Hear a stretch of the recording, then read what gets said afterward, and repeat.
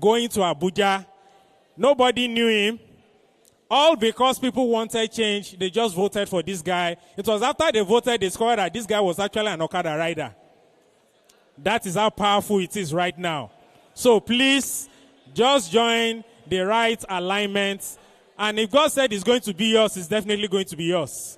So please, the era of my vote does not count doesn't stand again. So things are happening around us. And I just want us to briefly discuss. Colleagues, pharmacists, please, I need your attention. Before we start officially, I just want us to tick some of these boxes quickly. They are unofficial conversations, but I want us to discuss them. The first one is when there was the cashless system that we experienced in the last few months. I'm sure we as pharmacists were affected a great deal. Some of us, the transfers we were promised has not landed till today. I'm sure we are sure about that. Some of us, we've seen patients that couldn't do transfer, but they needed products, and we had to part with our products. So you can see as pharmacists, our work is beyond buying and selling. Our work is actually impacting the lives of people around us, and I think we need to appreciate ourselves. Please, all pharmacists around, celebrate yourselves right now. Please just celebrate yourselves, because you guys have made things work despite the fact that things were not designed to work for us. But God has given us victory. And my mom called me some days back and said, guess what? I have something for you. And she brought it out. Old notes, 4,000 naira. Old notes, 4,000. I said, Mom, what am I going to use this old note for? It's pure paper. But thank God that the policy has been reversed. I can spend the 4,000 naira in peace right now. All right, so ladies and gentlemen, we're about to get started. And I want to specially recognize and appreciate all our elders that have been seated. We are going to do the formal introductions when we start. And also to all our colleagues, and more importantly to all our sponsors, all our exhibitors around. Thank you very much for making this a reality. And it's my prayer that this gathering is going to add to us, is going to develop us, and it's going to make us all to be much more responsible in our businesses and our respective duties by the special grace of God. Ladies and gentlemen, by the time I'm back officially, we're going to start this event. So on behalf of the executives and the planning working committee, I want to say a big thank you to every one of you and welcome you all to the 2023 Education Conference for Community Pharmacists in Lagos, powered by Acpn Lagos. Please, a round of applause for Acpn Lagos. You guys are the best. Thank you.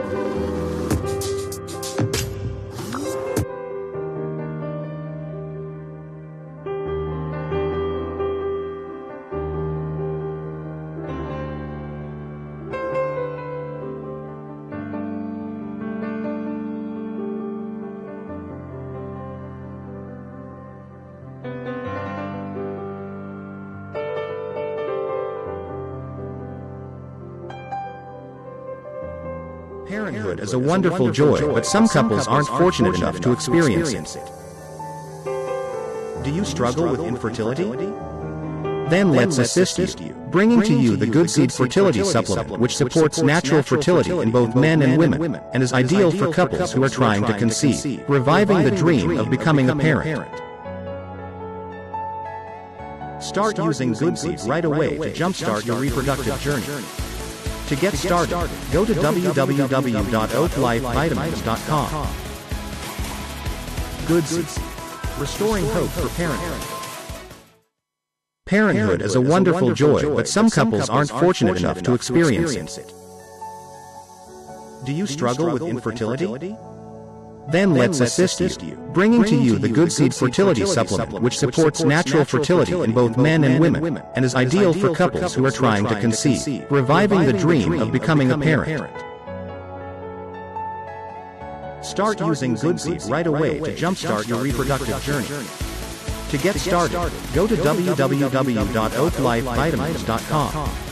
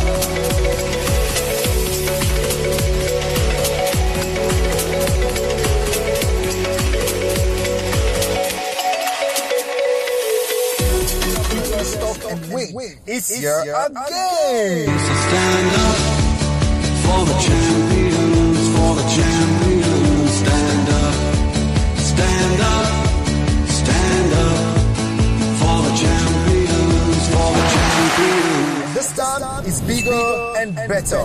To participate, buy Nature's Feeds product worth 250,000 naira and stand a chance to win our first prize, a 2014 Chevrolet SUV full option Jeep, a second prize, a Toyota Camry Sports Edition, and special other prizes. In addition, for every raffle ticket, get an instant participation gift. Remember, the more raffle tickets you have, the more chances of winning our star prize.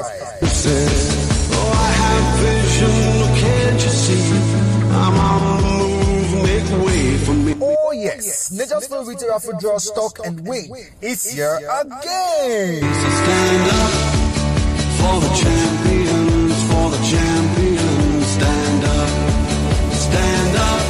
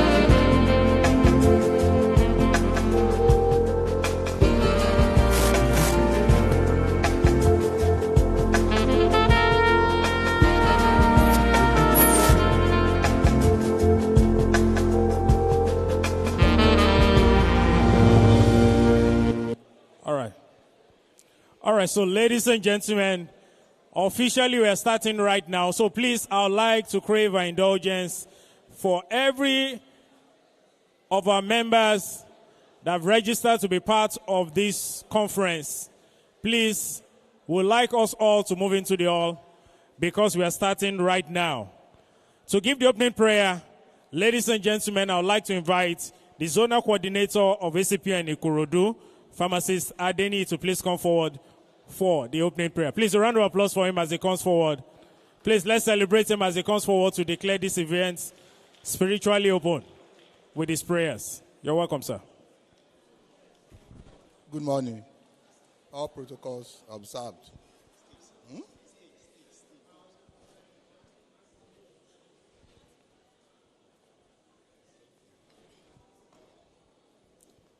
Thank you very much. Good morning, everyone.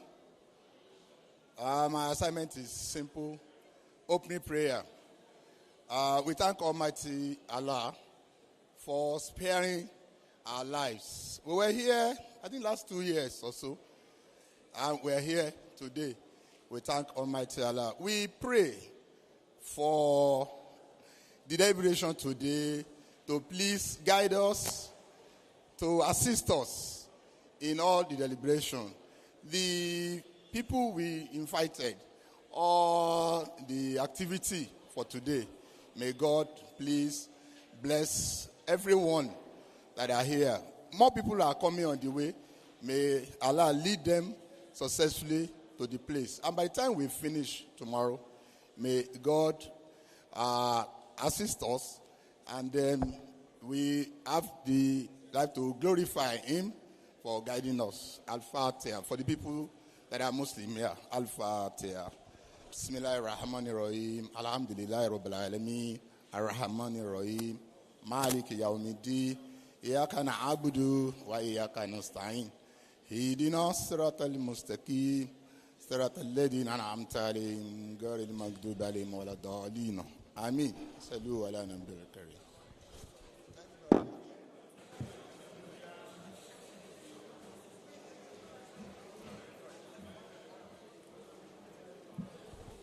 Thank you very much. Please, a round of applause for him. Thank you. It was called without any notice, and he was able to deliver it for us. So, ladies and gentlemen, up next is the national anthem and the pharmacy anthem. May we rise for the national anthem. Please, let's suspend every activity right now.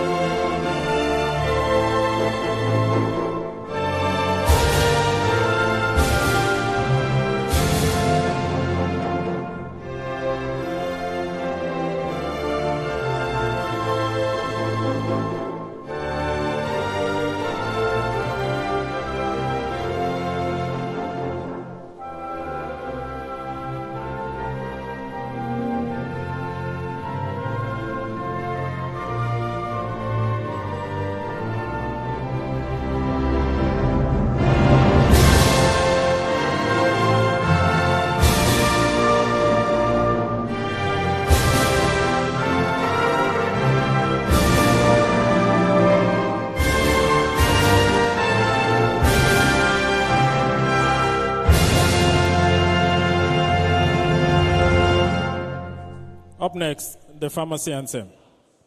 Apps. Please, DJ. Hold on, sir. Please, we need members of apps to help us to lead this session. Members of apps. Okay, I would like to invite the chairman of apps, Lagos, to please bring one or two members to join you to help us officiate the singing of the pharmacy anthem. Please, let's celebrate them as they come forward. Do you know why we are calling apps? Do you know why we are calling apps? Yes, because we know that what men can do, women can do it better. They can deliver better. And that's why we're entrusting them to deliver us right now.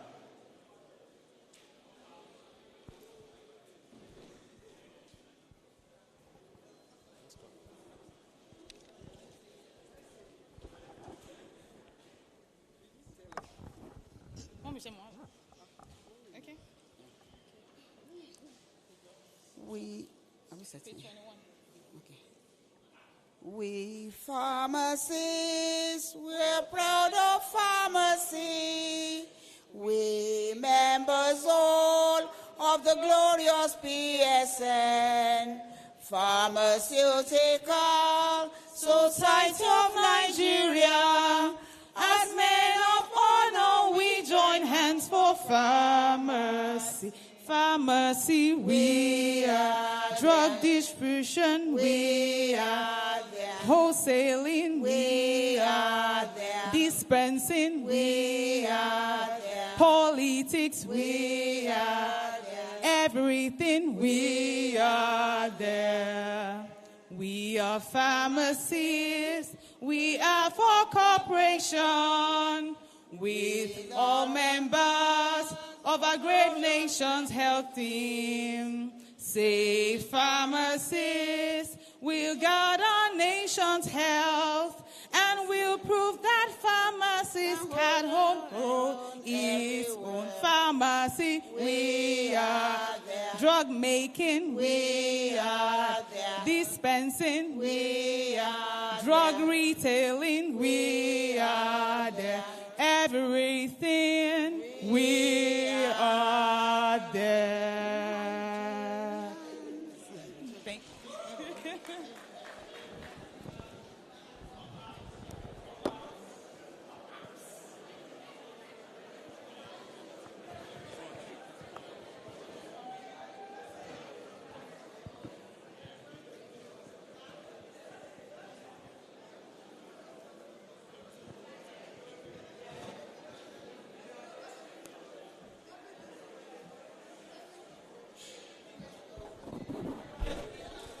All right. So, ladies and gentlemen, I want you to rate their delivery with your round of applause. Rate their delivery. Come on. Yes. Thank you. God bless you. All right. So, ladies and gentlemen, quickly, I would like to specially recognize our dignitaries already seated. I would first like to recognize the chairman of today's occasion is the MD CEO of Pharmacare Support Service, and he's here with his beautiful wife. Ladies and gentlemen, please let's celebrate pharmacist Ike Ugo. Please a round of applause for him. You're welcome, sir. And mommy is around. Thank you very much for giving daddy all this. So please let's celebrate our mommy. They said in front and at the back of every successful man, there's a prayerful wife. And we thank you for the roles you played in his life, and God will continue to be with you and fortify you by the special grace of God. Amen. Our keynote address speaker for today's occasion is the Chief Operating Officer of Atlantic University, Dr. Peter Bankole. Please a round of applause for him. Is he around? Not yet. He's going to join us any moment from now. Also, ladies and gentlemen, later today we are going to be having a lecture from one of our own. He is the founder and the executive consultant of Drugs and Medicaments Nigeria Limited, pharmacist Chidi Okoro. If he's around, please let's... Okay, he's not yet around. Please a round of applause for him in absentia, because definitely he's going to join us in the course of the event. Ladies and gentlemen, I would like to especially appreciate, and I want us all to recognize our father is the chairman, board of trustees, pharmacist Sir Deji Oshinoiki, FPSN. Please a round of applause for Daddy. He celebrated his birthday recently. I pray that God will continue to fortify you with strength as you grow older by the special grace of God. Thank you very much for honoring our invitation. I also like to especially recognize the representative of the chairman, board of fellows, pharmacist, Chief Mrs. Yetunde Morondia, FPSN. She's around. Please a round of applause for her. You're welcome, ma'am.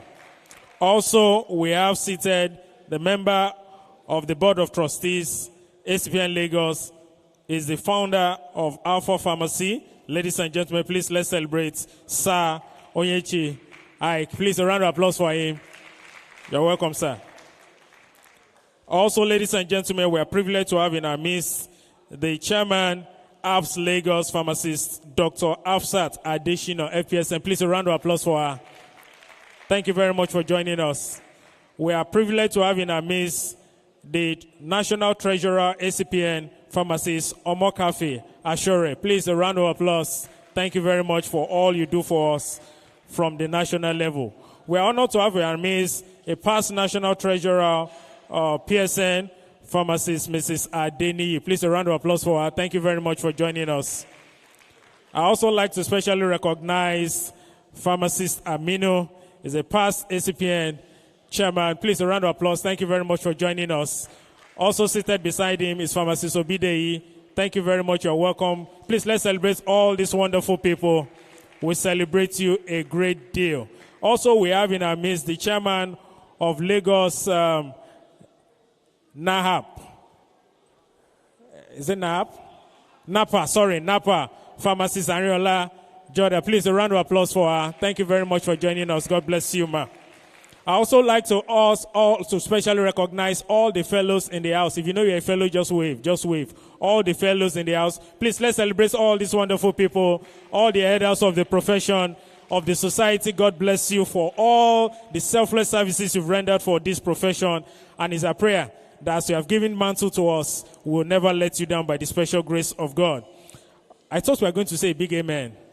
Amen. All right, so ladies and gentlemen, to give the welcome remarks, I would like to call forward to the podium right now somebody who has been working tirelessly with our team members. And I believe what we are seeing today is just a tip of what they've done since they started the planning for the past few months. Ladies and gentlemen, it's my pleasure to bring forward the CEC chairman, Pharmacist Josephine Eyime. Please a round of applause for her as she gives the welcome remarks.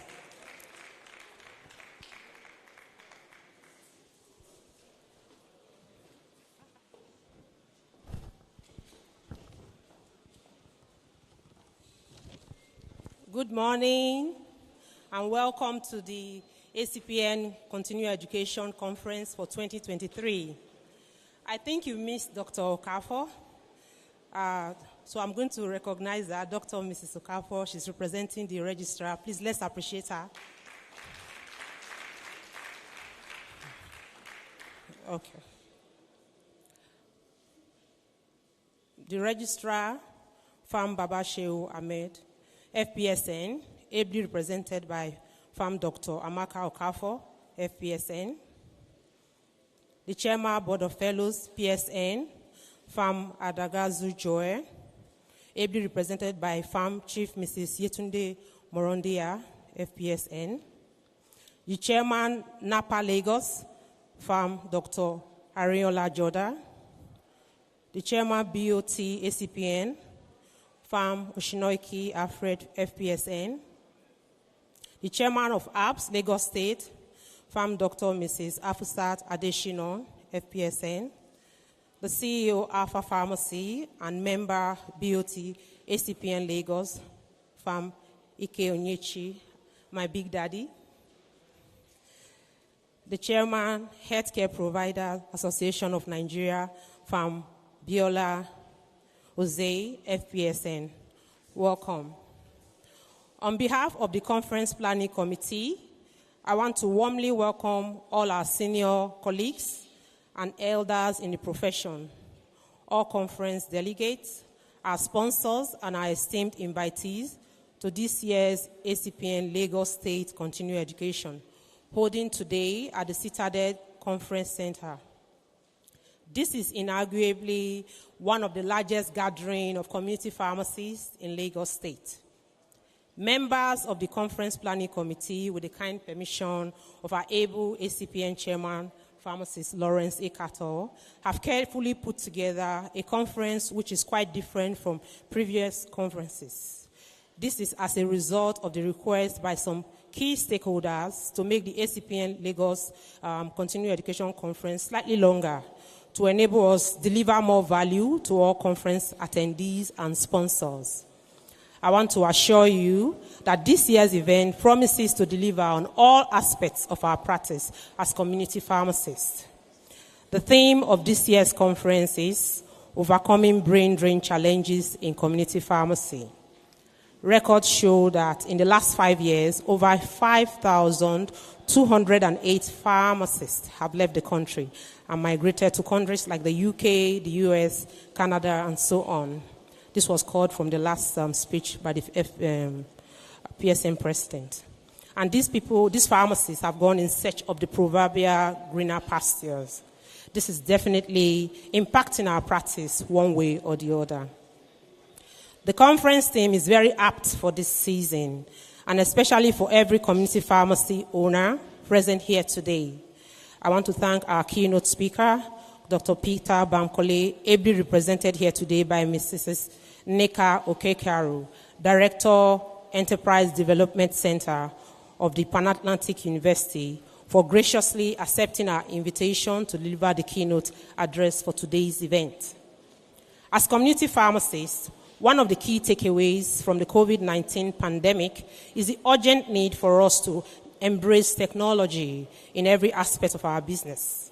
Pharmacist Chidi Okoro will be taking us on a journey on leveraging the untapped opportunities in e-commerce for community pharmacies.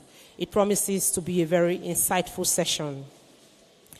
Pharmacists worldwide have always been the first point of call in the healthcare delivery system.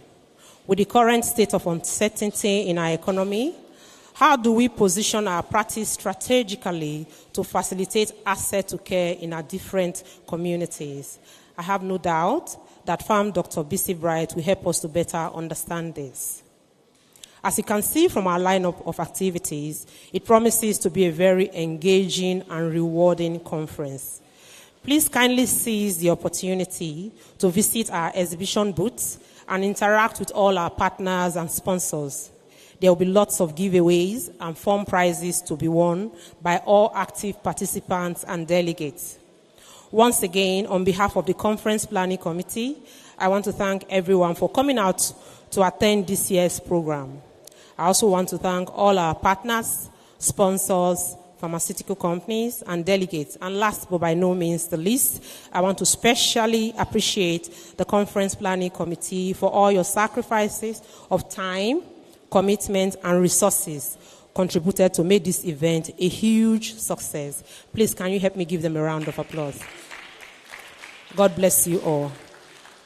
Please relax and enjoy the program. Thank you.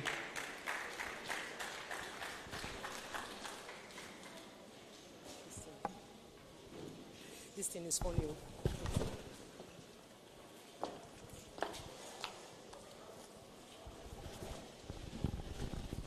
Thank you very much, Ma.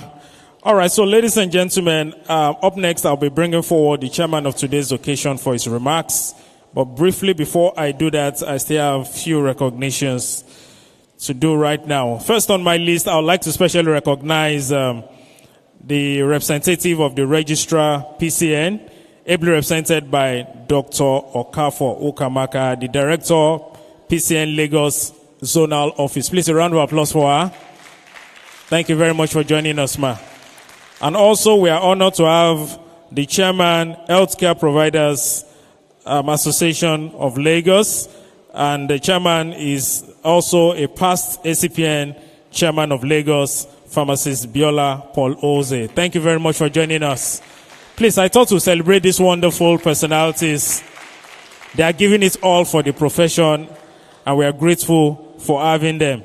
Also, we have seated with us, representing the past chairman, Acpn. I would like to specially recognize Mr. Damilola Oshodi of Choice Pharmacy, representing pharmacist Wali Fashogbon. Please, a round of applause for him. Thank you very much for coming. Thank you, sir.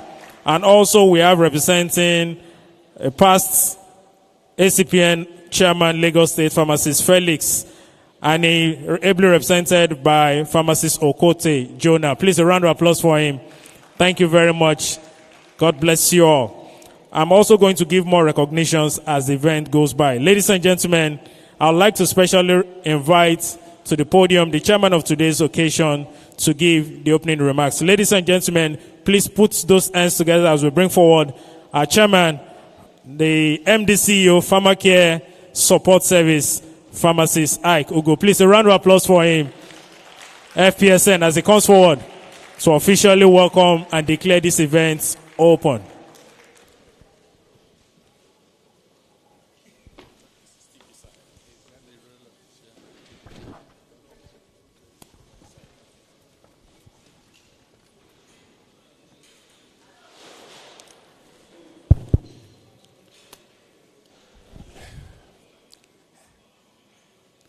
My fellow pharmacists, I am not a protocol person. I don't even know where to start with protocols. But then first things first, to recognize the ACP chairman for Lagos State, pharmacist Lawrence Akato, and to thank him and thank the executive committee and thank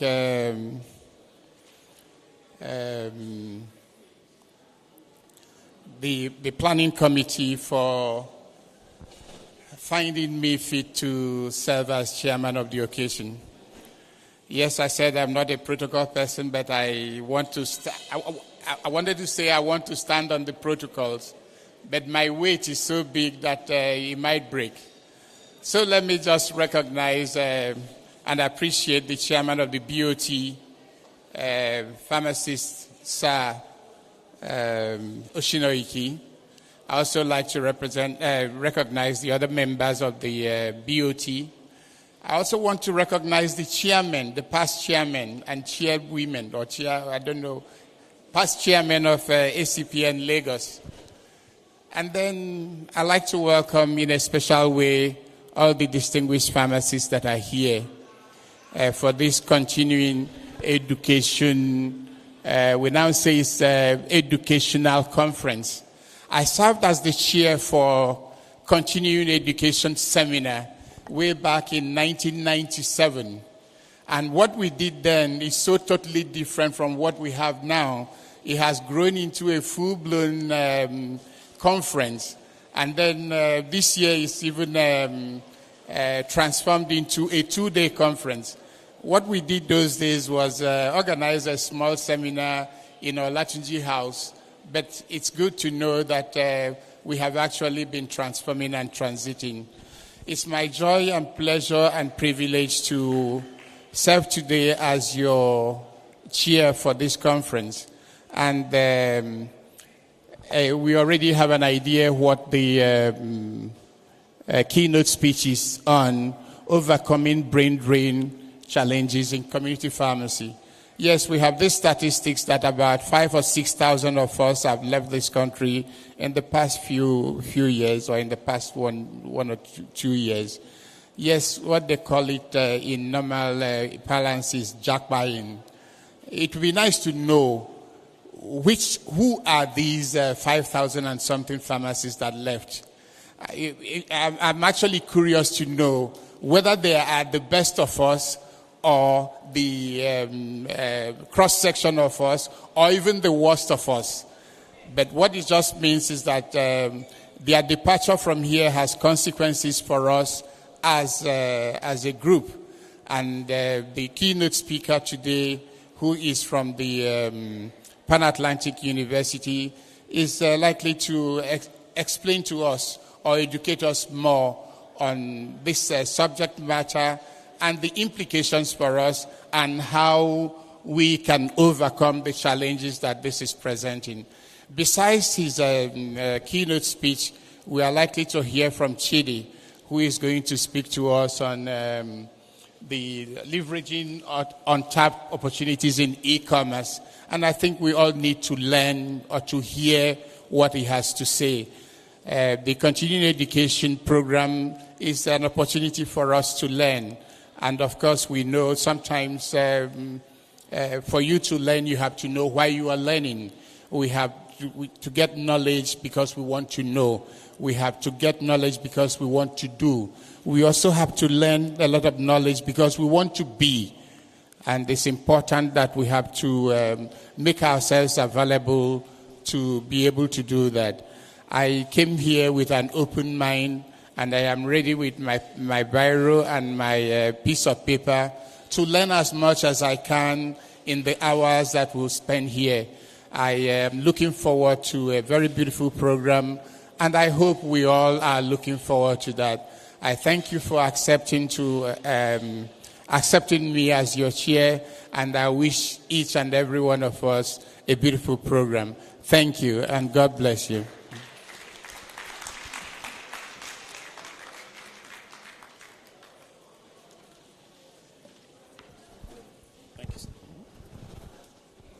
I think our chairman deserves a bigger round of applause. Thank you very much, sir. So I'm sure we are set for the conference proper. So please let me ask your neighbor, are you ready? No, you are not saying it as if you are. Please ask the person you are seated with, are you ready? Because we need to be expectant. Okay, I don't think you know what being expectant means, really. Imagine someone called you and said, I've done the transfer, 1.5 million, and it has not landed in 3 hours. How will you feel? Do you know how you'll be expecting? You'll be checking whether the network is okay. As in what's happening, this alert is not coming in. That's the kind of expectancy I want us to have right now. Please, let your expectations be very high. And I'm very sure our speakers are there to meet up and possibly leave us there. Because when we leave here, it's for the betterment of our profession and our respective business operations by the special grace of God. Amen. All right, so I introduced him earlier. He's now seated with us. Ladies and gentlemen, we're also privileged to have one of our speakers who will be speaking later in the day. And he is one of us, the founder, the executive consultant of Drugs and Medicaments Nigeria Limited. Ladies and gentlemen, please let's celebrate pharmacist Chidi Okoro. He's seated in front. Thank you very much. He'll be speaking about leveraging the untapped opportunities in e-commerce for community pharmacists. It's something everybody should be looking forward to when it comes forward to speak to us. All right, so ladies and gentlemen, we'll be moving straight to the keynote address right now. The keynote address speaker for today's occasion, Dr.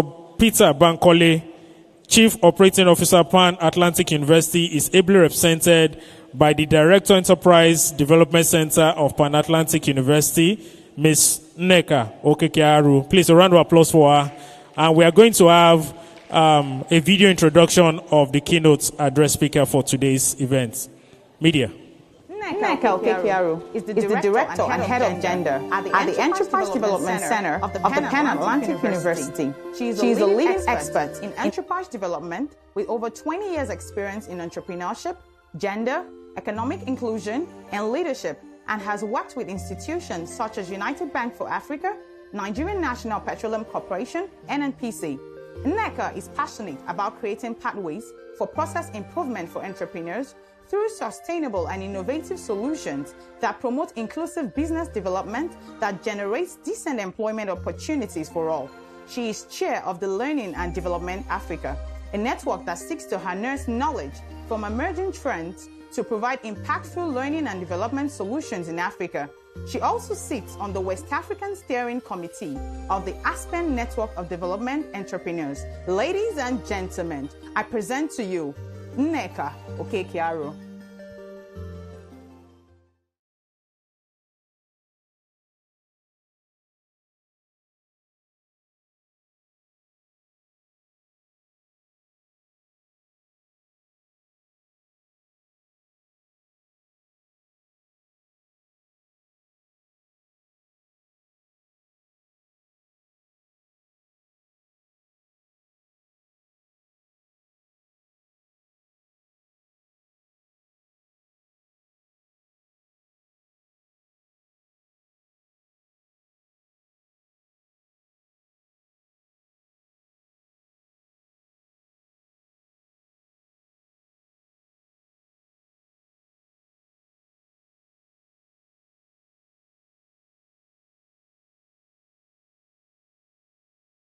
In a hall filled with amazing people, pharmacists and those in the healthcare profession, you're actually holding the country.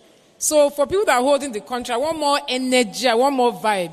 You guys are behaving like you haven't had your morning coffee. Our chair, planning committee, you have not given them coffee this morning. She has not given you. It's coming. It's coming. It's coming. It's a pleasure to be here. Like my able chair said earlier on, the chair of the conference, he talked about standing on existing protocols. Me, I'm standing with my high heels on those protocols. I'm standing with my high heels on the existing protocols. It's a pleasure to be here. So my name is Nneka. You've heard about that. But one thing that Juliet probably doesn't know is that I have been leading the efforts at the center for the last 7 years in strengthening the entrepreneurs in the healthcare profession. So we developed a program called the Healthcare Management Program. Has anybody been on that program, the HMP? Or do you even know about that program? And the reason why we developed that program is that we saw the need to strengthen the competencies of healthcare practitioners. So whether you're a dentist, you're a pharmacist, you're an ophthalmologist, whether you're in private sector or public sector, that program has been discounted by the Farm Access Group, and we're already seeing the benefits of that program. So being invited to speak on behalf of the Chief Operating Officer, because he's not in the country, I actually jumped at that. So thank you very much for inviting me. Juliet is an alum of EDC. Jen is an alum of EDC, and I think we'll probably also have more alums here. So I've been given something difficult to talk about, and that's brain drain. Or according to our chairman, the JAPA syndrome. We've seen in the last couple of years so many people that are leaving. And one question that he asked, which is fundamental, is that have we actually done an analysis of the 5,000 or 6,000 that have gone?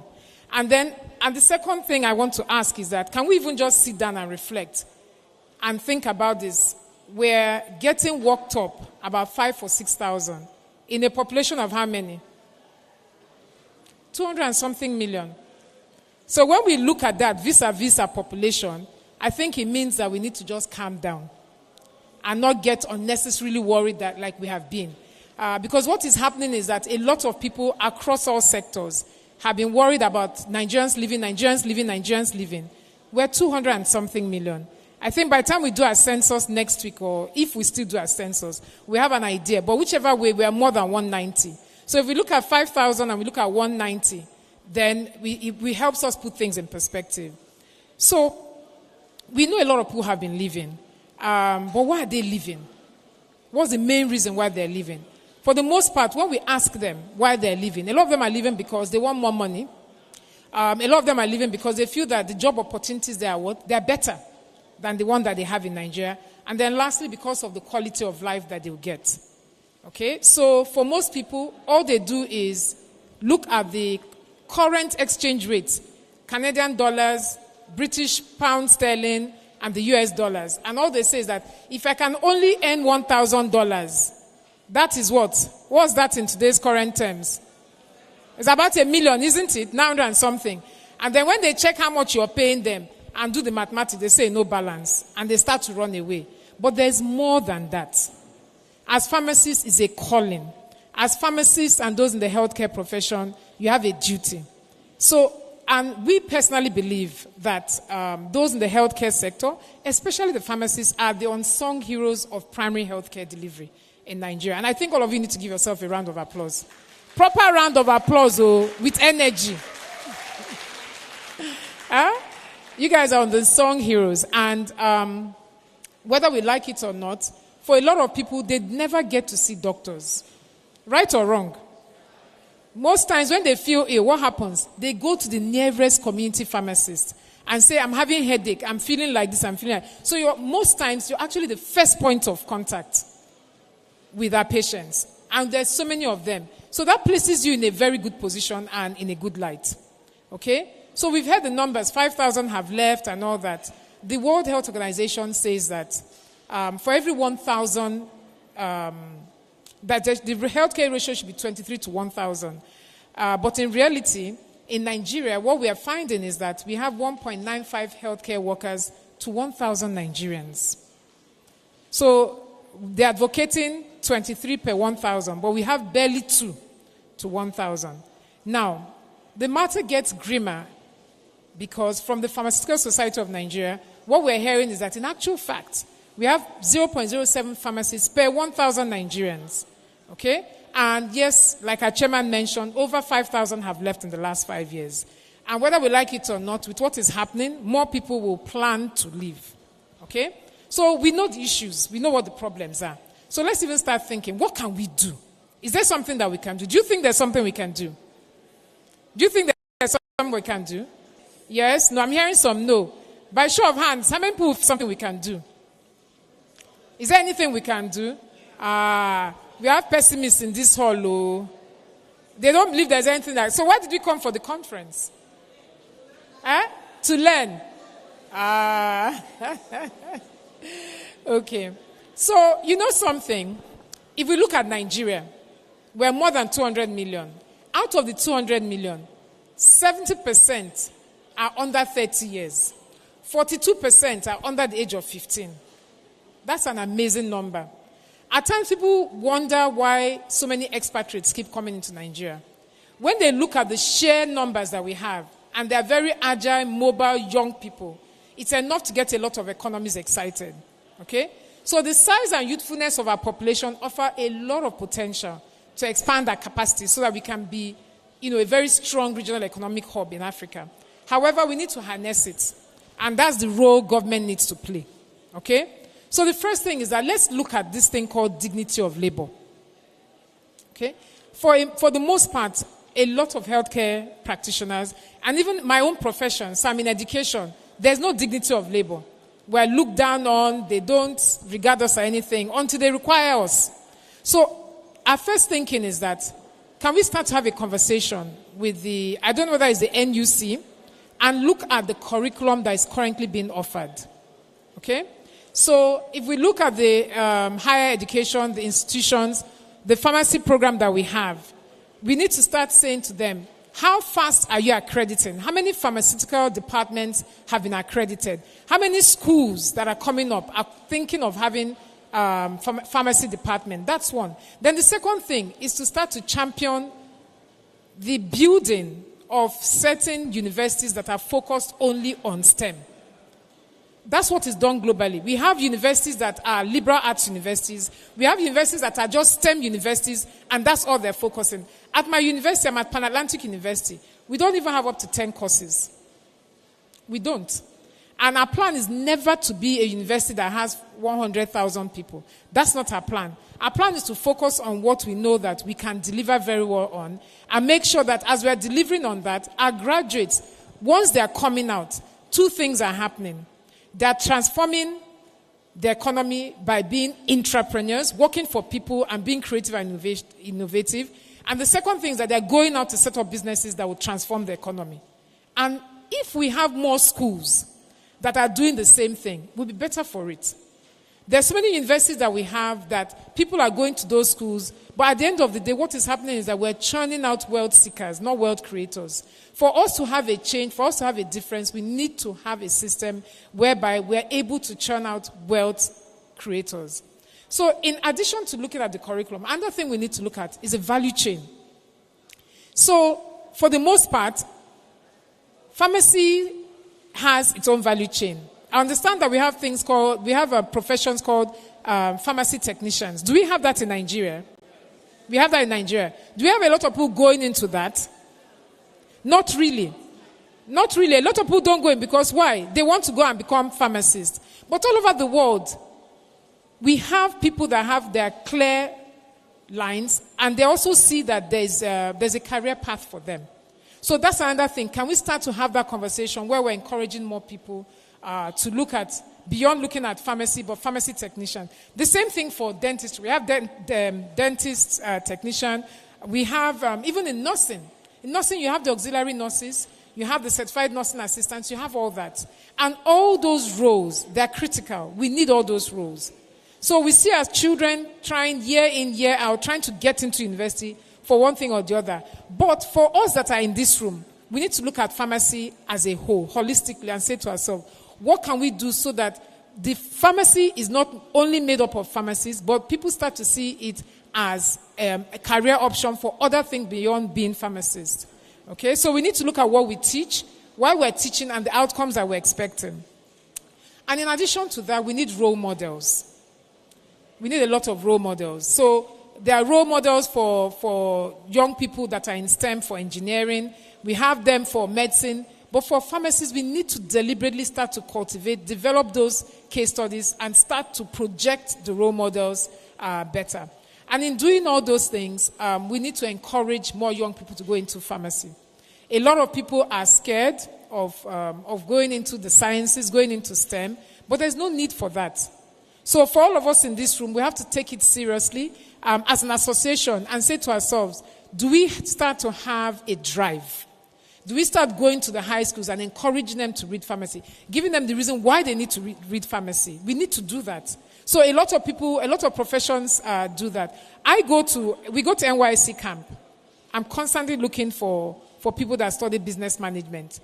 Okay? But for me, if I could go, what we've started doing is that we're now going back to high schools and we're speaking to them and saying, look, entrepreneurship is a field you should start to think about. And we're encouraging them, whatever it is that you're studying, think about something that you can create in the ecosystem. So another thing that we can do is that we can incentivize going into the space through discounts, scholarships, grants, and then most importantly, internship opportunities. Okay? So also, we can look at providing special allowances for pharmacists so that it can encourage the operations and then they can expand. And later on, I understand we're going to be listening to someone speak on technology. We need to also start thinking about how we can use technology to sort of circumvent the challenges that we face. So telepharmacy and digital health into community pharmacy practice. It's something that we also can consider. And then lastly, we need to start to say to ourselves, what more can we do so that the pharmacists that are here, because what is happening is that we're looking at people that have gone, but we have people that are still here. How are we making the people that are still staying back in Nigeria feel relevant? How are we making them feel appreciated? How are we making them feel welcome? How are we making sure that they are comfortable and that they've seen themselves and they've seen the projection for them? So we need to think about all those things and start to say to ourselves, can we look at the allowances that we give? For those pharmacies that are in areas where there's banditry, there's kidnapping, what's happening there? It's not enough to say, oh, let's close shop and then go somewhere else. No. That means that we've created a loophole in that space.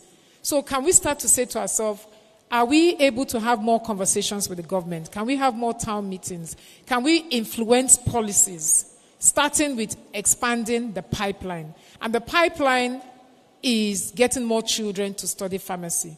And that's the only way that this brain drain, which I'm sorry to say we do not have, I don't think we have brain drain, is the only way we can combat it. Try and encourage more young people to study pharmacy. Try and encourage more young people to study STEM. So when we say STEM, so science, technology, engineering, arts, and maths, so STEM. Try and get them to get into those fields. Show them role models that they can see and aspire to be like. And by the time we do that, the question now will be, what do I have to offer? And where I want to go to, what are they going to offer me? That's the question we need to ask. We all hear the stories of people that have JAPAD. It's not any better for them. Every day they're looking for accommodation. I know so many people that their children didn't start school for at least 5-6 months because they couldn't find places. So it's also not easy to go away. And we know that it also comes with its challenges. The color of our skin, the language barrier, and everything. So you become second-class citizens. Why not stay here and see how we can make things better? And I think that indeed that we can. I think indeed that we don't have a brain drain. And I think that together with the wonderful people in this room, we can make that happen. Thank you very much.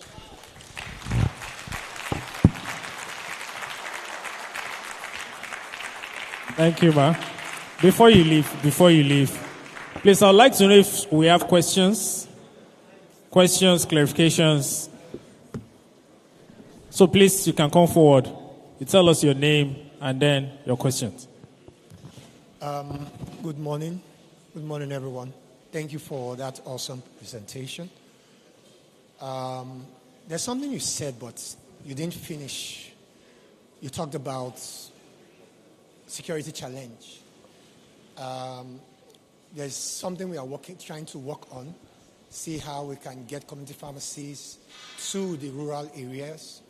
But the issue is, how will you guarantee security for those people who are going to go there? I would like that question answered. Okay. Then the other thing I want to speak to, it's about, you are trying to say, okay, people should stay. The question is, in which environment? How do we guarantee a conducive environment when the government, which is supposed to be responsible for that, is not doing so? Even if we produce 1 million pharmacies, it's still, I don't know if you've seen the recent video by a South African that was talking about Nigerians, the value of Nigerians abroad. That Nigeria is a country where people don't stay. They go abroad. The best of them go abroad. So if the environment is not conducive, how do you guarantee that the next set of people that will be trained will stay? Thank you. Okay. All right. Thank you very much for that. So regarding security and the rural areas, one thing that we cannot ignore, and we keep saying it for a lot of us that are private sector, is that we must engage with public sector. Okay? So that's the first thing. So for most rural areas, for most local communities in those areas, they have vigilante, they have the police, but more from what we found out that happened in a pilot case that we tried in the South is that we worked with the local vigilante for that. And then we had town hall meetings with them, trying to explain to them. So what it is that, for the most part, we talk and talk and talk, okay? But we don't explain to people what they stand to gain. So we keep saying, oh, don't do this, don't do that. But by the time you're telling somebody that you, as you are, that you're a terrorist or you're a vigilante, if your wife was to get pregnant today and nobody is available, you're likely to lose your wife, you're likely to lose your child, your unborn child. Then it sinks in. There's a radio station everybody listens to, and that station is called What's in It For Me. In having conversations with people, always tune into that station. Don't tell them, oh, they need to do this, they need to do that. So we have no choice but to because you cannot provide security. If you're going to look at getting Mopo, you're paying what, 7,500 naira per day, or I don't know what the cost is today. That's not sustainable. So you must, it takes partnership and collaboration for security. And it has worked for the most part. And they themselves, you find out that when you have those conversations, They protect the healthcare practitioners because they understand that if anything happens, they're dead. So that one is not even, it's not rocket science. So we need to have those conversations in rural areas. But for us to keep saying, and that's a challenge, it's government's responsibility. It's government's responsibility. It's government, you people be saying it's government, 85 years will meet us and nothing would have happened. Because it concerns us. There are some things that we can do and we must do. That's the first one. Then the second one you talked about the environment. Okay.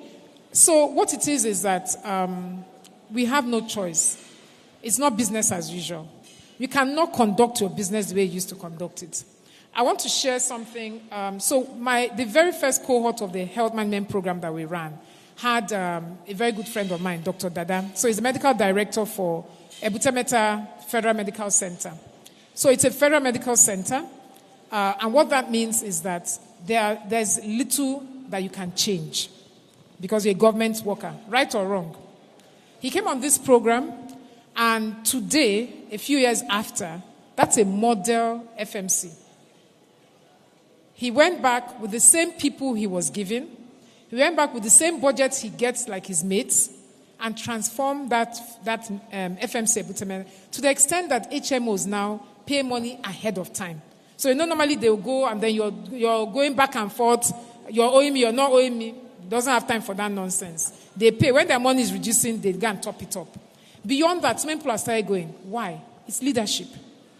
If you go, the images are there. I don't know that I have it. I would have shared it. What the place was like before and after with the same budget. So it's a matter of will. For the change that we want to see in Nigeria, we have to have a mindset shift. Leave the government. Let the government do all. But you, for as long as you keep looking at government, you will not do what you're supposed to do. And it doesn't take much. Even treating your personnel as human beings with some dignity. A lot of us don't do that. We talk to them anyhow. So it's not so much as money. For the most part, some people, you can give them all the money in the world. But just because of how you relate with them, they will leave you.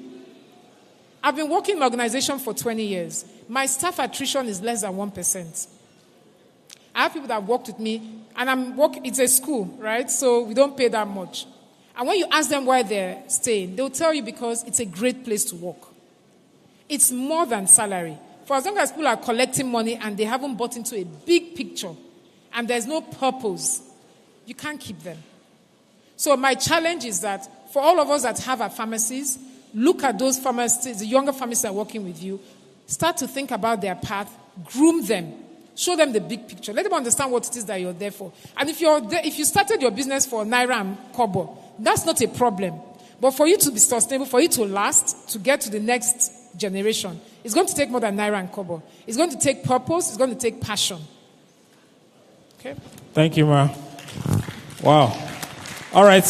One of your students is available. She wants to ask you a question. Yes. One of your students at LBS. Please, a round of applause for us. Please introduce yourself.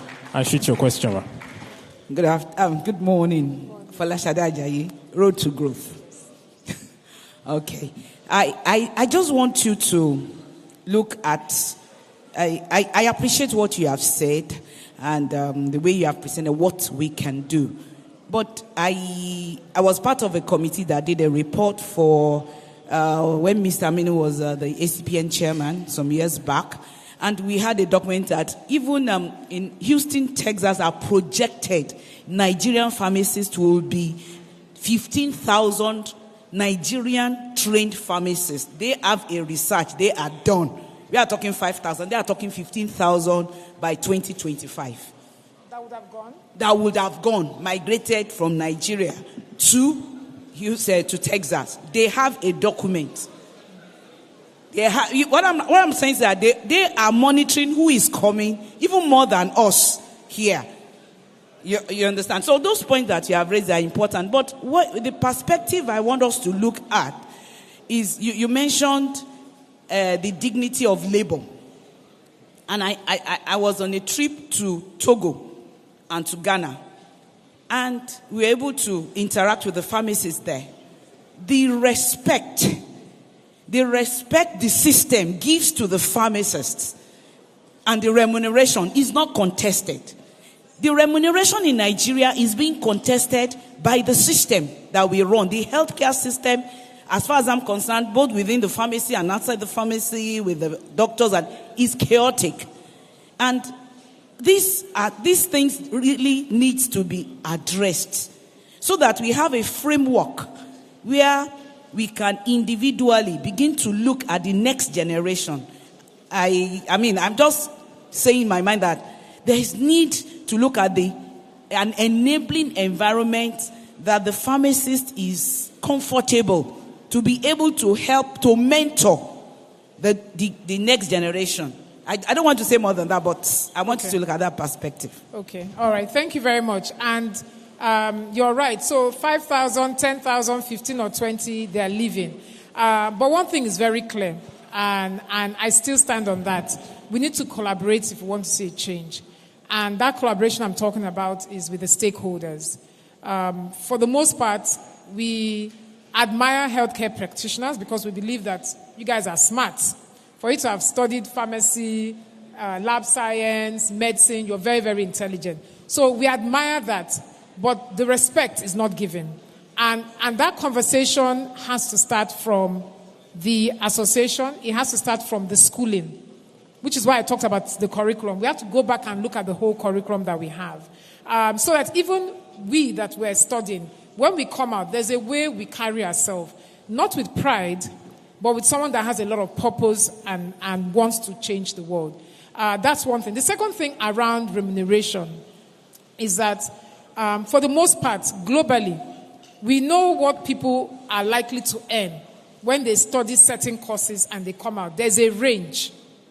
And I think the same thing exists here in Nigeria. But beyond the salary, I will keep saying this, beyond the salary, it's also very important to look at the working conditions and how we treat our personnel. It's so important. But if you're looking at the range, I don't know whether it's a conversation you can have because it's a free market at the association level, at the council level, and to start to say, okay, you know what kind of salaries can they be earning? But before we even go there, you can't give what you don't have. So for a lot of us that are running our pharmacies, if someone says, oh, they should be earning 400,000, can that pharmacy afford to pay 400,000? It's a question I'm asking. Okay? So it means that the businesses, the people that are coming out and running their pharmacies, for the most part, must be sustainable and they must be growing.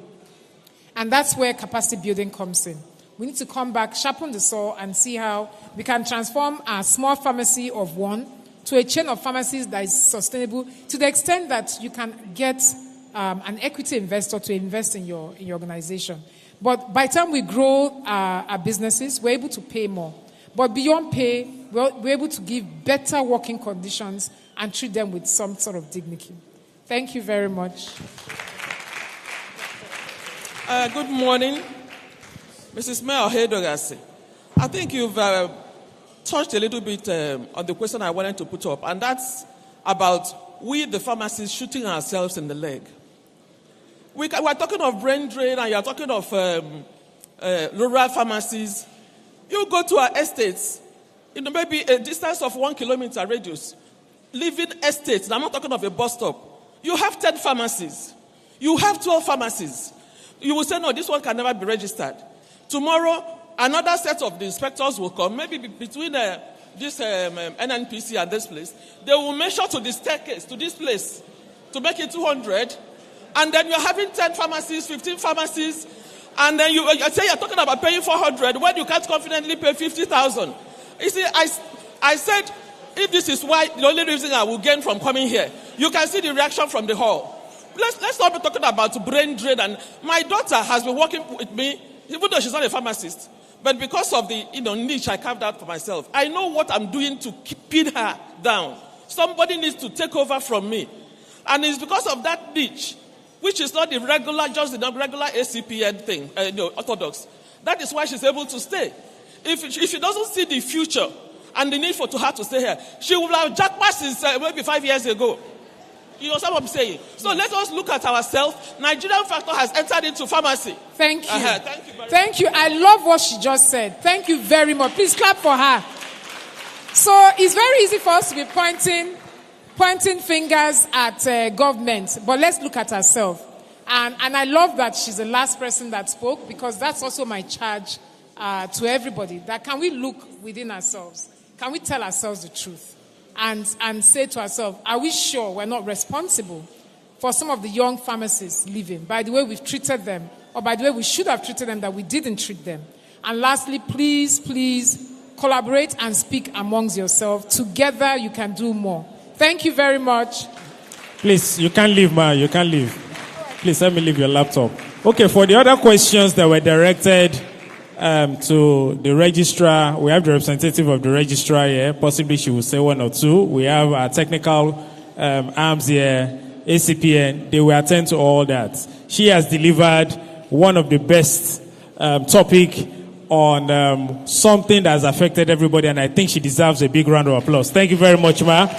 And I'd like to invite the chairman of today's occasion to please come forward for a special presentation for our keynote address speaker.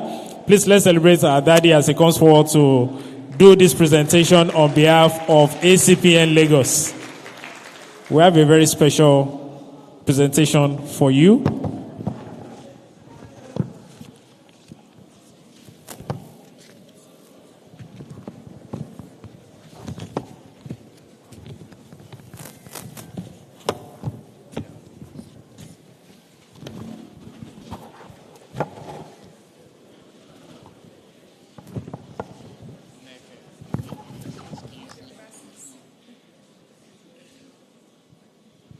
Need to see it well.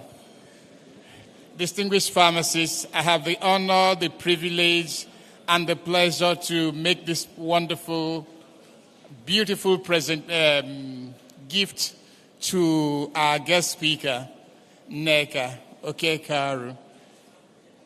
I don't think your lecture lasted more than 10 minutes, and it was so beautiful that even if it was just direct, because I took a few notes and I wasn't sure whether brain drain was even a problem. I'm not even sure we have brain drain, jokes apart.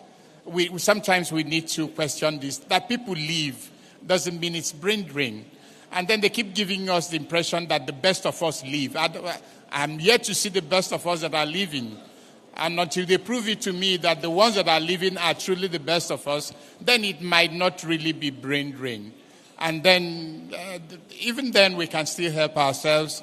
And that's one of the things that I learned from Nneka. And she said a whole lot of things that I'll take time to digest and to know whether the problem is from me. Because sometimes we blame ourselves even for things that you shouldn't blame yourselves. Sometimes we think we maltreat the young people, but young people maltreat us a lot as well. The young pharmacists maltreat a lot of old pharmacists. And they usually do that by the feeling of entitlement. And entitlement is not a good thing at all. Entitlement is not. But then I don't want to start a civil war in community pharmacy practice, because that's not why we're here. But then on your behalf, there's this appreciation award, and it reads, presented to Nneka Okekaru, Director, Enterprise Development Center, Pan Atlantic University, in recognition of her outstanding role as keynote speaker at our Continuing Education Conference. Presented it with love from all of us at Acpn Lagos State.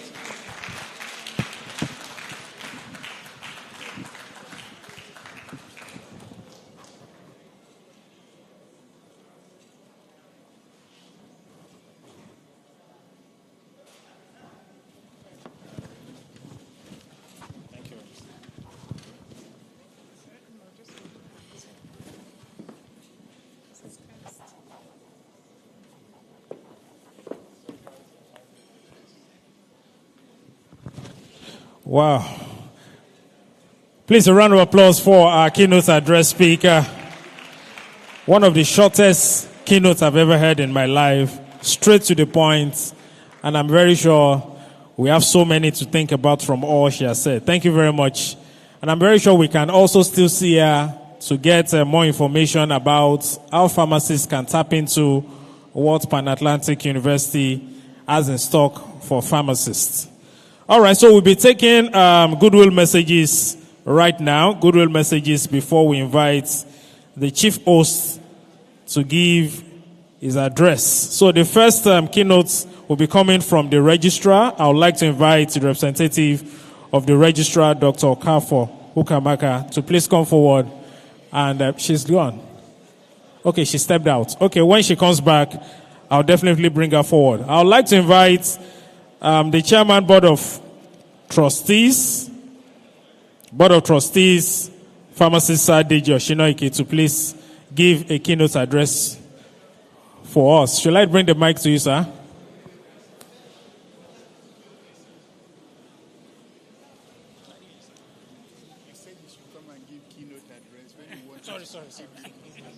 All right, so Daddy, I would like Daddy to speak from here, and possibly the cameraman can project so that everybody can see him. Daddy, goodwill message from you to us, sir.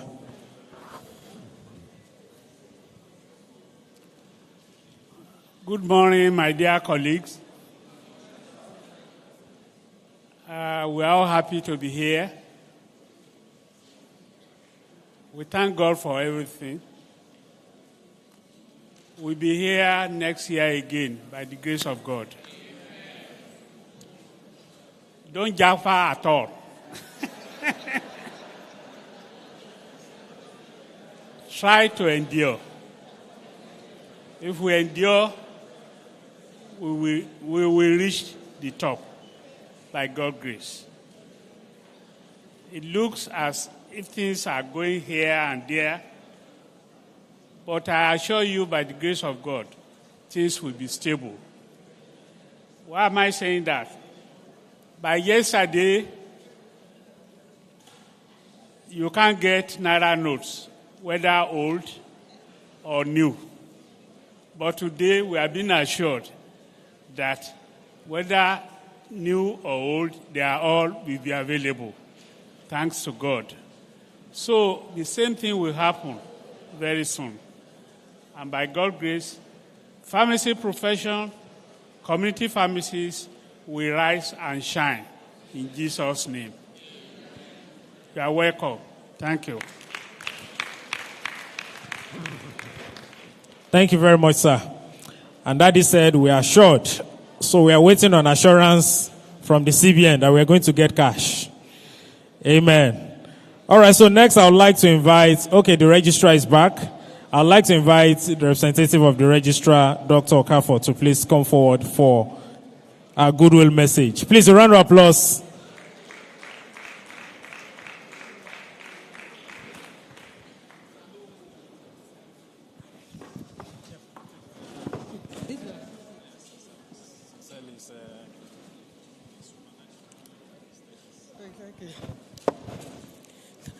So let me also stand on the existing protocols while also recognizing the chairman of the occasion.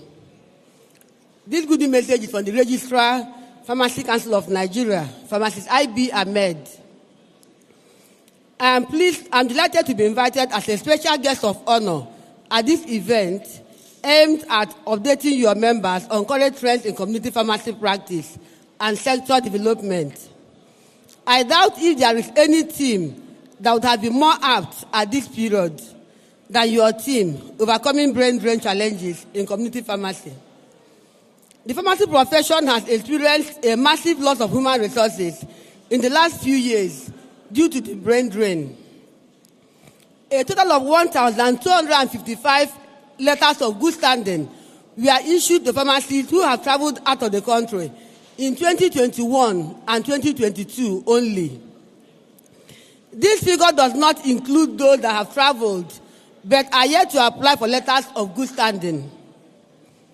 The Acpn, as the largest technical group of the PSN, has taken giant steps in empowering pharmacists, transforming the healthcare industry, and protecting the lives of the public through various strategic activities, including the CEP.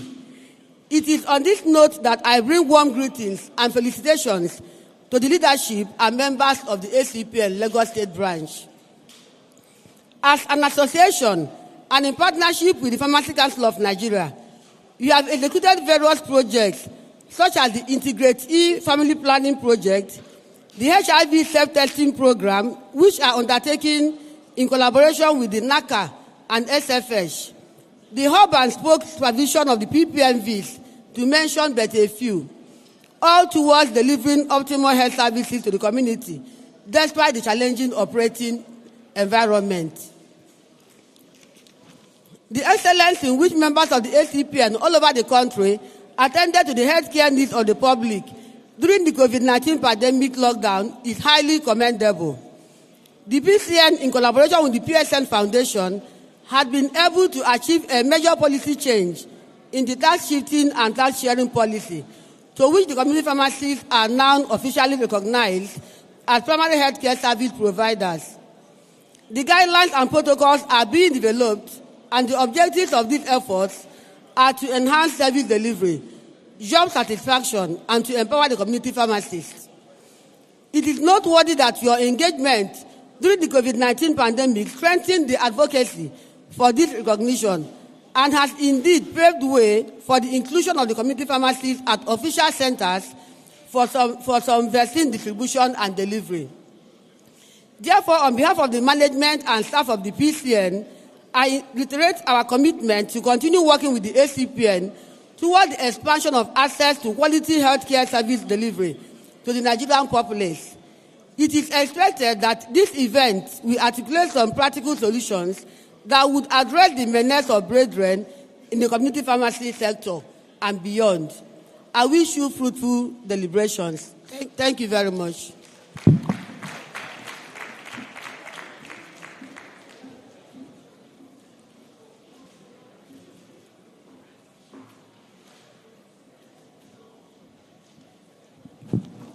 All right.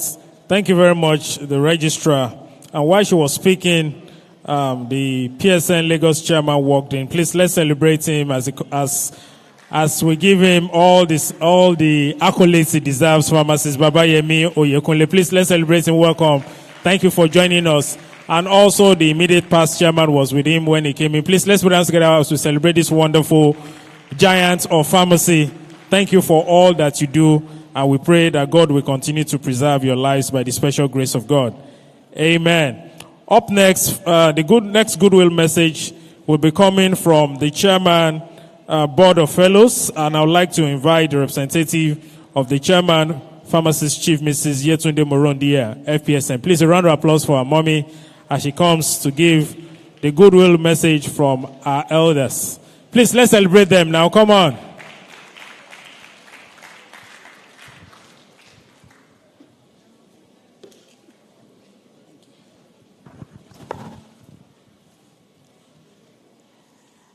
Distinguished colleagues, elders of the profession, I stand on all other protocols as duly observed.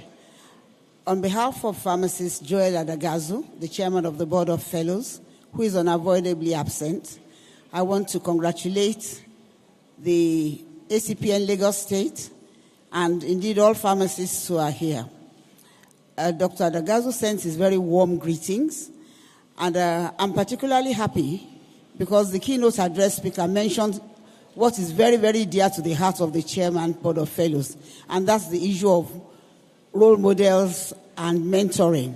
So in addressing this theme of overcoming brain drain, I think the Board of Fellows is very much with you, because one of our key objectives is actually a solution, as said by our keynote address speaker, is one of the solutions to the brain drain issue, if there is really a brain drain. So I say thank you everybody for being here and for listening to us. We wish you the best. Enjoy the rest of the education session. Thank you.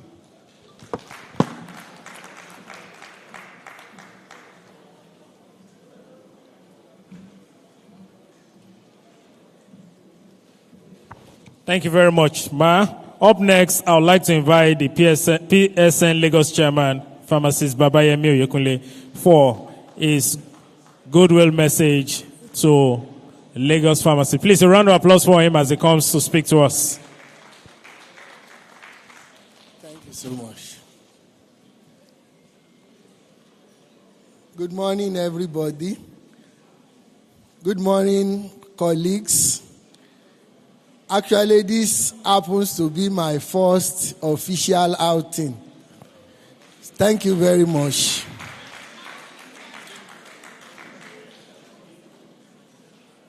You are welcome, sir.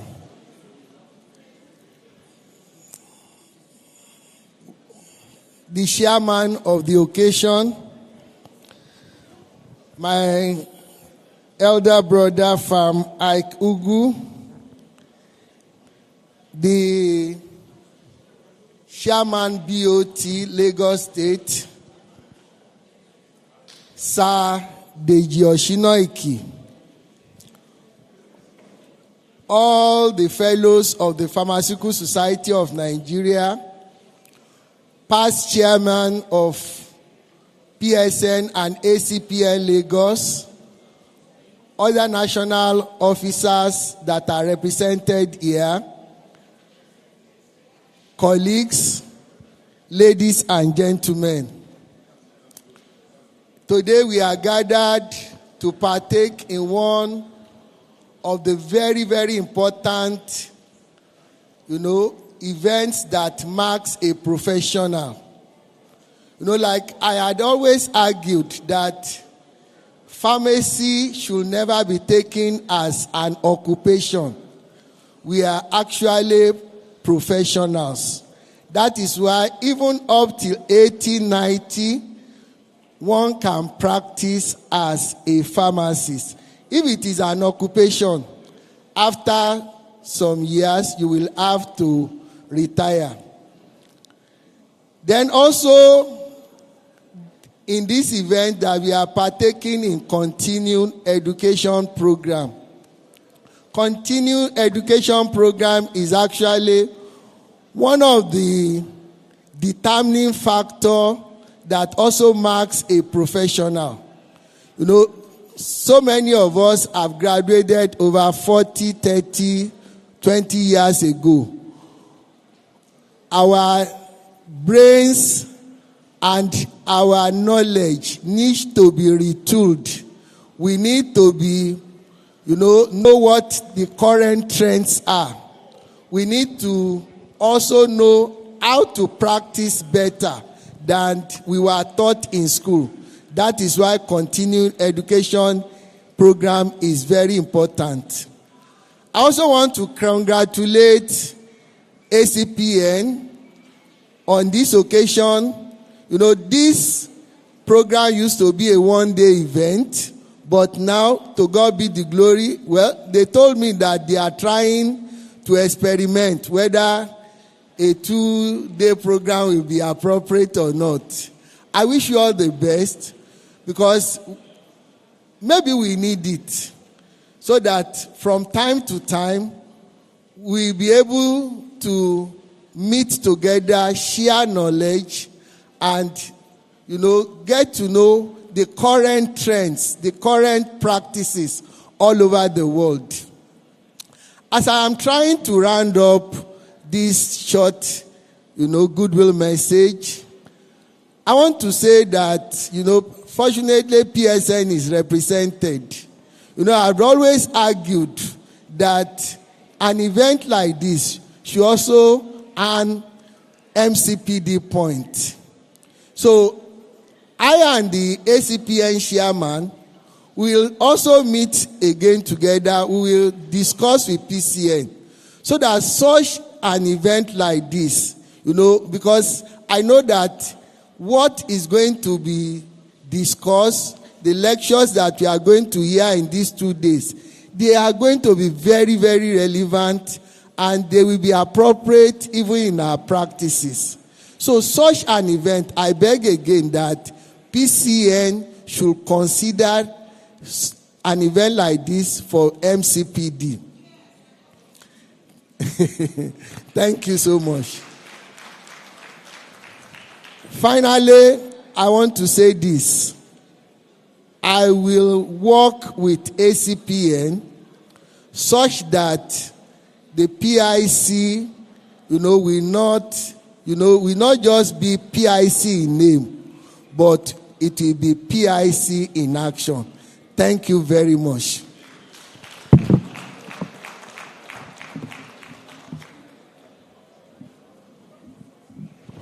Thank you, Mr. Chairman. Also, while he was speaking, some special guests walked in, and I'd like to quickly recognize them. I would like to specially recognize the first ACPN Chairman, Lagos State, Pharmacist Jimmy Agbaji, FPSN, is around. Please, a round of applause for him. You're welcome, sir. Also, we have a former ACPN Chairman who walked in, Pharmacist Benga Olubo Ali, FPSN, is also seated. Thank you very much for joining us. We have Pharmacist Antonio Yawole, is a member of BOT ACPN Lagos, is also seated right with our special guest. Thank you very much for honoring our invitation. And also representing the National Chairman ACPN, I would like to specially recognize and invite to the podium to give the goodwill message the National Secretary, Pharmacist Ambrose Eze. Please, a round of applause for him. And I'd like him to please come forward to give goodwill message on behalf of ACPN National to Lagos ACPN. Please, let's celebrate him as he comes forward. And after speaking, I would like to invite the Chairman of NAPA, Dr. Ariola Joda, to please get ready for our goodwill message. You're welcome, sir. The chairman of the occasion, my own brother, the fellows of Pharmaceutical Society of Nigeria here present, the past chairman of Lagos State Branch ACPN here present, colleagues, friends, standing before you here is Eze Ambrose Igwekama, the National Secretary, ACPN. The voice you are hearing remain my humble self. But the message you are going to hear here is the message of my chairman, your chairman, and our chairman, Prince Wale Oladiburo, the national chairman of ACPN. He is unavoidably absent, though on a national assignment. Presently, he is here, he is in Abuja. He left today on a national assignment, working on the committee for NHIA guideline drafting. And is there representing us. He said I should congratulate you all today for this wonderful continuing education program. The topic is very apt. The challenges, brain drain challenges in community pharmacy. I know Lagos is a pace setter. They have been doing this quite a long time. And the challenges in community pharmacies are enormous. And he said I should mention one or two things concerning documentation in community pharmacy. It's one of the biggest challenges we have. And also, the impact we have created, or we are creating now in community pharmacy, is as a result of little documentation we have done so far as regard of the flag off of COVID vaccination program, the ACPN are participating nationwide. The little contribution we have done so far as regards documentation and reporting what we have done in our facility have done so much in advocacy we have done. That community pharmacy have begun to be recognized, that our report have begun to be shown at the Primary Care Development Agency. And it's a kudos. The other message also you want to say is collaboration. I know if we collaborate, we'll go a long way in making an impact in the society. You also urge us in technology. Technology is also the key because digitalization is what is the trend. If you go to FIP pages this time around, they talk about digitalization, digital health. And digital health cannot go without digital pharmacists or digital community pharmacists. And it is the key. And it's a part of what we have been doing in empowering ourselves. Digitalization.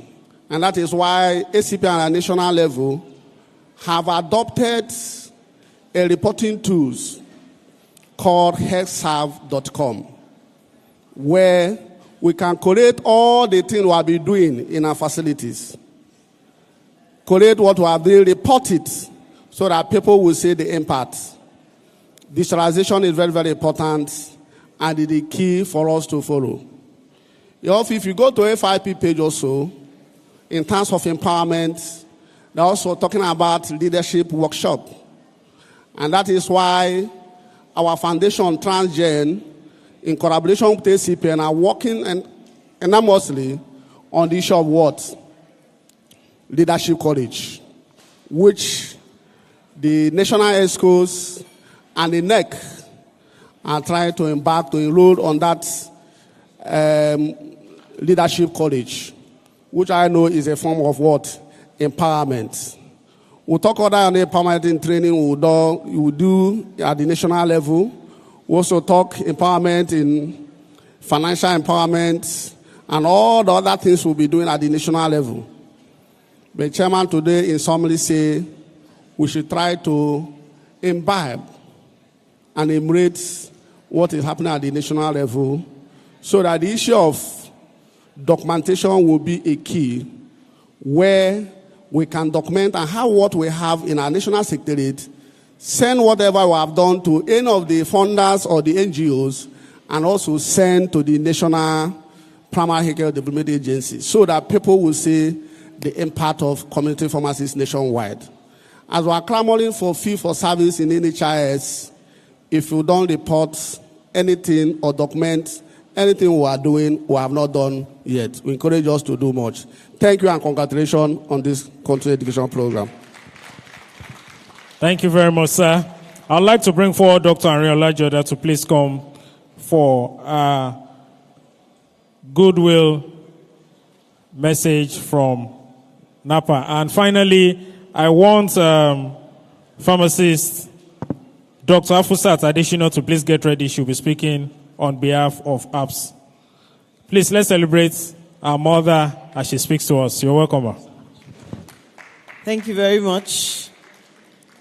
Good morning, fellows of the Pharmaceutical Society, leaders of the Pharmaceutical Society, and the Association of Community Pharmacists of Nigeria. I thank you for this opportunity to be here as a special guest and to learn with us in this continuing education conference. It's a refreshing one for us to set out time to update ourselves and to enhance our learning. And I really got a couple of things from our keynote address speaker that would resonate in some of the things that we're doing at the faculty. On behalf of the Nigeria Association of Pharmacists in Academia, I want to congratulate all community pharmacists in Lagos State for this already successful conference. I know that at the end of the day, we'll be able to count 1, 2, 3, 4, 5 things that we have been able to take away from here to impact our community practices with. As the keynote address speaker has said, let's be encouraged.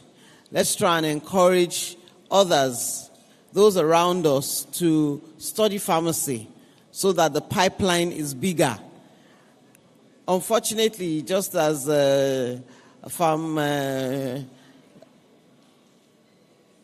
name has flown from my head, as I said, as we are training them, they are leaving.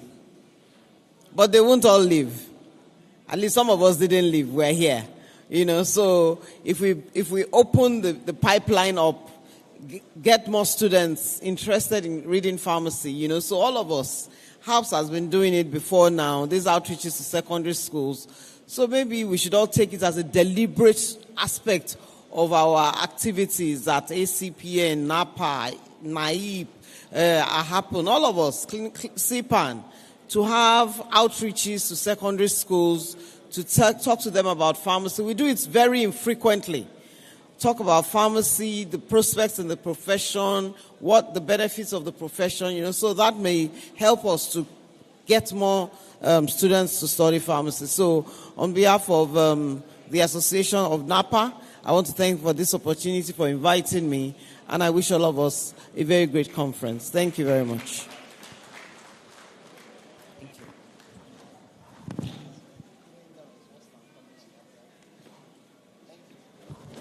Thank you, Ma. I would like pharmacist Dr. Afsat Additional to please come. She's speaking on behalf of APS. And also we have seated with us pharmacist Modukwe Oyawole.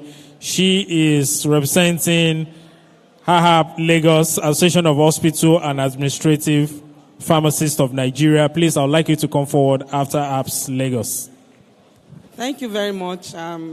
Greetings from Association of Lady Pharmacists.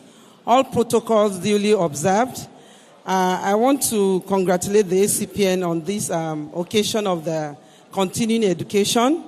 And I want to say up apps because the conference planning committee is an Acpn, the chairman. And if you look at the broncho, you see that 80% of the planning committee members are Acpns. Please, can you look at it if you have not looked at it? So you can see that Acpns are everywhere. We just celebrated International Women's Day. And we say we are what? We are wonderful women. So I'm congratulating ACPN, which I know, I don't want to say majority, I don't have the statistics, are women, but APS is congratulating Association of Community Pharmacists on this occasion. And I've really gained. You see, this is the shortest keynote address I've ever heard since attending occasions, and it is loaded. So I really want ACPN to look at what the keynote address Mrs. Ineka said. This is something we need to really look at. Thank you very much and congratulations.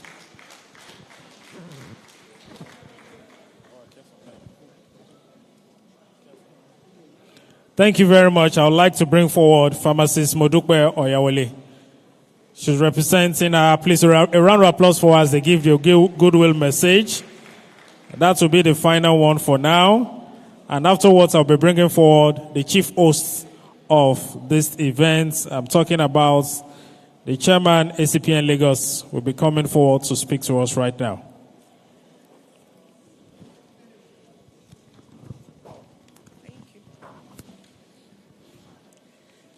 Good morning, everyone. I'm going to stand on the existing protocol, but I would like to say a warm welcome to my big brother, pharmacist Jimmy Agbaje, one of the special guests of honor, and then the chairman of the occasion, all fellows in the house. I bring warm greetings from our Association of Hospital and Administrative Pharmacists as the chairman of Lagos State Branch. As far as we're concerned, I believe that education is key, and there's this saying that there is a lot of joy in continuous learning, and knowledge, they say, is power. And when you empower anyone with knowledge, the person is able to empower the others. And I believe that for our Association of Community Pharmacists, this is a laudable program.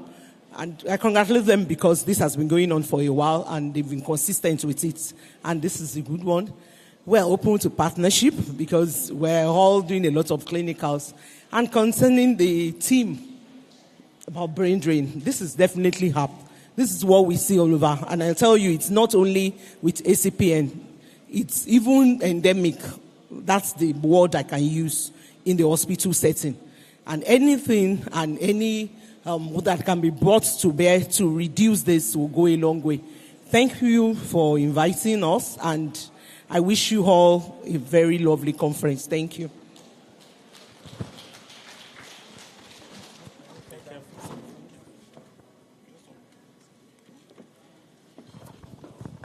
Thank you very much. Please, let's put our hands together for all the technical heads that have come forward to say a thing or two to Lagos Pharmacy Committee Fund. Please, a round of applause for every one of them. They've given us all their best wishes, and it's believed that definitely this is going to get us more to do more for our community and for the profession at large. Ladies and gentlemen, up next, I would like to bring forward the chairman of Acpn Lagos for his address. Please, let's welcome Pharmacist Lawrence Ekato as she comes forward to speak on behalf of himself and the executive of Acpn Lagos. Please, let's give those hands rolling.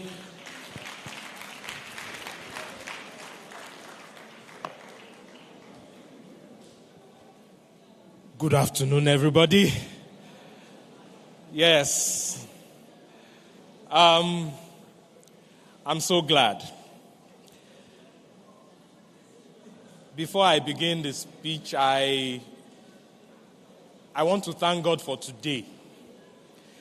I remember a few weeks ago, I called on the chairman of the occasion, and I asked him to be the chairman. And the first thing he said was, you know that this program is after the elections. Are you sure the program we hold? I said, sir, we are praying. And I believe we can all see the result of our prayer. So, the government, God spoke to the government, and the government spoke to INEC chairman, and they shifted the election by 1 week. And everywhere is calm. And I'm sure we are not at all apprehensive that somebody is going to throw something. So, we are here, and I am grateful.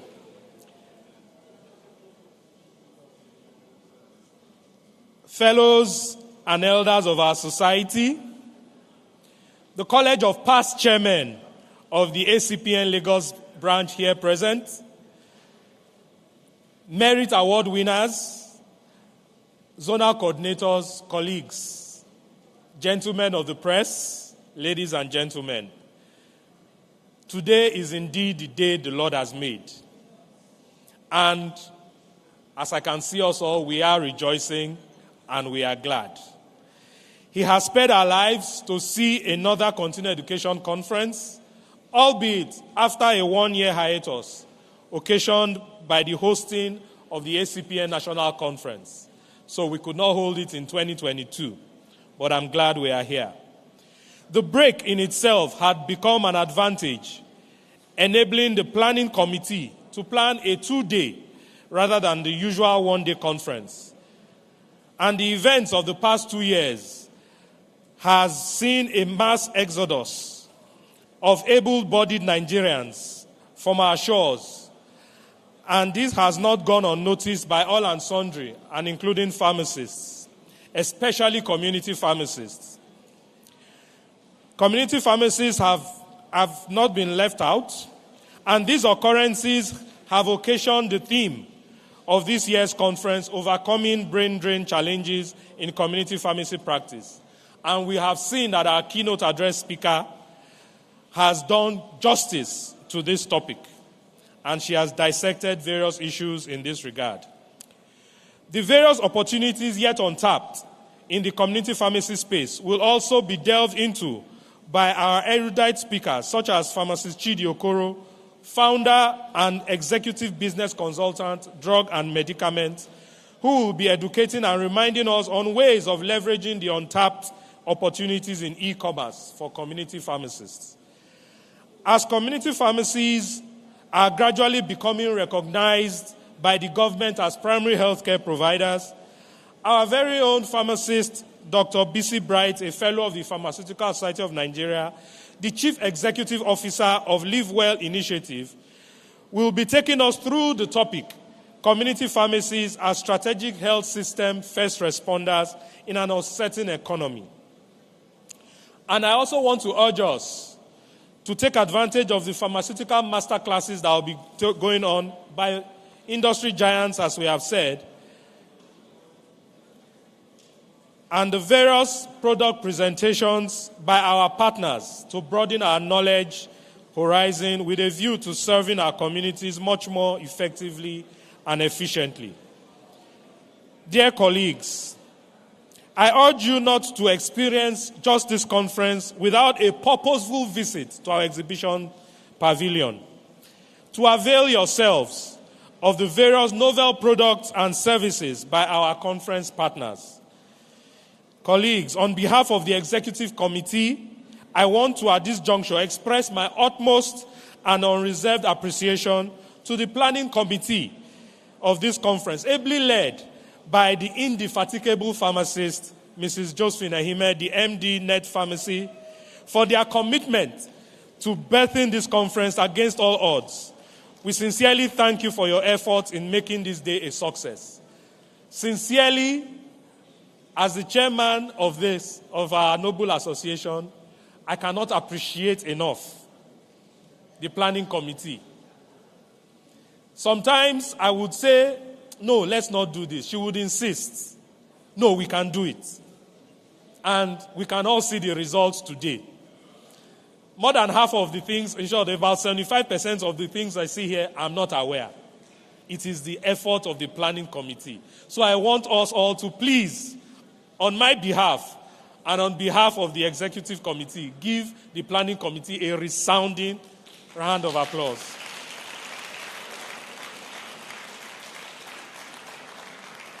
To all our elders in the profession, invited guests, I say thank you for sharing your most valuable time by gracing the occasion and adding color to it. To all our partners, sponsors, pharmaceutical companies, your support is invaluable. I say a big thank you. To my colleagues, you once again, thank you for not allowing me to walk alone. You know I'm a Liverpool fan. And we never walk alone. And you have shown me once again that you walk with me. Thank you very much.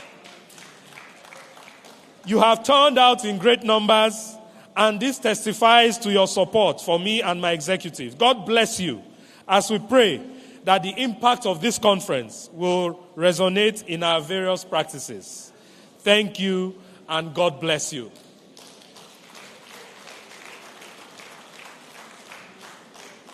That is the end of my speech that is written. However, this speech, my standing here, will not be complete. There is something over the years we have not been doing, and I believe it is time we do it. The labors of our heroes past shall never, never, never be in vain. And so, the executive committee has thought it wise that this year will not be complete without us recognizing and, in our own little way, rewarding that labor of our heroes past. MC, please, help me with that.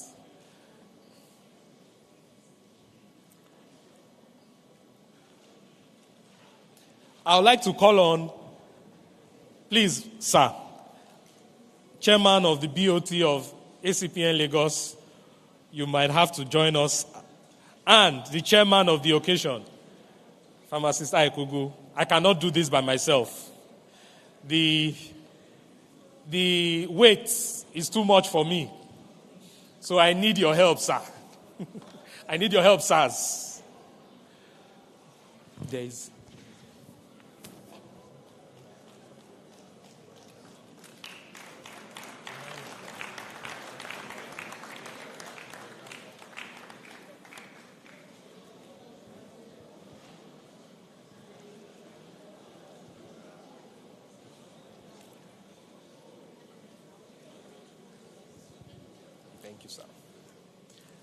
So, I want to call on our first chairman. When I called and I sent in letters, I didn't get a response. But I knew in my heart of hearts that he would show up. So our chairman from 1990 to 1993, in the person of pharmacist Jimmy Agbaje. Yes, sir. FPSN. Look for it.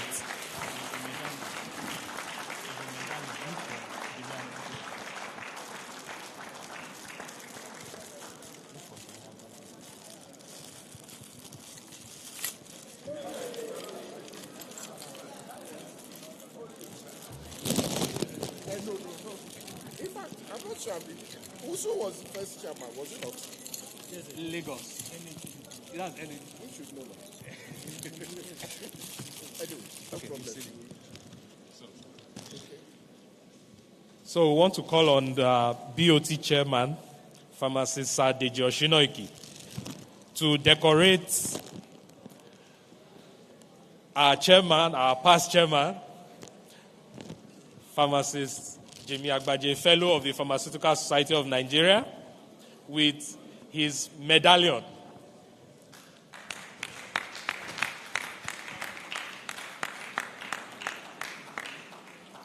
On the honor imposed on me as the chairman of Board of Trustees of Lagos State, today I honor you for good work you have done. I hope you'll be happy seeing a lot of people here today that the Acpn is continuing and it will be continuous.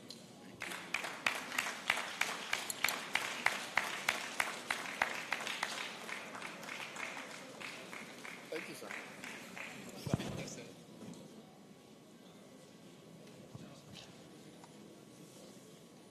The Association of Community Pharmacists of Lagos State presented to you Honorable Pharmacist Jimmy Agbaje, FPSN, in recognition of your outstanding contribution into the leadership of our esteemed association as chairman 1990 to 1993. On this day, Tuesday, 14 March 2023.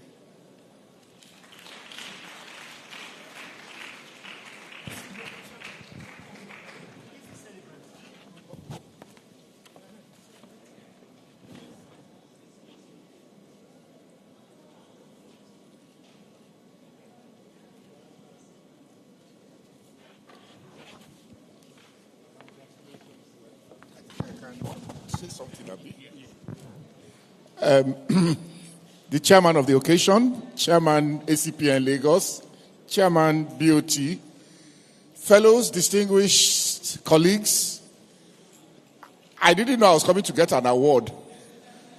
Honestly speaking, and I'm sure the chairman, I got a letter saying there was continued education, but if I recall in the letter, what it had was to remind me that I was once a chairman of this association, and so they would like my presence here. And I thought that that was the least I could do, but I didn't know it was to get an award.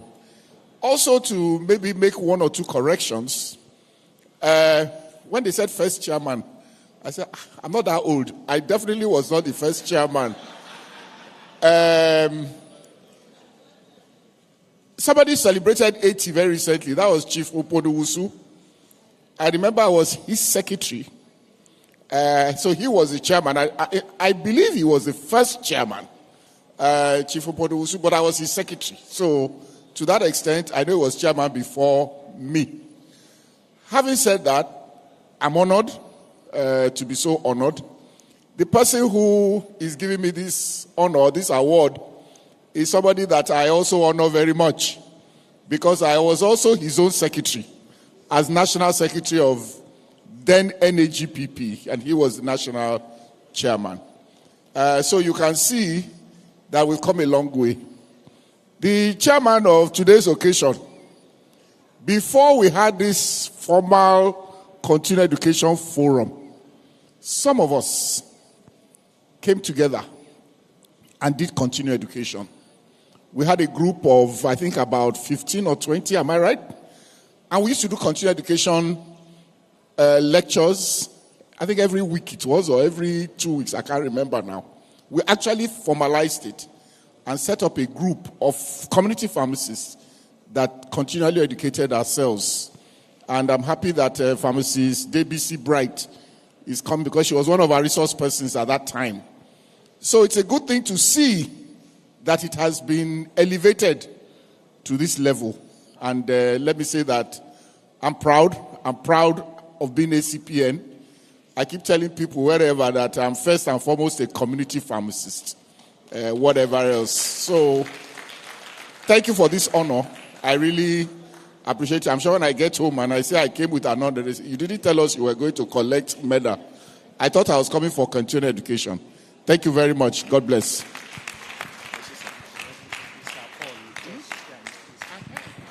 I told you that I'm not that old. Before Pharmacist Humponuusu, there was Mr. Paul, Pharmacist Paul. Those who are old enough to remember Paul and Paul. He was the first chairman of the association. Then Pharmacist Humponuusu, I was his secretary. But I take the honor anyway. Thank you very much. Thank you very much. We also want to call on pharmacist Dr. Nduka Ekere, ably represented by pharmacist Leonardo Hams, to receive his own medal.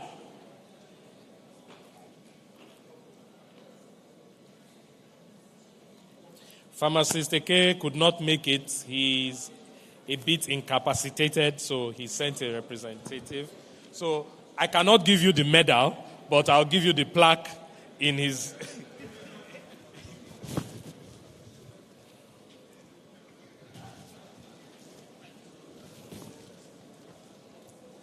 Ladies and gentlemen,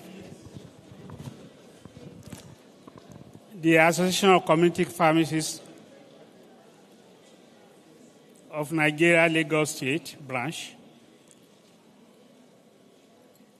hereby present to pharmacist Nduka Ekege, FPSN, in recognition of your outstanding contribution in the leadership of our esteemed association as chairman 1994 to 1995.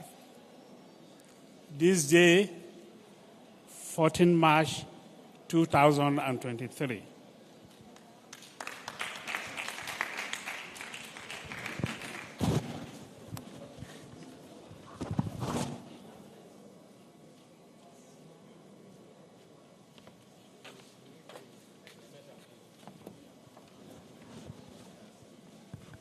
I want to call on the representative of pharmacist Wale Fashogmo.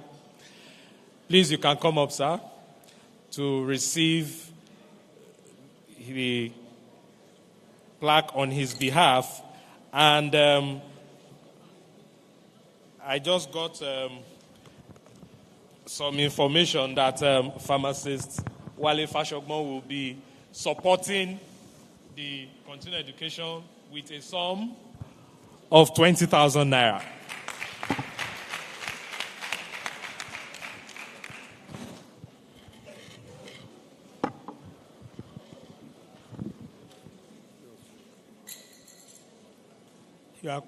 You are well welcome as representative pharmacist Wale Fashogbon. He has JAPA for a long time. The Association of Community Pharmacists recognize the contribution of his leadership and extreme contribution to the association as chairman 1995 to 1997. On this day, Tuesday, 14 March 2023.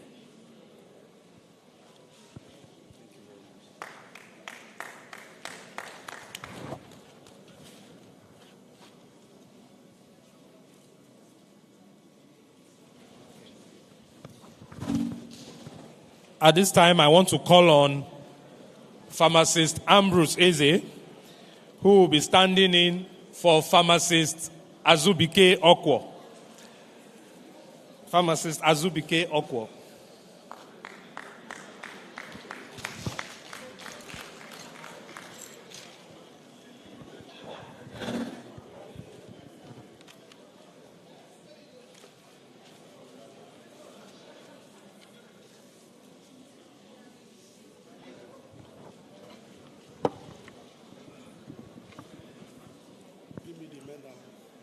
No.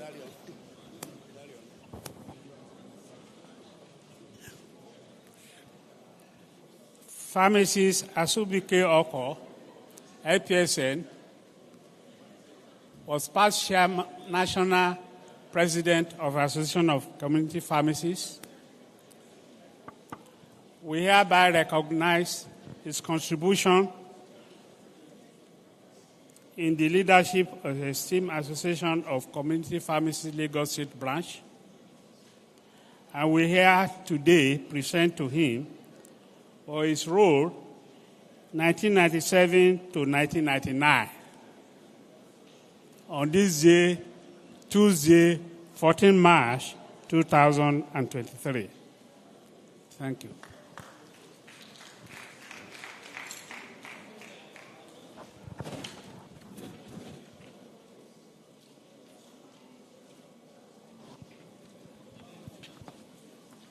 Thank you.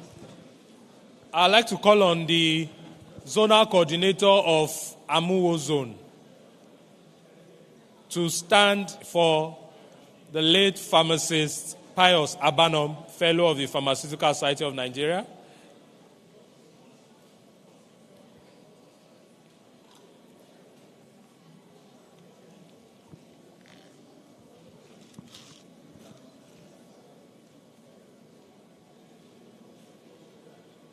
He's coming.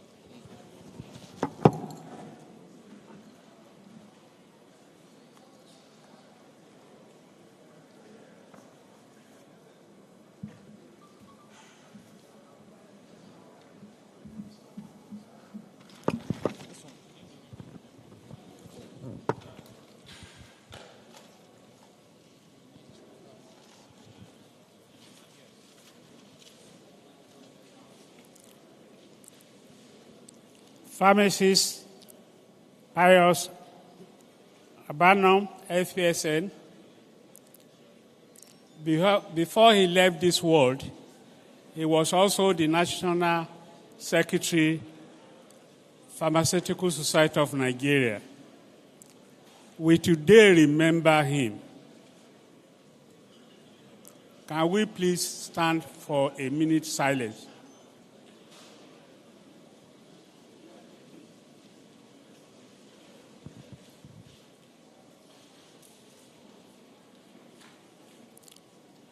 May the soul of Pharmacist Pius Abanom rest in peace. Amen. The Association of Community Pharmacists of Nigeria, Lagos State, present to Pharmacist Pius Abanom.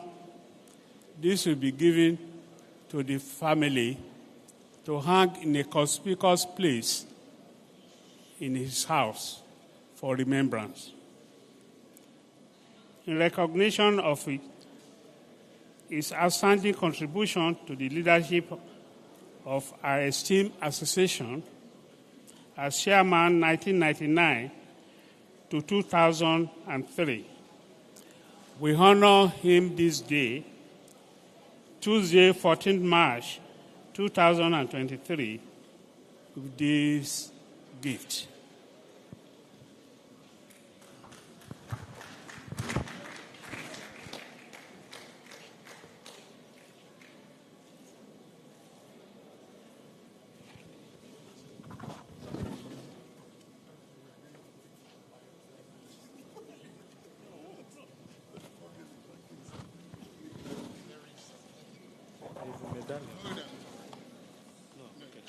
Okay, it's inside. We'll send it to you. I would like to call on pharmacist Mrs. Regina Ezenwa. She assured me that she'll be here. She's supposed to be here.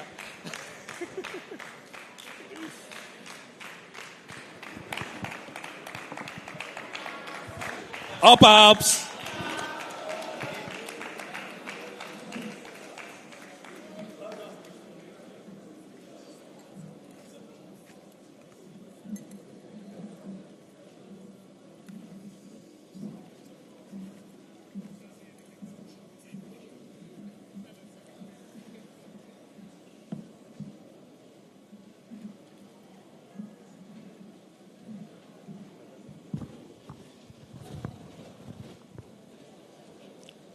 My dear pharmacists, Regina, I enjoy your service during those days. Thank you, sir. If you all can remember, during her time, we started PIC, Pharmacist Inspection Committee. We had a lot of argument. He really contributed to making sure this event was started. We recognize you and we salute you for your courage.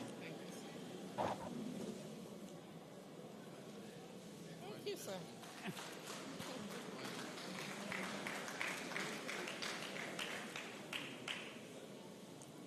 The Association of Community Pharmacists of Nigeria, Lagos State Branch,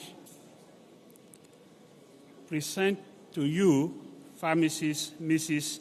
Regina Ezenwa, APSN, in recognition of your outstanding contribution to the leadership of ICIM Association as chairman 2003 to 2006. This day, Tuesday, 14 March 2003.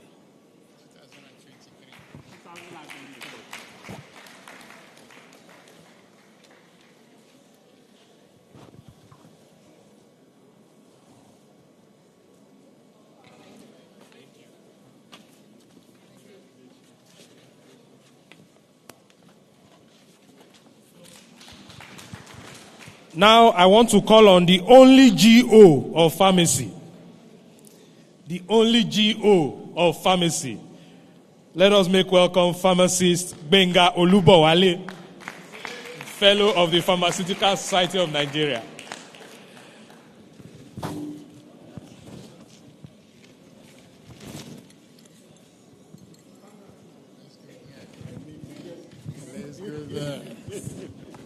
We say, we do.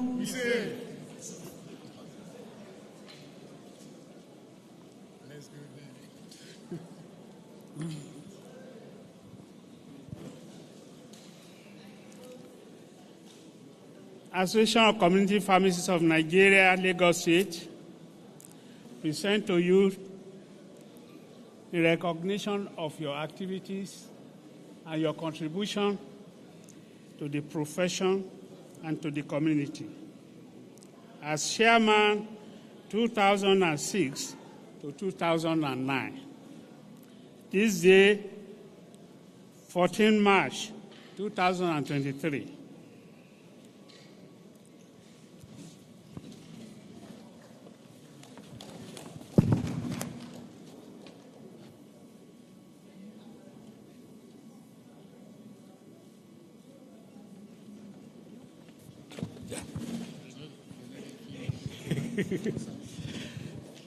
I'd like to call on the representative of pharmacists, Anier, Felix Anier.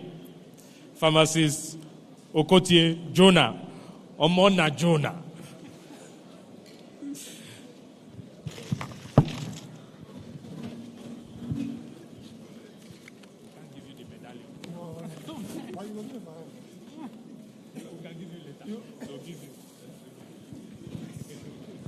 Give me. Ladies and gentlemen, pharmacist Annex Anini, MAW, has japped to South Africa.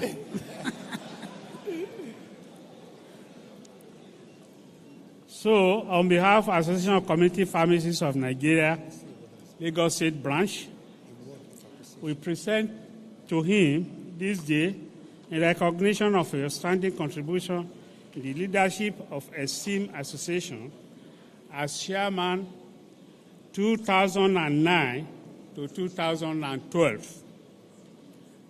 This day, Tuesday, 14 March 2023.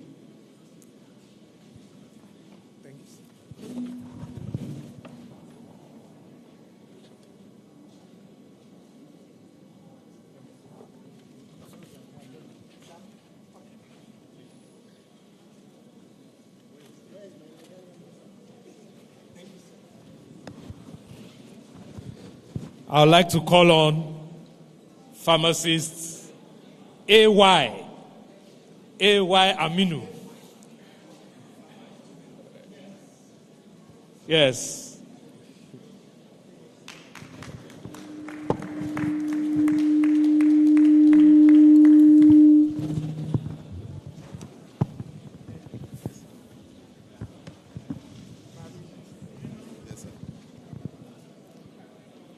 You've done very well during your time. I could remember the day we went to the Pharmacists Council to go and see the registrar and the chairman. You contributed a lot to the new pharmacy law we now have today. And we recognize you.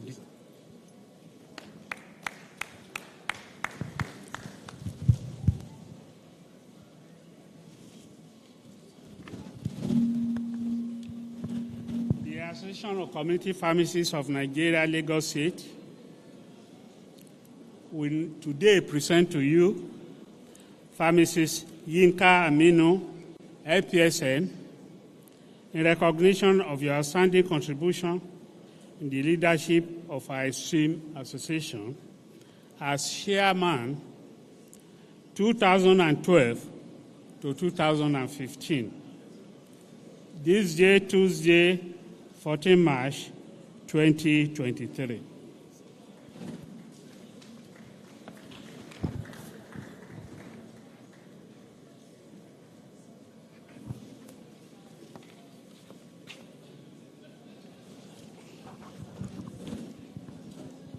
I want to call on pharmacist Abiola Paul Ozier, the senator. Ups.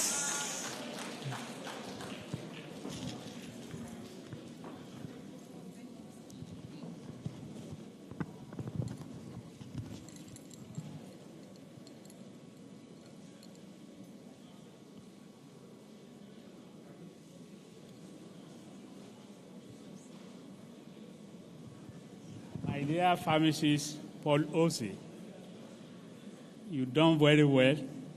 You are very eloquent, both in the PIC and your duty as chairman. You are now leading us outside pharmacy in the community of pharmacists, doctors, and other professionals as chairman Lagos State. We hope you will do your duty very well and make us proud.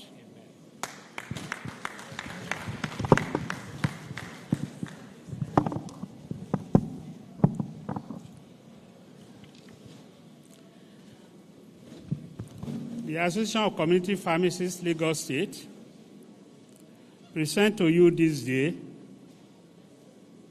pharmacist Mrs.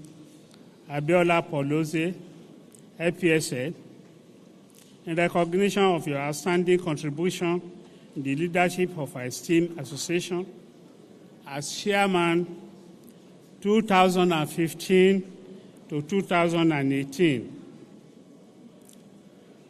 Today, Tuesday, 14 March 2023.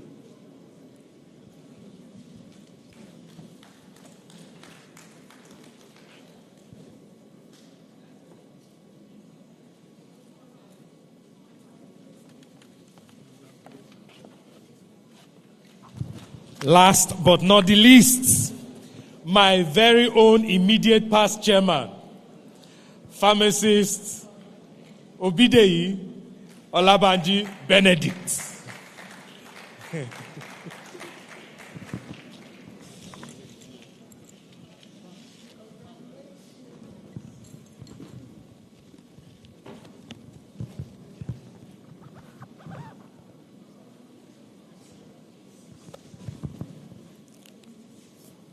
Pharmacist Benedict Obidi, you did very well, although you went through turbulent time. But help you through. God will continue to help you through in your endeavor in life.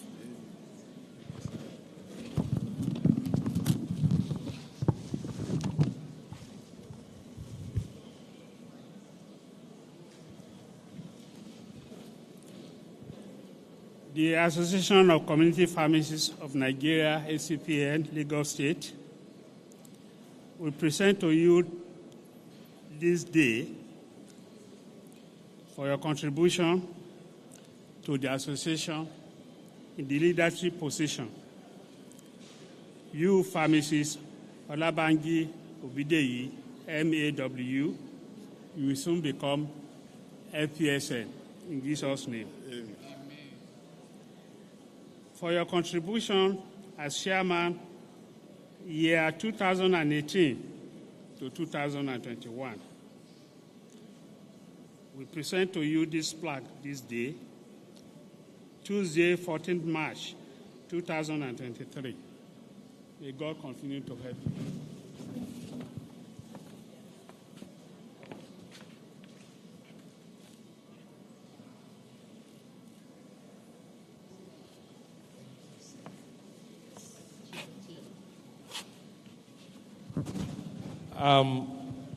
On a final note, I want to really appreciate the contributions of these ladies and gentlemen that has been presented awards today.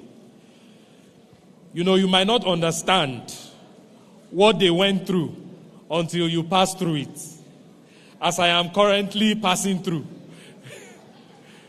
You know, you get calls at 11 p.m. of something that is to happen the following day. And you wonder, why can't this person just wait till tomorrow to call? He says no, that he or she might forget. That's why they are calling you today. And you wonder whether the chairman does not have the right to forget. But these are some of the things that they have gone through. And I sincerely appreciate them. Because what you see today is as a result of the seed that they have sown. Now, we are now standing under the oak. So I want to really appreciate all of us. Thank you once again. And I think they should all come together and take a photograph. Please, just here. Please, let us all come together and quickly take a photograph. No, they can stay so that they don't have to climb up. Yes, I'll join them.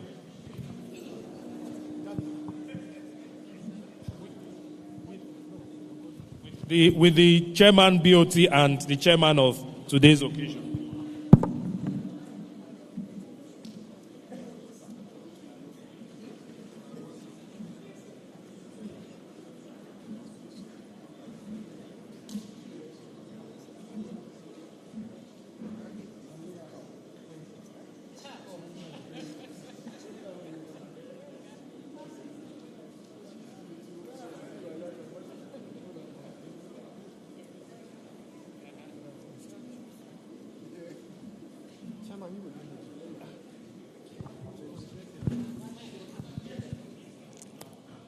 Thank you, ladies and gentlemen. After this, the dignitaries will be moving towards the exhibition stand. So all our exhibitors, please get ready.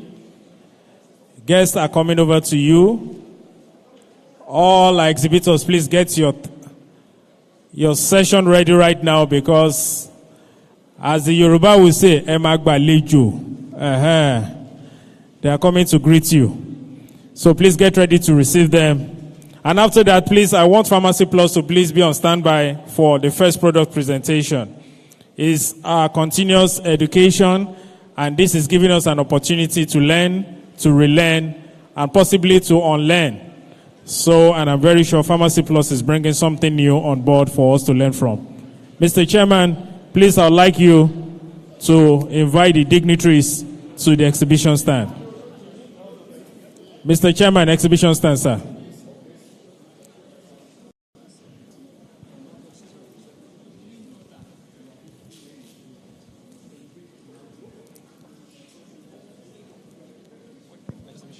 Yes. So, the dignitaries, the chairman BOT, the chairman of the occasion, past chairmen, fellows, please, we'll need you to declare the exhibition stand open. So there is a tape. Where is the crew? Yes. You are going with us now. So, the everybody on the front row, and I think the back row as well.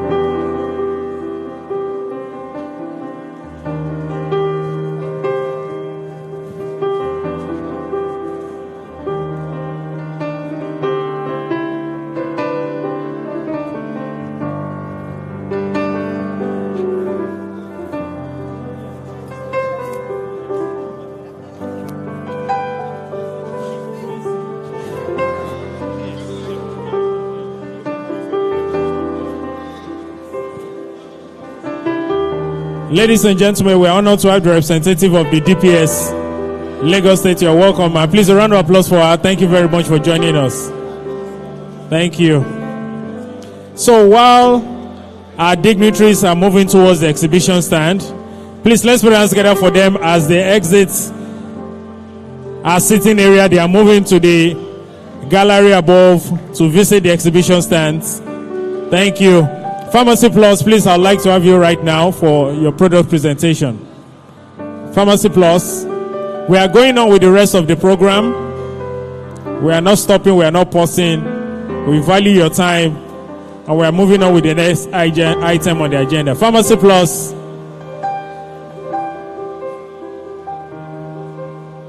After that, masterclass by New Art Farmer. New Height, please, if New Height is ready, please, can I have you? New Height Farmer, if you're ready, please, can I have you? Pharmacy Plus, your slot is now, and I need you to come and fill it up. New Height Farmer, please, if you're ready, please come forward for your masterclass session.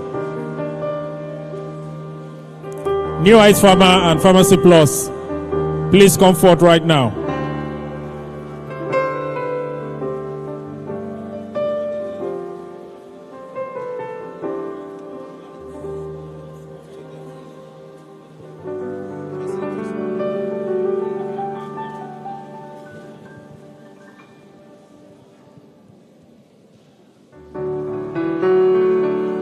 Pharmacy Plus,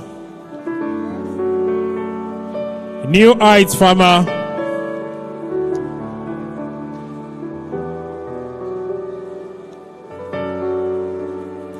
okay, both of them are not ready. Silchem Pharmaceuticals, please, if you are ready, I need you to come forward. Silchem,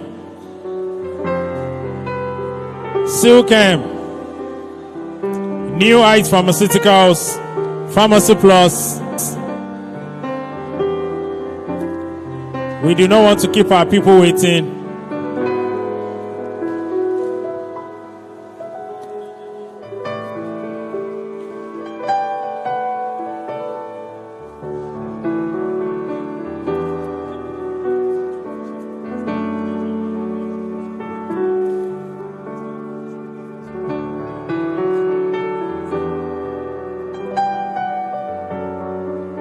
Are there times when you would love to have another address or phone number to use instead of your home address and I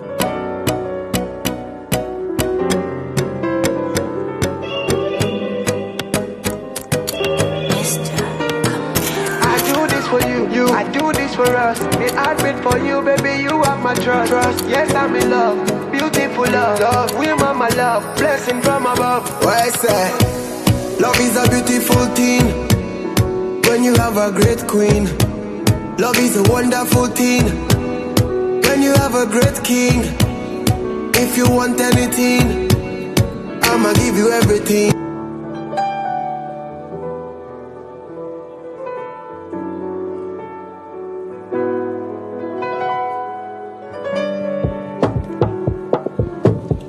Pharmacy Plus, come and collect your money. Don't sleep, wake up. Collect your money, wake up. Collect your money, wake up. Tera, go get the moolah. Wake up. Konito kala, kala ko yellow. work, you don't try. You supposed to be jai.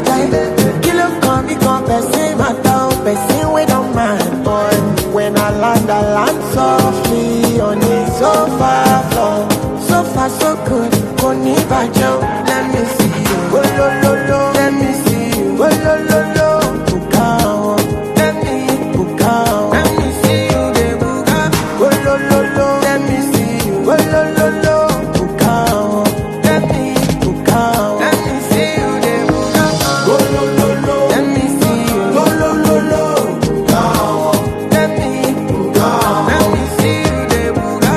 Go, lo, let me see you. Go, lo, Bukao, let me see you, de Buka. Better, go get the dollar. Wake up.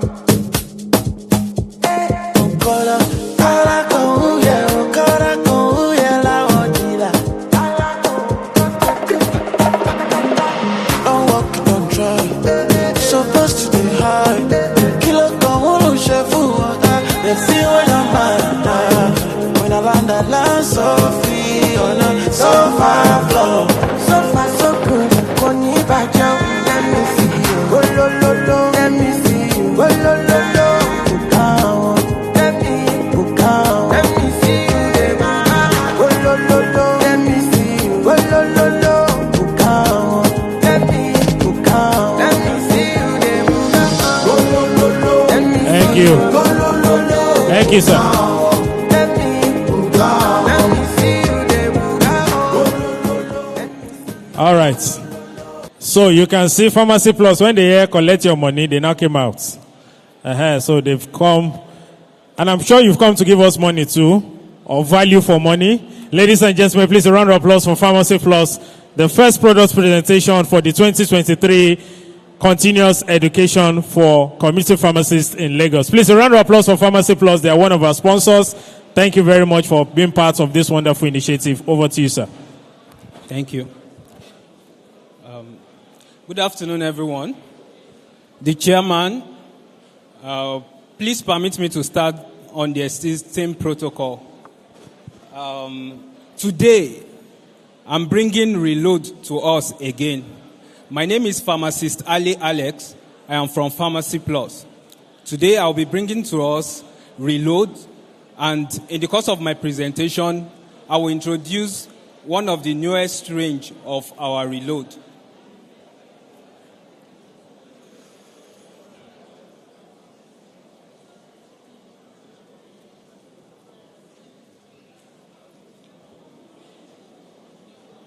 All right. I'll start by saying that one size does not fit all. As we are seated here, if we check our different shoe sizes, we will see some that is as big as 45, and there are some that is as small as 35. So the same thing is applicable in our health too. We at Pharmacy Plus bring to you different Reload of different ranges. This first one for the kids, for children, we have Reload infant drops that is specially formulated with DHA to promote healthy development in infants. We have that for multivitamins and also tonic. Across board too, be sure that we'll have Reload that will suit your needs. And for the middle-aged and senior adults, you know, at this point, care must be taken to ensure that you have the right nutrients that you need. And be sure that Reload still consider these middle-aged and senior adults. However, today, I'll be introducing the newest range of Reload, and this is Reload Probiotics. Briefly, in the next 10 minutes, I'll just give us a rundown of how you can start your day right with Reload Probiotic. All right. Very briefly, I would like to tell us that the gut health is very important. I know before now, a lot of us might have done research on the gut health. However, bringing it to us today again, the gut health plays an important role in many areas of our health and well-being. And different research has shown that disruption in the gut health could lead to different issues. And one of it is irritable bowel syndrome. This is a disorder characterized by symptoms that include abdominal pain, abdominal bloating, and changes in consistency of bowel movement. Research has shown that people that experience irritable bowel syndrome, up to 30% of them believed that it started after an episode of acute diarrhea. Research has also shown that up to 36% of enteric infection cause persistent symptoms of irritable bowel syndrome. Another one is inflammatory bowel disease. And inflammatory bowel disease is they are chronic disorders characterized by different gastrointestinal inflammation. And examples of inflammatory bowel disease are ulcerative colitis, then Crohn's disease. Research has also shown that gut microbiota plays important role in this inflammatory bowel disease. For those that I have mentioned, for one of the symptoms that is common with inflammatory bowel disease is diarrhea, and in sometimes you see rectal bleeding, abdominal pain, fatigue, and even weight loss. There are other areas in which the gut health is very relevant, and different research has shown its relevance in psychiatric disorder. Research has shown, and we all know that about 90% of the serotonin is found in the gut, and serotonins are called happy hormones. So, if you have a balanced gut microbiota, you can be assured that it can even go a long way in affecting the mood and stabilizing the mood.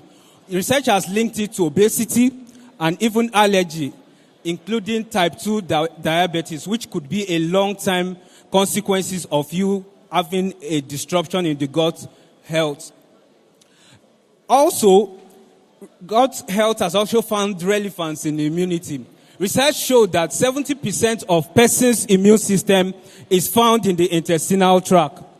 And these days, there are different unhealthy lifestyles that people find themselves in, which weakens the immune system.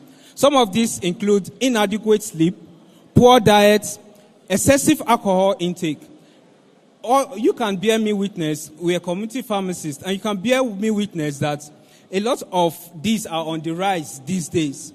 So, and when the immune system is weak, it comes with recurrent prolonged infection. It comes with persistent fatigue. It comes with skin rashes and infection, stomach issues, and even slow wound healing.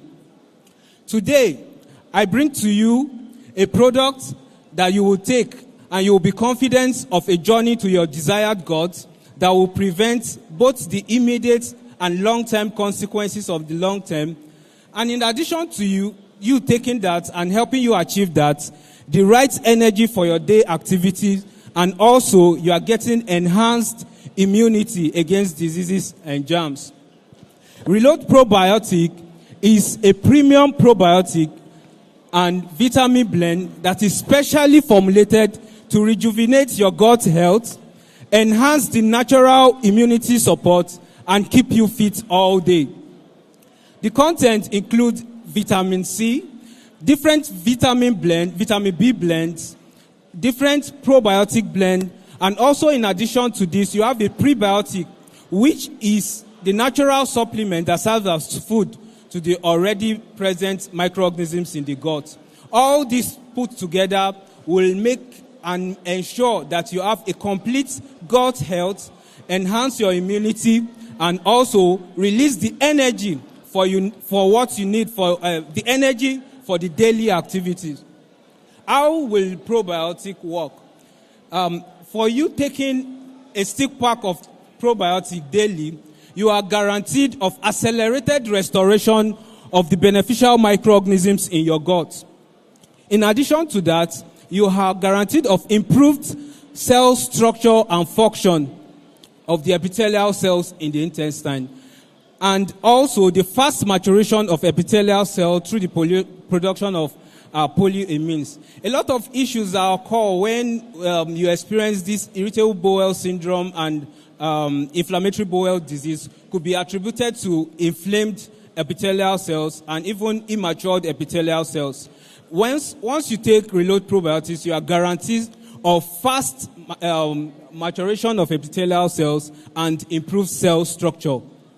Also, in addition to that, you are guaranteed of increased concentration of the IgA immunoglobulins, that is the essentials for your immunity. And also, in addition to that, research has shown that when you take Reload probiotics, you are guaranteed it has anti-inflammatory activities. And that is the reason why for people with gastric ulceration and the likes, you can add Reload probiotics as an adjunct in the management of this. The vitamin blends are also Reload probiotics is fortified with vitamins to help further boost the immunity and also ensure that the optimal release of energy for your day-to-day activity. Other areas where Reload probiotics is relevant. As community pharmacists, there are times your patients walk up to you, and when they walk up to you daily, they complain of pains. That, oh, today has been a stressful day, I just need something for body pain. And in most cases, what are those things that will give? In most cases, NSAID is usually administered to these patients. Reload probiotics, and some of the consequences of NSAID we know could still be gastric ulceration and the likes. So Reload probiotics could be something that you will add to their medication, such that you are preventing the long-term consequences of that could occur as a result of NSAID usage, and you are enhancing their immunity, and also you are providing energy for the fatigue that they are already complaining of. In addition to this, Reload probiotics will effectively treat acute diarrhea in patients. We all know these days, the common practice is to use metronidazole, and even in some cases, people still use antibiotics. And because of still taking this could also still result into diarrhea. Reload probiotics can be very effective in treating acute diarrhea. One important thing that I will note here is the taste of probiotics is very nice. And for us that are present here today, we will have the opportunity of having a feel of this Reload probiotics. Our stand is up there. Just come up. We will engage. If you have further questions and the likes, for those that we will not be able to take here, we will engage, and you have the opportunity to still see and feel and even taste this new Reload probiotics. For a stick pack of Reload probiotics, you are guaranteed of 10 billion viable cells. You are guaranteed of a prebiotic and vitamin B and C blend. It's just for you to take a stick pack daily, mix it with water, and take just a day dose.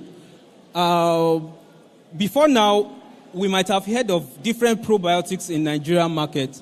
Beyond the fact that probiotics will be very effective in taking care of your gut health, Reload probiotics will enhance the support for the immune system and also provide energy for your daily activities. In conclusion, I will conclude by saying that achieving the desired gut health is a journey. And whenever we are embarking on any journey, it is good for you to go with the right partner. Here I am saying you should choose the right partner, Reload probiotics, that will help you navigate your way to a complete care to your gut health, immunity, and fitness all day. Thank you. If you have questions, I will answer those questions. Thank you.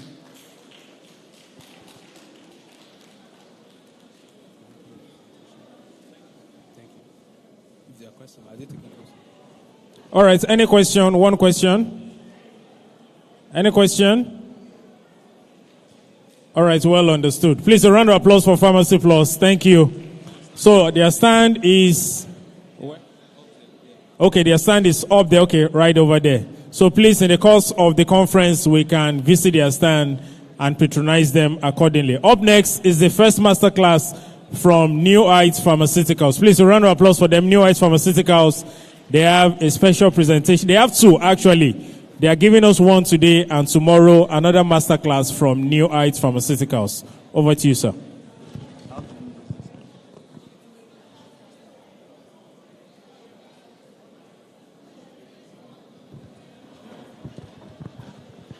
Okay. Good afternoon, everyone.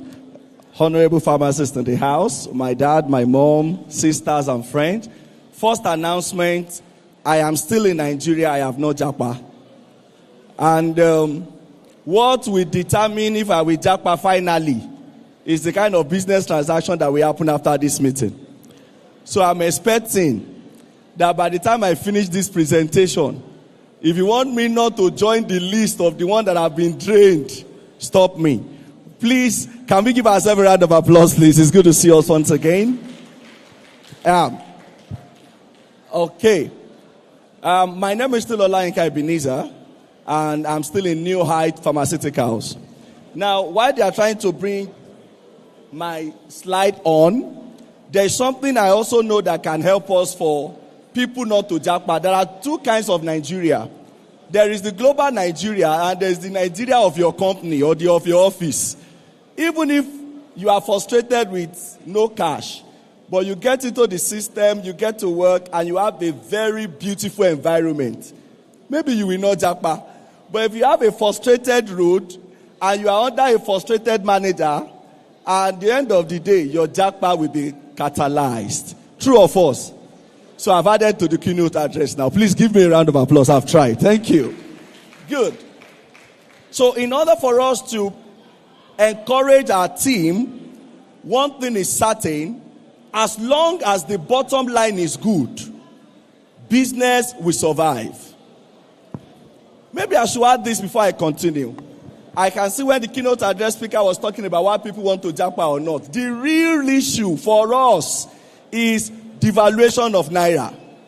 Because immediately you collect your salary and you convert it to dollars. So as I am, hope my MD is not here, I discovered that my salary as at 2015 is higher than my salary in 2023. And you ask me not to japa.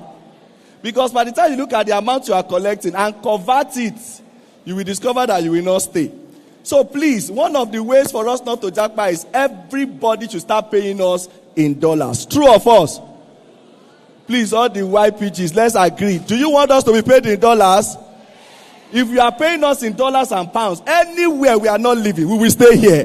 Please, if you believe so, give me a round of applause. Thank you. Now, quickly, we're going to be looking at community practice and RDT business. When I talk about RDT, I'm talking about rapid diagnostic test business. Because the truth is that no business owner is actually wicked, but both the business owner and the employer are actually working for the customers. And the more the bottom line is good, the more you can pay more and encourage anyone to stay. Now, looking at this, I'm going to be taking us through this content. Very simple. First, we're going to be looking at the NHP story with point of care. Benefit of the point of care. I know that looks at so many theories we are not interested in. Accuracy of RDTs. Then the untapped potential, because that is where the issue is. Then we'll be looking at, there is a project in Nigeria that a lot of pharmacists need to key in order to create a better turnover. Then we are going to be talking about the business of point of care. I know this is one of the things that we would like to know. Now, sound, please. Volume.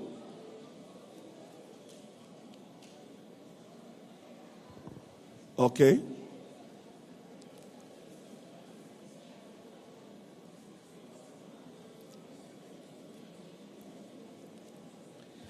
Okay. That just tells when we started in 2016. I remember when we started, many pharmacists did not want to go into point of care.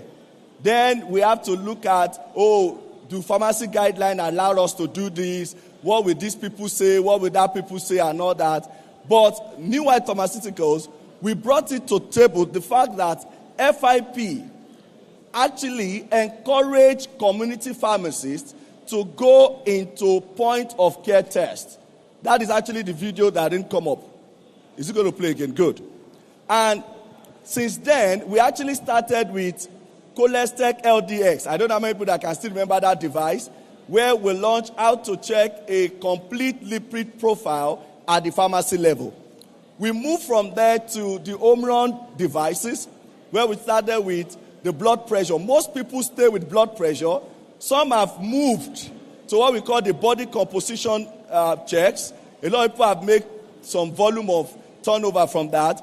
But in 2019, we actually improved on this to other test cases that can aid whatsoever we are doing at the community pharmacy level.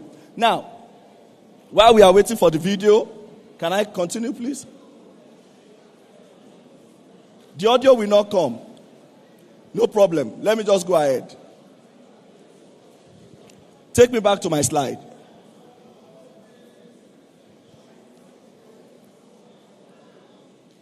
So you are missing the video.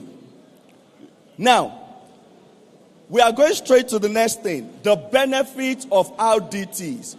This is something I always tell pharmacists, that if there is an healthcare addition that some pharmacies are offering and some pharmacies don't offer, to us as end user is a question of professionalism.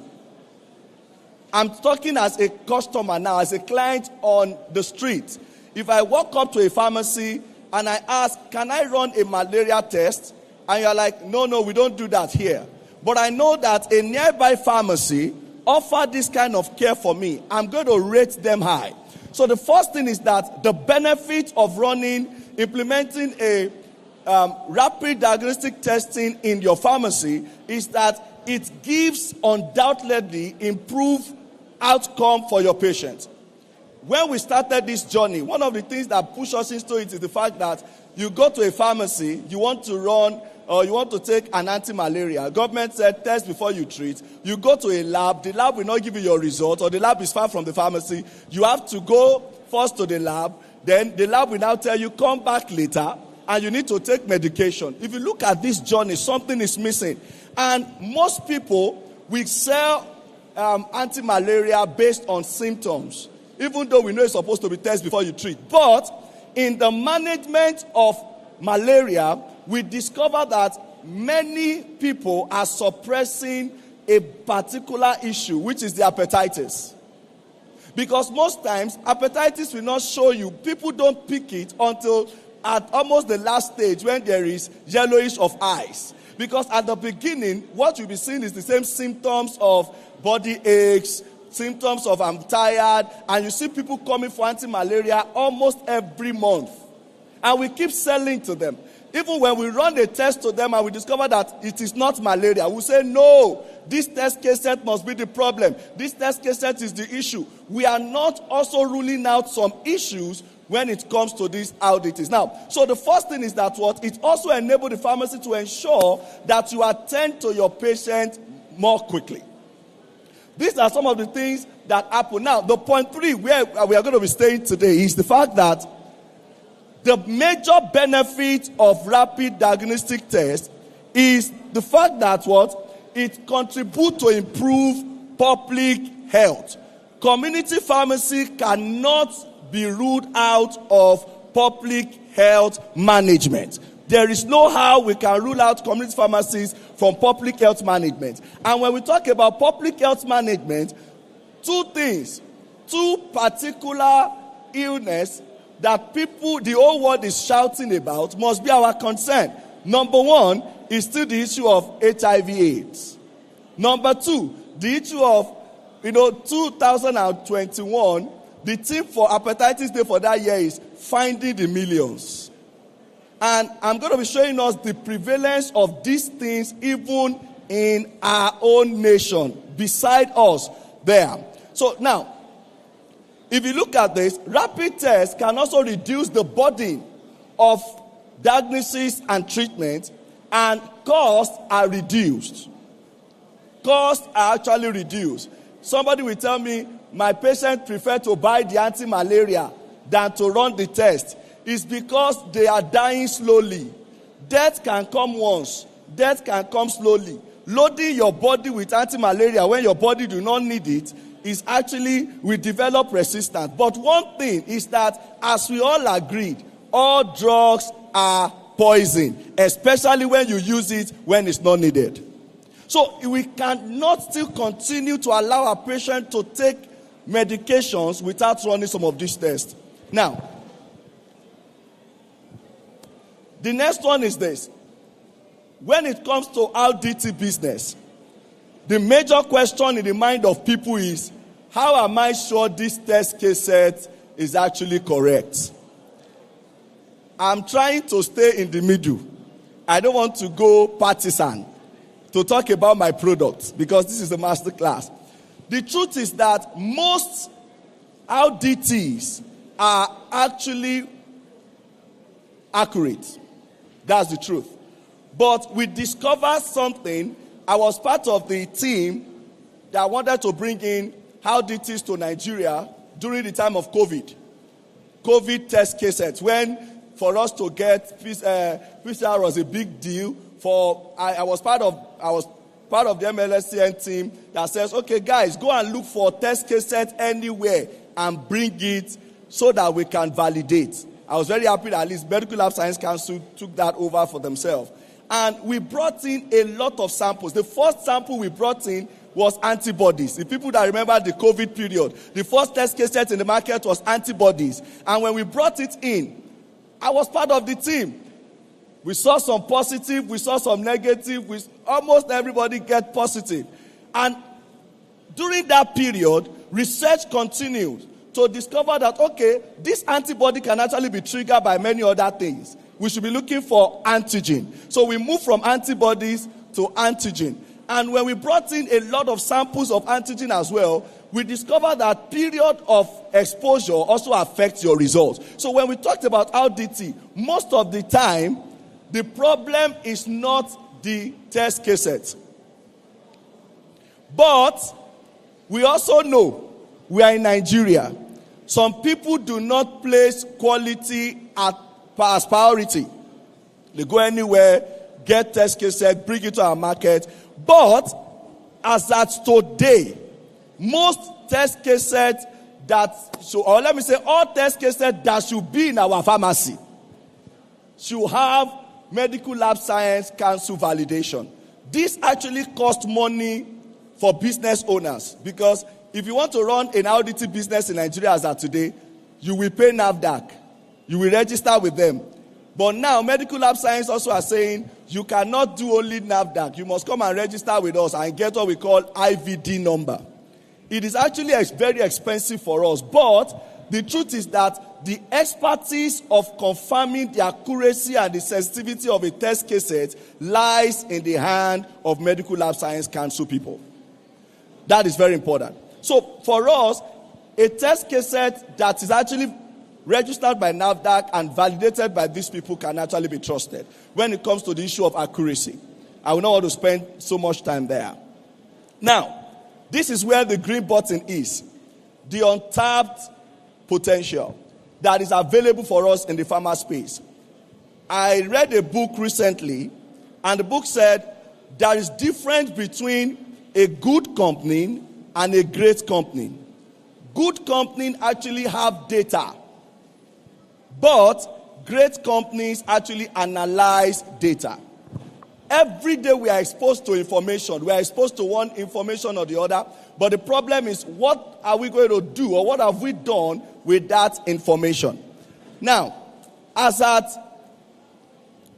2021, this is from NACA. NACA said we still have 1.9 million people currently living with HIV. Okay, man. Now, if I ask you to shake hand with somebody close to you, and the person shake hand with another person, you remember the way spread of HIV. That's what we were trained. So if we have 1.9 million people living with HIV, and some of them are still practicing unprotected sex, is to tell you the danger in our midst. Now, government looked at it. How can we work on this? And if you look at this, in 2021 alone, there is 92,000 reported cases. 92,000 newly reported cases. Now, but government also take a particular step or what we call the SHIP project. I'm going to be explaining this SHIP project. Some people are already aware of what is happening in that space. Now, number two, as at 2021, hepatitis in Nigeria, people with hepatitis, living with hepatitis, either B or C, is 19 million.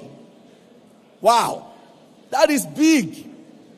And the truth is that WHO said on a global scale, every 30 seconds, all over the world, somebody is going to die because of hepatitis.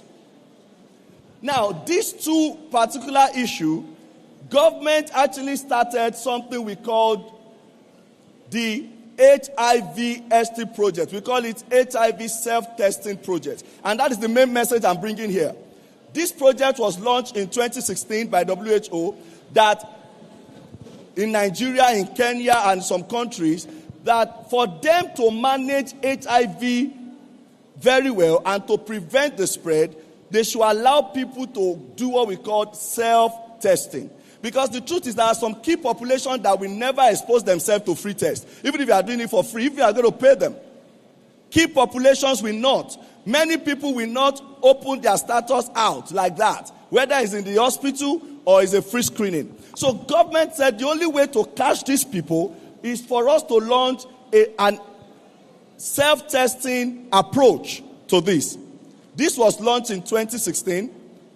I was also part of the team that launched the standard operating procedure for us to do this. Now, the self-testing approach means that as of today in Nigeria, as signed by Federal Ministry of Health and NACA, people have access to do HIV tests by themselves or assisted by community pharmacists or any other person. Now, this is where the danger is. We went for a review. I will have taken us through the benefit of it, but I know that we all know the advantage of that. But something happened under the target audience. I would like to be on the screen again. My slide is very important. Under the target audience, government gave approval to all of these people, from ministries to departments. If you look at the yellow box, to chiefs, to PPMV, to community pharmacists. Why community pharmacists are still saying, I don't want to run tests, I don't want to do this, I don't want to have access to blood. PPMVs, they are embracing the project that is backed up by government. Oh, Mama was actually in the last meeting we did. Thank you. Oh, so she's here. So you can see, this project is on, backed by government. Give them all the approval to either sell the test cassette or do what we call assisted testing for people to know their status. And it is actually backed up, organized by government. Now, the SOP has been done. I can share this with Acpn office if it's interested. The SOP has been done. If you run a test in the pharmacy and there is positive or there is negative, there's reactive or not, what to be done. And the government is not asking you to stress yourself. Every test cassette that is validated by the Ministry of Health is asked to place on this sticker. Whereas when people test themselves, okay, they can always go back and call the government for proper counseling and advice. Whether free medications and all that is always on it. So that is what is happening. There is a video I would have loved to show us here. This is being pushed by Ministry of Health themselves, but time will not permit me. Now, just to talk to us briefly, I was told I have just 5 minutes more. I would rather use these 5 minutes for a fellow pharmacist in our midst to just tell us his own personal experience. He has been using this in his community for more than 3 years. It started since 2020. Please, with a clap, kindly help me welcome Farm Pedro Ebomose, just for 5 minutes because our time is fast spent. He actually has 20 years of experience, and he said I should not mention other things about him. Thank you very much, Mr. Ebenezer. Well, my time is limited, so I would like to go straight to the point. Well, he has actually said a lot of things concerning the RODT. What I want to talk about here now is about the business aspect of it, why you should encourage the use of RODT in your pharmacy. To make it short, I would like to use case studies. I'm a case study person, so I like using case studies, more practical. Case study 1. I think in my conclusion, I don't know if you will run that video. I actually did that yesterday. I have a lot of cases I would have loved to discuss, so I'm trying to streamline it. Some time ago, somebody walked into the pharmacy and he said, He has yellowish eyes. I said, okay, what about it? He said, he has been reading things on the internet and that he will really want to find out if he has hepatitis or not. I'm like, you are welcome. I was able to run the test for him, and actually it was hepatitis. There was hepatitis there. Another case study I saw was a couple walking into my office. I think there was a kind of an heated argument. And the lady was like, he wants to know the husband's status and the rest of them. Welcome. I did the test. Actually, the husband had hepatitis. And that was the basis why they were having these quarrels in their home. And from what Mr. Ebenezer said, most of them don't like going to the hospitals. They don't like that exposure. They don't want it at all. So, IUDT in pharmacy practice is something that we must embrace very well, because there are a lot of patients, and when I mean a lot, there are a lot of patients that if they can key into your practice, that's all. I had this good experience also and motivation from one of our pharmacists here, Pharmacist Mosumola. There was this video she did, I think a year or two ago, when he had to go to a community and showcase a lot of things. And one of the things was levamisole, Retras. From that presentation he did, it was a video on YouTube. I will tell you categorically, let me say in a month, in our pharmacy, maybe we used to sell 10 packs of Retras in a month. Since she did that video, I think we sell close to 200 packs of Retras every month, just from that single video she did. It's a niche. She carved it, and I can tell you I've replicated it. So, in the business of IUDT, I've been able to fall in love with the health check, that's diagnostic test kit. The reason is that the sensitivity of it, and every of the tests I've done that have been positive, most of the patients keep saying, yes, I know I have hepatitis, but I really want to be sure I have it. And of all of them, I think this is now a case study that, okay, this patient has hepatitis.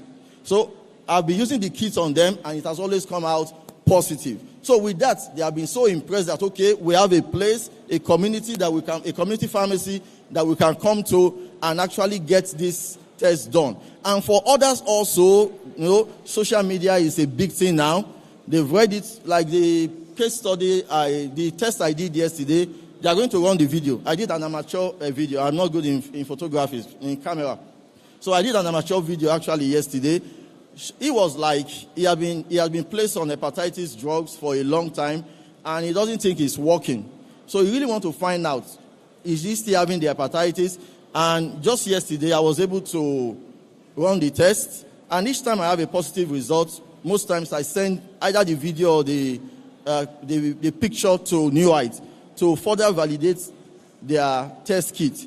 So in all, I will want the pharmacy profession, especially community pharmacists, to embrace this technology. It's a good technology. It's a place, it's a kind of a niche whereby you attract people to yourself. And in going further with the Jackpot syndrome, with what we have done in our community, some patients have been coming and asking me if I'm going to Jackpot. I said, why are they asking? They said, well, to their best knowledge, they have found out that this is a practice that they can come to easily to do a lot of things. Malaria tests, and one other one I should not forget. Your IUDT check, like they have a pregnancy test kit also, whereby you can use urine. But in my practice in community pharmacy for a long time, I've been able to deploy their IUDT kit also for the use, not IUDT, the pregnancy test check kit for pregnancy tests. So, advantage, a lady comes in, I'm not sure I'm pregnant, and I don't want any drug to disrupt my pregnancy. I use the IUDT test, I use the pregnancy test kit also from the stable of New Heights Pharmacy. So, in conclusion, we want them to run a video that I did yesterday of a test that showed the validity of their IUDT kit. Thank you very much. Thank you very much, sir. So finally, one test at the price of HIV gives you HIV, hepatitis B, hepatitis C all at once without anything like cross interaction or inference, certified by Medical Lab Science Council of Nigeria. Thank you very much for listening.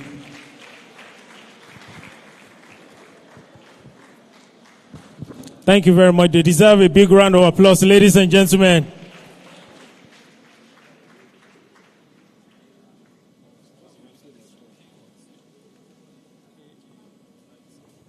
All right, so before we move on to the next speaker, we are playing a very simple game right now. So ladies and gentlemen, please, we are leveraging on IT.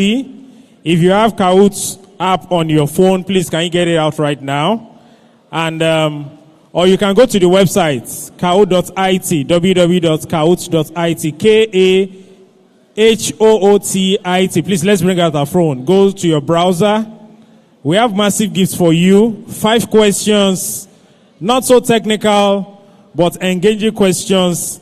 And we're about to give out gifts that when you get home, even your partner, whether your husband or your wife that is not a pharmacist, will feel jealous.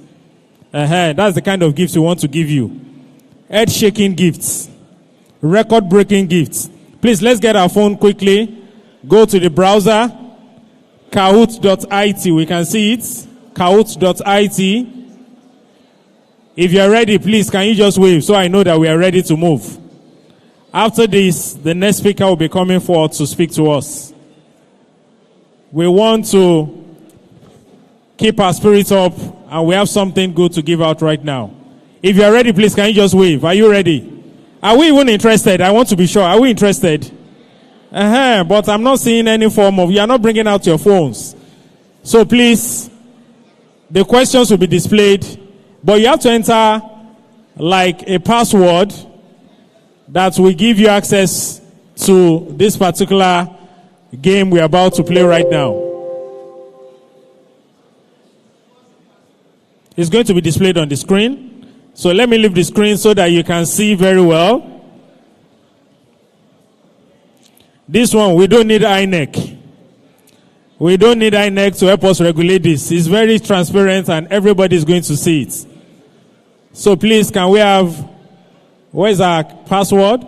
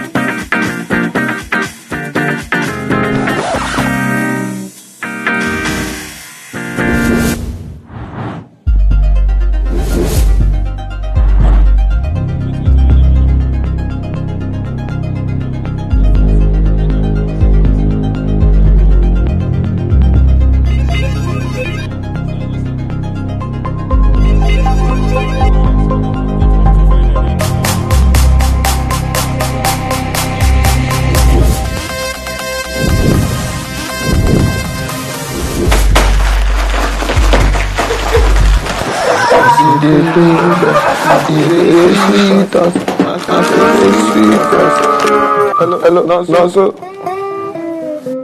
have fun.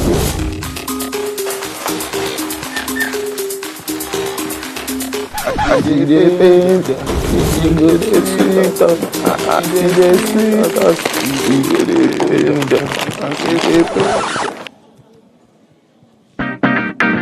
Viva comes in 3 variants to keep your clothes spotlessly clean.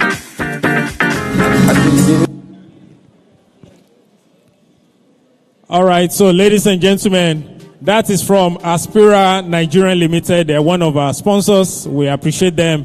So we'll be playing more of their adverts. You see, please patronize them when you see their products anyway. So please, if you are up on Kahoot right now, that is the password.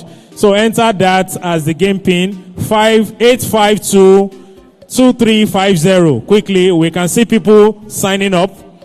It's live and direct. We don't need INEC. You don't need to be a professor to be the chairman of INEC. Even a BSc holder can be the chairman of this one. Very simple. This is Gen Z. Are we ready? Are we ready? Should we fire? Should we move on? All right, so ladies and gentlemen, we have just 11 people. Just 11 people have signed up. Are we sure we're ready? Just 11 people. The winner is going on with a mouth-watering gift. A gift of a lifetime. A gift worth dying for. A gift that will get your partner jealous. Ladies and gentlemen, just 11 people. Are we ready to go? Please. 5, 4, 3. You can what? Can we what? Oh yeah. Yes. They said MC, understand that it's not everybody that is there that is Gen Z. I understand. Kahoot, yes. Kahoot.it. What's the issue? It's not working, but some people are there. Some people are there already. We can see 11 people signed. Please, if you have signed in, please, can I just see your hand? Anybody that's connected? These are people that's connected. These are people that have connected already. Kahoot.it, that's the website. IT. Alright, please, I think we need to start. Our time is really fast spent.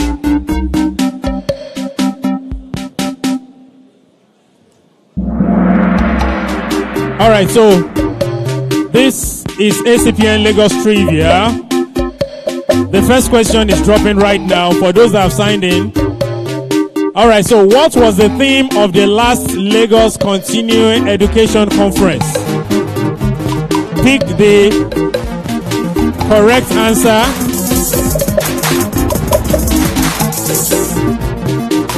Pick the correct answer.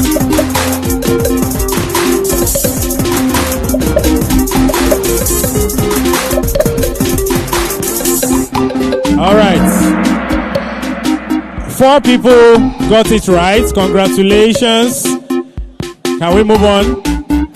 And the correct answer, we've seen that. And this was the fastest, Mary Jane Yu. Who is Mary Jane Yu? Oh, wow. Please, a round of applause for her. Yeah, the fact that you won in Lagos is not a guarantee that you win national. So don't forget KKK states. The KKK states, they can change someone's destiny. Let's move on. The next question. What is the slogan of Acpn?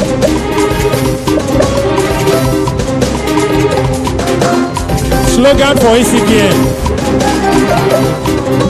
What is the answer? 6 people got it right. Only 6 people got it right. 1 person got it wrong. And can we see the leader right now? And Mary Jane has dropped to the last. And now we have Bless Chi. Bless Chi is now leading. Who is Bless Chi?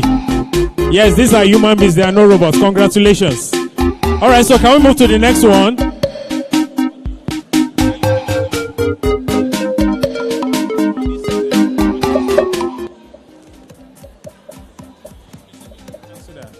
Who is the current chairman of Acpn Lagos? Farm Charles Eni. Someone say yes. Okay, that's Orijo. Just look, or ask your neighbor. All right, 9 answers received so far. 8 people got it right. Nobody got it wrong. And now, Bless Chi, is she retaining? Wow, Bless Chi is retaining our first position. Please celebrate Bless Chi now. All right, so let's move on. Men, where are we? As men of honor now, men, where are you? The next question, please, let's put it up. How many zones are there in Acpn Lagos? 25, 15, 30, 23. Pick the right answer, and you can see yourself right on top of the table. 5, 4, 3, 2, 1, action. And the correct answer is 23. We have 6 correct answers. And Bless Chi is still retaining our position with 3,335 points. Fantastic. All right, so let's go. The last and the final question of the day. Who was the first ever Acpn chairman of Lagos? Pharmacist Abiola Polose, Farm Paul Justus, Farm Jimmy Agbaje, Farm Benga Olubo Wale. And the winner is Fan Paul Justus is the correct answer. And please give it up for the final three. Mary Jane is the third position. Please a round of applause for Mary Jane. You. Blessy Chi came down to second. And the final winner is Paje. Who is Paje? And a man won it. You can see the KKK state. Please a round of applause for him. Please, can we have his gifts?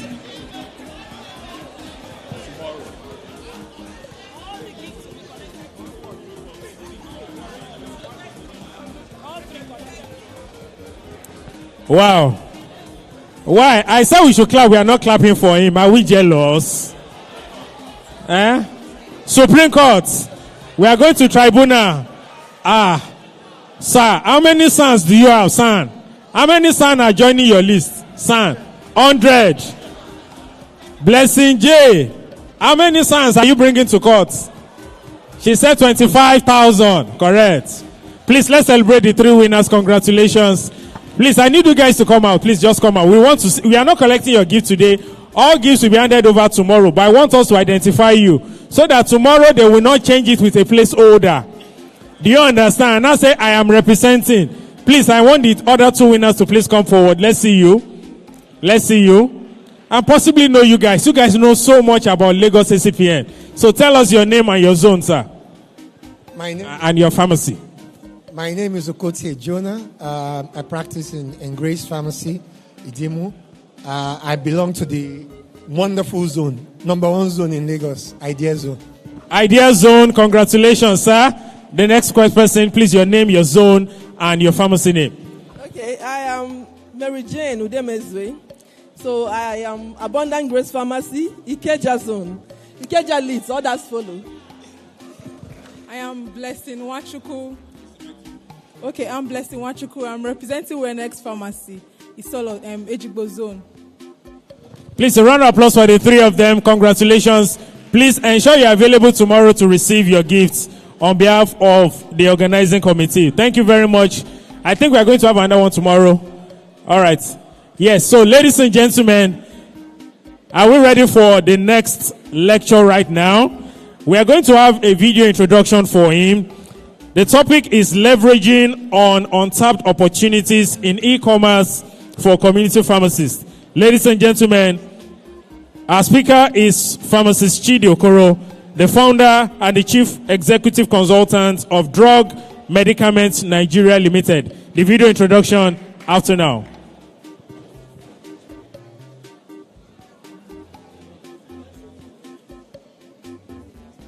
Chidi Okoro, the founder and executive consultant, Drugs and Medicaments Nigeria Limited, a retail chain-owned brands dealer in the pharma sector. He is a consultant in area of strategy and business development to organizations in FMCG, pharma, retail and Africa operations, an adjunct faculty at the Lagos Business School.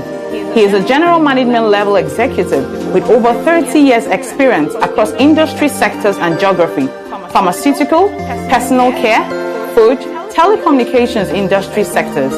Chidi Okoro has experience at executive management levels as managing director and member of board of directors of GlaxoSmithKline Consumer Nigeria PLC, CEO Africa for Lucozade Ribena Suntory, CEO UAC Foods Tiger Branch SA JV, general manager at MTN Communications, etc., and was also a member of board of Ogun State Security Trust Fund.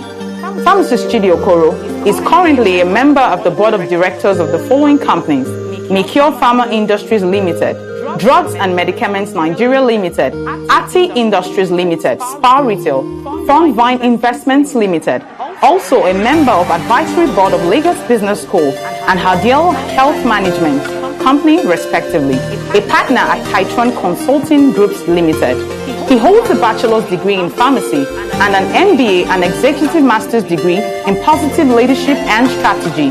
He is an aspiring writer with 2 books and has interest in politics and its relationship to the social and economic well-being of Nigerians.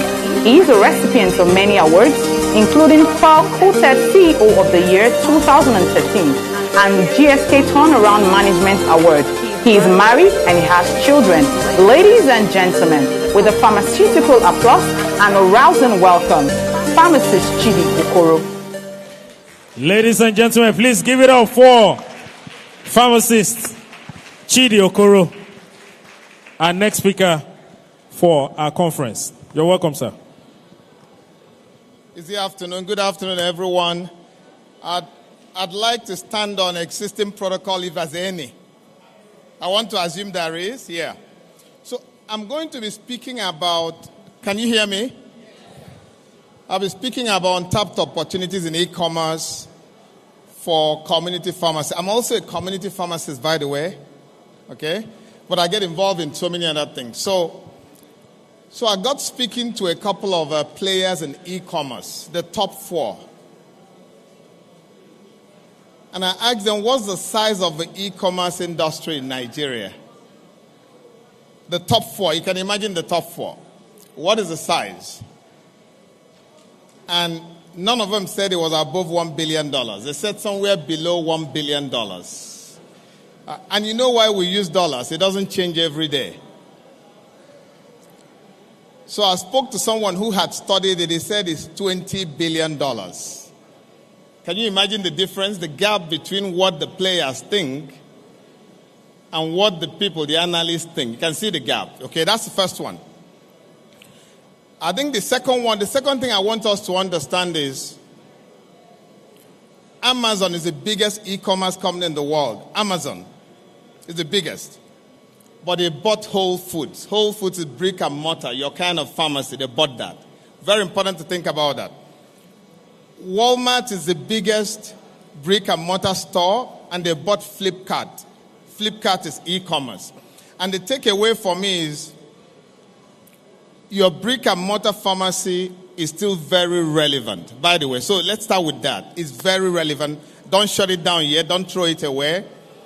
I think the regulators will tell you that you cannot build e-commerce unless you have brick and mortar, by the way. So let's bear that in mind. So that's the 2 things I wanted to start with. So I'm going to walk through a presentation. Is it there? Is it loaded?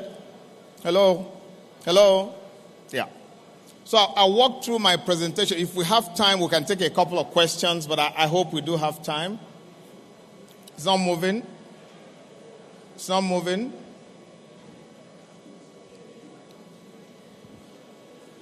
It's not moving. Yeah.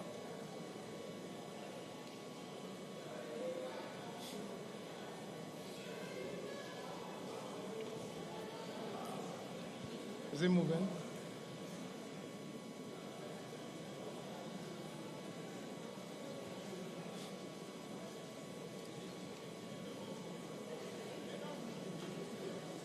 It's not moving. Okay. So while they set that up, while they try to correct that, so we're talking about $20 billion market. That's what e-commerce is. But I want us to imagine the pharma industry is below $5 billion. Some studies tell you it's $1.5 billion. The challenge we have is that we don't know the number. That's a big challenge. But the other challenge is that it could be 20 billion, it could be 1.5. So I assume the higher number. So I think I've been introduced. I will not dwell on this. I've been involved with a couple of companies, so I will not dwell on this. I think the first thing is that the season we live in will call for a rethinking of how we do business. One other takeaway for us is, if we want to keep selling drugs the way we're doing it, if we want to keep running our businesses the way we're doing it, we will have no business in the near future. Technology is changing everything we do. Technology is changing it. And I'm going to walk through how that happens. The other thing is that it's so easy to set up e-commerce in your pharmacy. So I want all of us to note a company called Jayo Mart in India. Jayo Mart makes about $2 billion. And they set it up off WhatsApp only. So you can set up your e-commerce off WhatsApp. It can be done. There are people who do it here. Both the payment system consultation off WhatsApp. So a few things. There are a few sectors doing well in Nigeria. Few sectors. And I highlighted smartphones. I had telecoms. Nigeria has 50 million smartphones. Some studies say it's 80, but that's 50 million smartphones. The other one's real estate, but pay attention to that, and I'll tell you why I'm saying that. Our e-commerce could be 10% of our aggregate retail over the next 3-4 years. At the moment, it's about 2-3%. It could be 10%, so it's going fast. And know that retail is 17% of our GDP. Our GDP is about $400 billion, depending on who you listen to. And 17% of that is quite high. So what are the things driving e-commerce that you should pay attention to? So I'm building up to something. Number one is high internet penetration. That's a lot of Nigerians with smartphones. I think Nigeria has 180 million phones. About 50 million are smart. They said about 80 million are smart. Again, our numbers can deceive you, because there are many smartphones here that the manufacturers do not know they're in Nigeria. That's the challenge. So that's Nigeria for you. So that's also big urbanization. But one of the things driving e-commerce for us will be insecurity, by the way. And that's what we don't factor in. So when I read about growth of e-commerce in the West, they don't talk about our situation. They don't capture that. So I own about 25 chain pharmacies myself, and I have a lot of friends.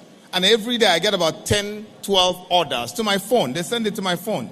They just send it to me, or they want to speak to a pharmacist, they call me, and I always remind them that maybe I don't know, so I have to contact my pharmacist to speak to them. So one of the things I realize is that insecurity will be one of the biggest drivers of e-commerce in Nigeria. So bear that in mind. It's one of the biggest drivers. It doesn't get reported. Urbanization, fintech, lifestyle change following COVID, that's another one. So tech in health is growing, and that's e-commerce and pharmacy. It's growing, but it doesn't scratch the surface yet. So when I showed you where Nigerians play on e-commerce, that's nothing about pharmacy there. That's nothing about drugs. It doesn't show up. At the moment, it's fashion, clothing. It's all about beauty care. That's what Nigerians go to. But remember, average age of Nigerians is 20. So beauty is health. Don't forget. When a young Nigerian is beautiful, they are healthy. So bear that in mind as you build your business. So the other thing so look at it. Way of life for young Nigerians is clicks and bricks. They have their phone all the time. A typical young Nigerian spend 89% of their time on their phone.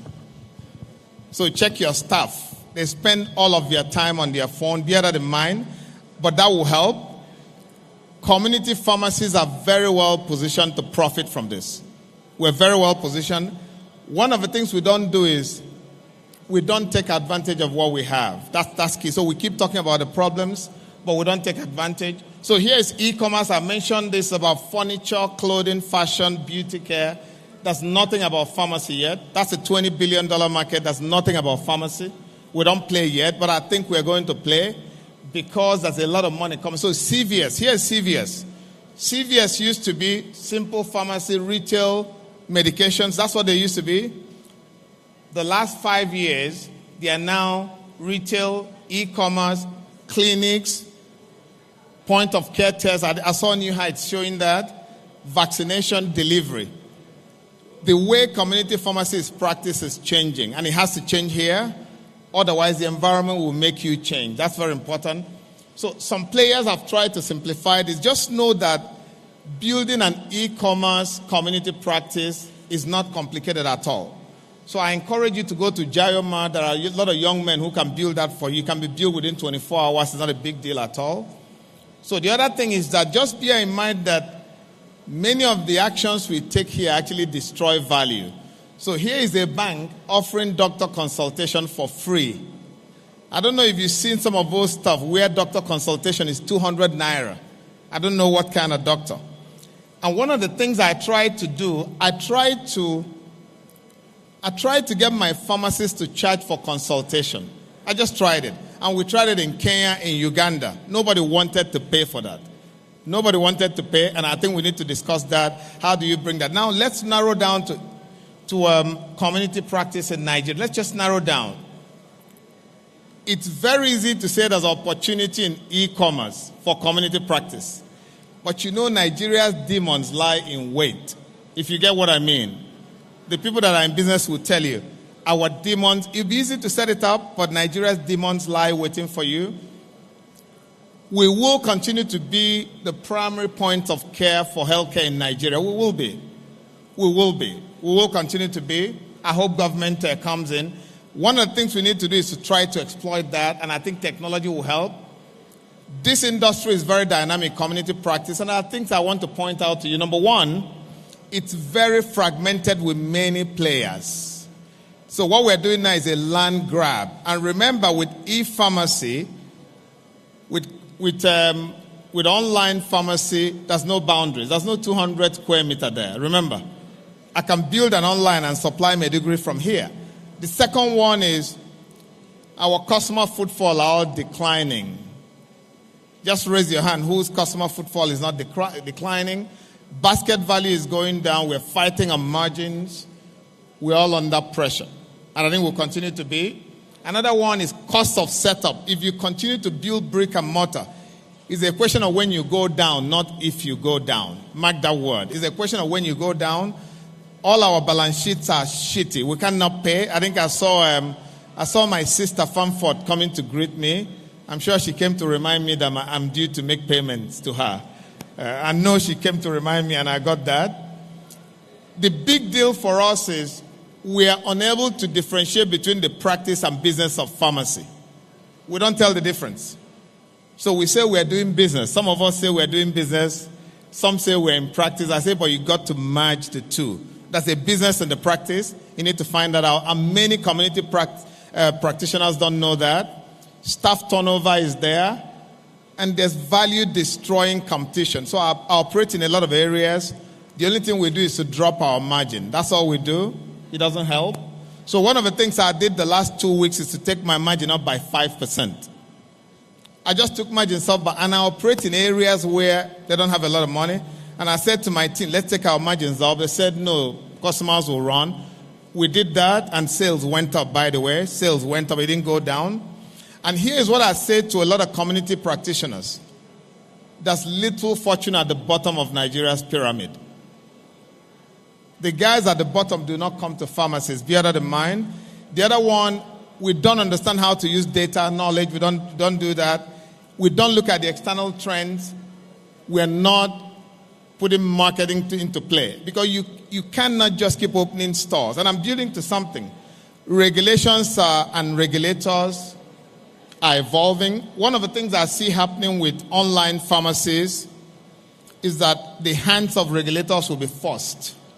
Their hands will be forced. So if you look at our socioeconomics, you can see why these challenges are there with our practice. Number one, our GDP per capita is $1,200 to $2,000. That's a very poor country, by the way. I don't want to dampen your morale, but that's very poor. Central African Republic is $900. They've been at war forever. Yemen is about $3,000, $4,000. They've been at war forever. Average Nigerians spend 75% of their income on transportation and food. They have no money to buy drugs.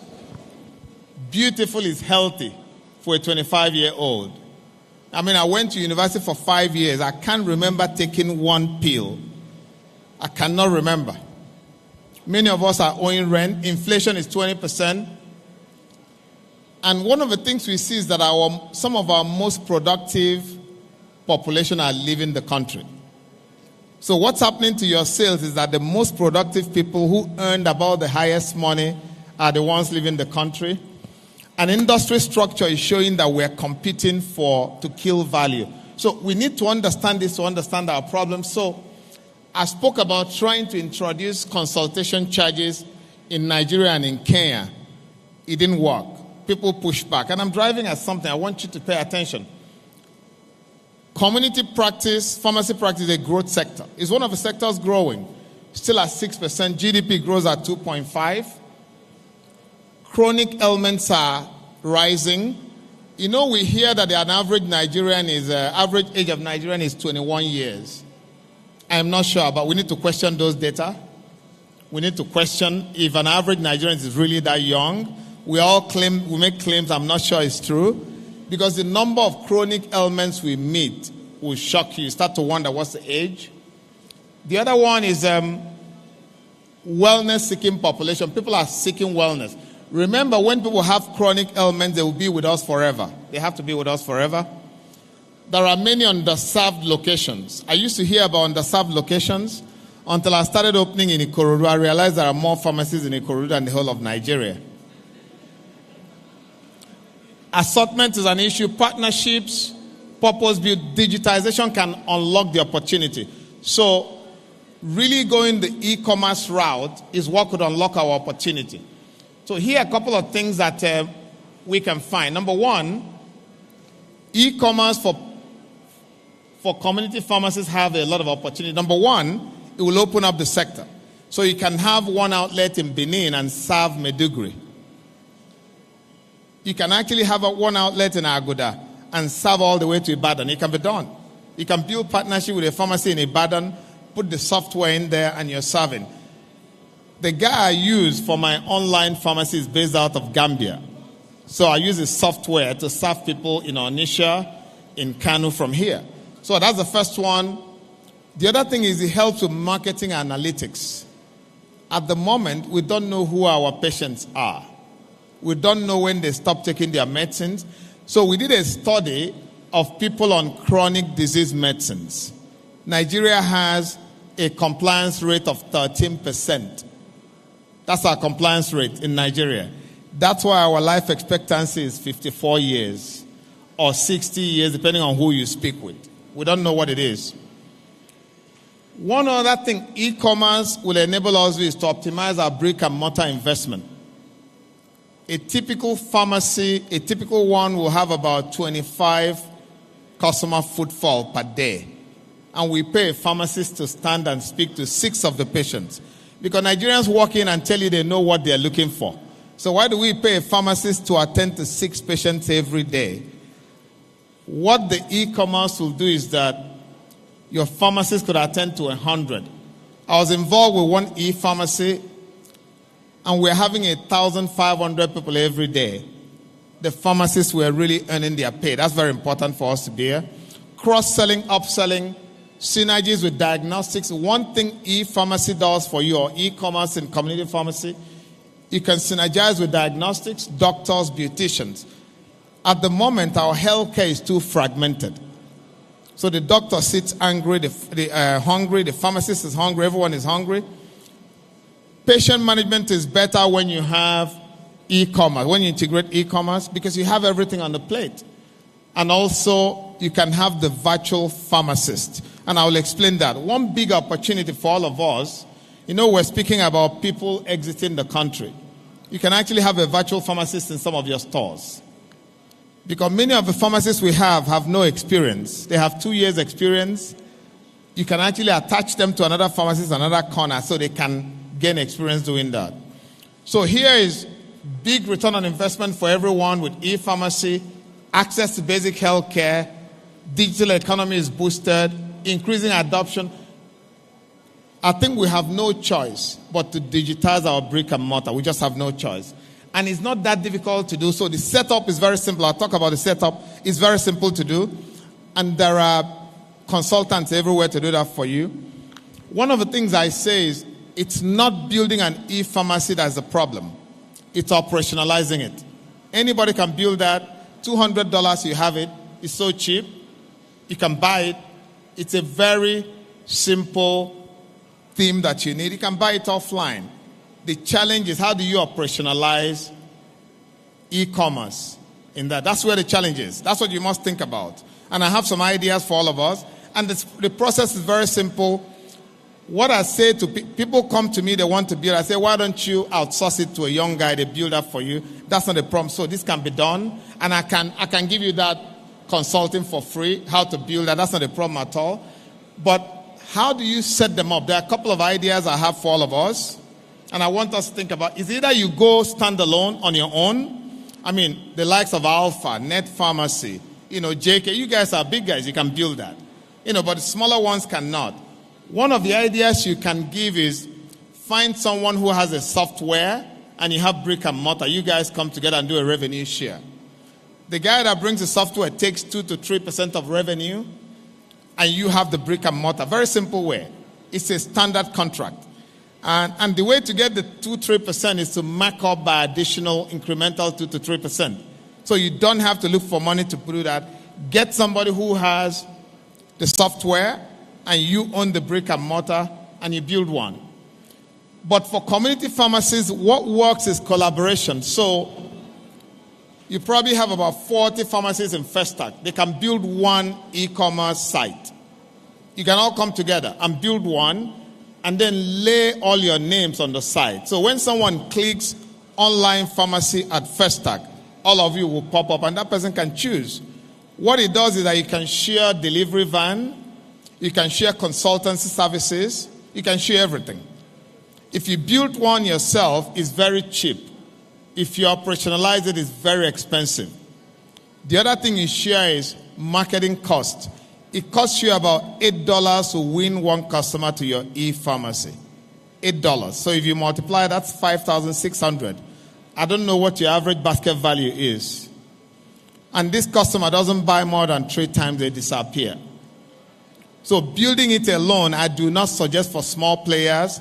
You do need to come into a collaborative format to build that. And that can be done. You can lay 50 pharmacies onto a platform and you guys share the resources. That's easier. And that's what they are now doing in South Africa.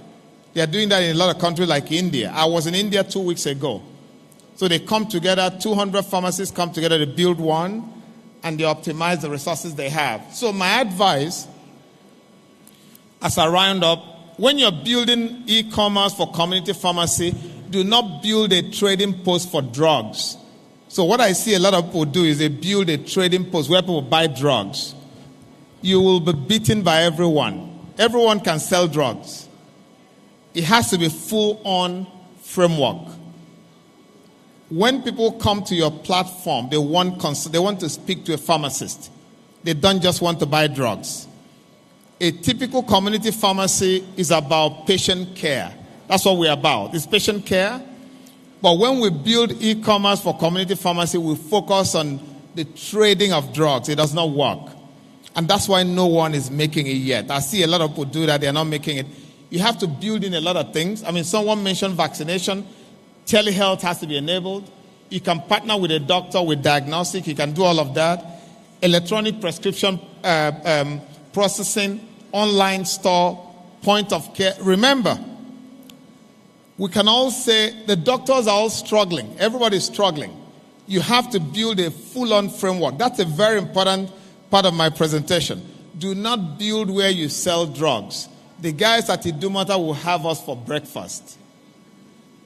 The guys at Idumota will have all of us for breakfast. And I caution people who build stuff and they put products on there. I said, you have no chance in hell. You have no chance. It has to be full-on framework where you can bring telehealth. They will not like to do that. You can build in vaccination. It's a waste of time for a lot of people. You have to do that.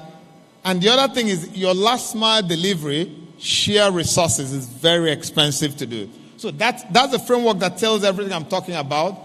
Get a doctor to consult. For some that want to speak to a doctor, they speak to a doctor. At the moment, banks are doing a lot of things in that area.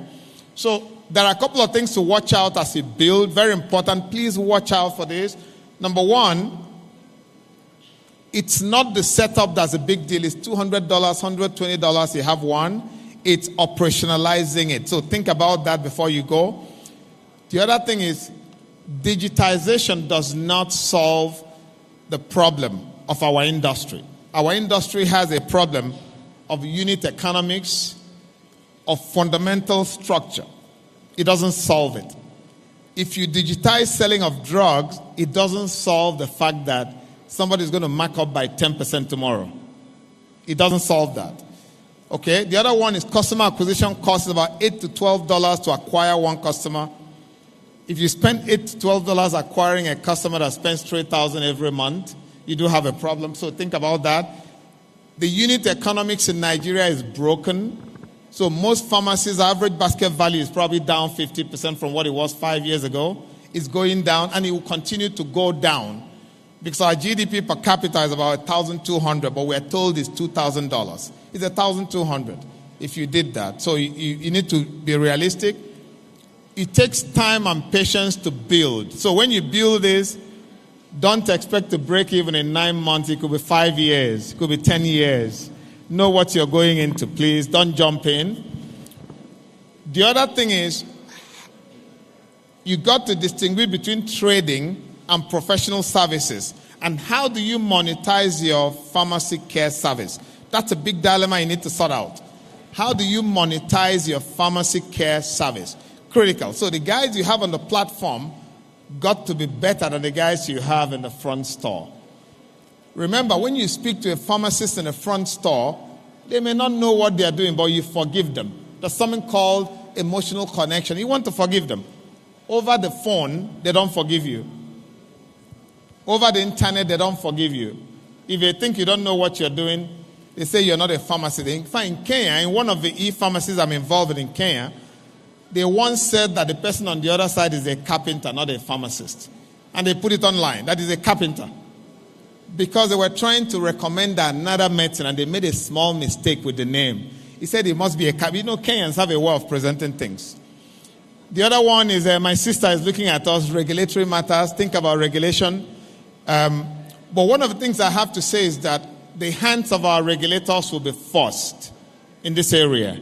And I think they have a framework now that helps. So this is a big watch out as you try to build. Number one, it's not the setup, it's the cost of running it. That's very important. And the unit economies come to play. If your business model is wrong, digitizing it does not save you. In fact, if it's wrong, if you digitize it, you lost more money. So know that. So you need to rebuild your business model before you digitize. So this is my final slide. There's opportunity in this space. That's big opportunity here. Make no mistake. Because you have a full options, but I say it has to be full-on patient care. So not just selling drugs. Pharmacy care service is what they come for. They want to know about the medicines they are taking. They want to know about the side effects. So presenting your product. The other thing I'd say to people, I'm sure you see a lot of e-pharmacy sites talk about pain management. You have to bear in mind that the customer, the patient doesn't talk about pain management. They talk about waist pain. They talk about back pain. Hey, they don't talk pain management, by the way. That's our language. So think about that as you build. It does expand our horizon and customer base. You can immediately start having 50 customers every day instead of 15. That's what this does for you. It saves the escalating cost on setup. It used to cost me 750,000 naira to build shelves. At the moment, it costs me 2.7 million. In fact, it's cheaper to use imported shelves than use the fancy wood we use. It's now cheaper to use imported shelves. So something to bear in mind.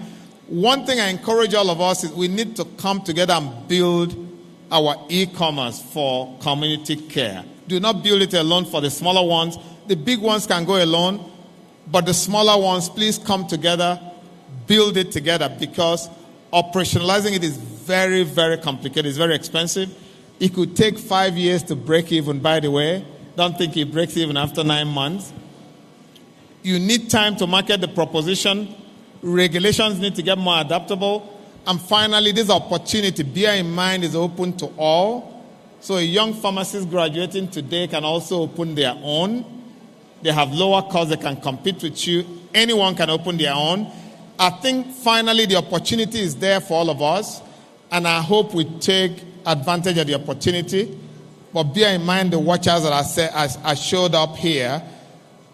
Certainly, digitization is changing the way we see things. Tech in health is new, but we do have a big opportunity to save our businesses and to save a lot of patients. And I can share finally my simple example. In my village, I have a chemist. My village is deep inside Imo State. I have a chemist. I cannot afford a pharmacist. So there's a small laptop there.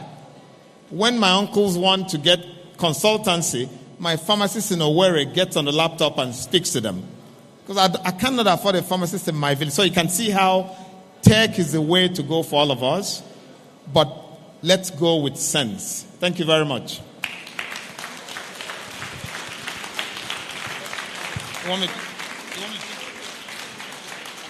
All right.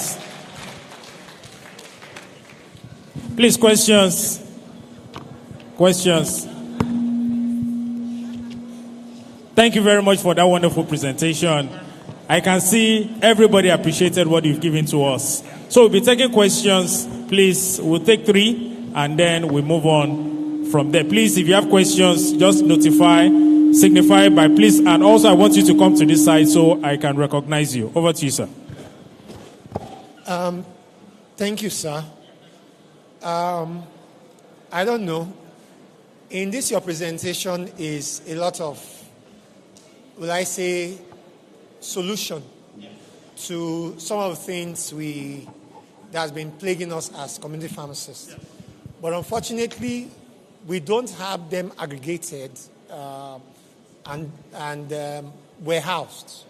And let me put it this way, traded with the so-called necessary stakeholders involved. Yes. So I want to take this as an observation and as well as a contribution. I think it would be good if you can share some of the results of your studies with not just the regulators, but at the association level. Because going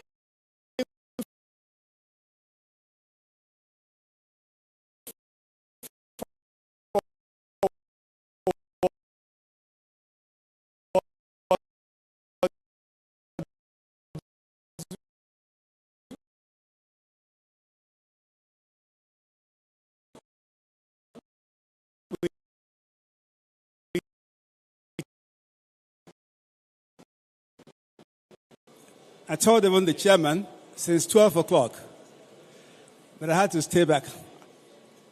I have an event in Yaba. Alpha is opening somewhere in Yaba today by 12 o'clock. But I staked it to stay and listen to this smart young person. It's not so young again, but I still call him a young man. He has a lot of energy. So I'm happy to present this to you. And I got value for my waiting. And I'm sure you all did get something special. Thank you, Chidi. We'd like to see more of you always. Thank you very much. Thank you. AfriHealth. Thank you.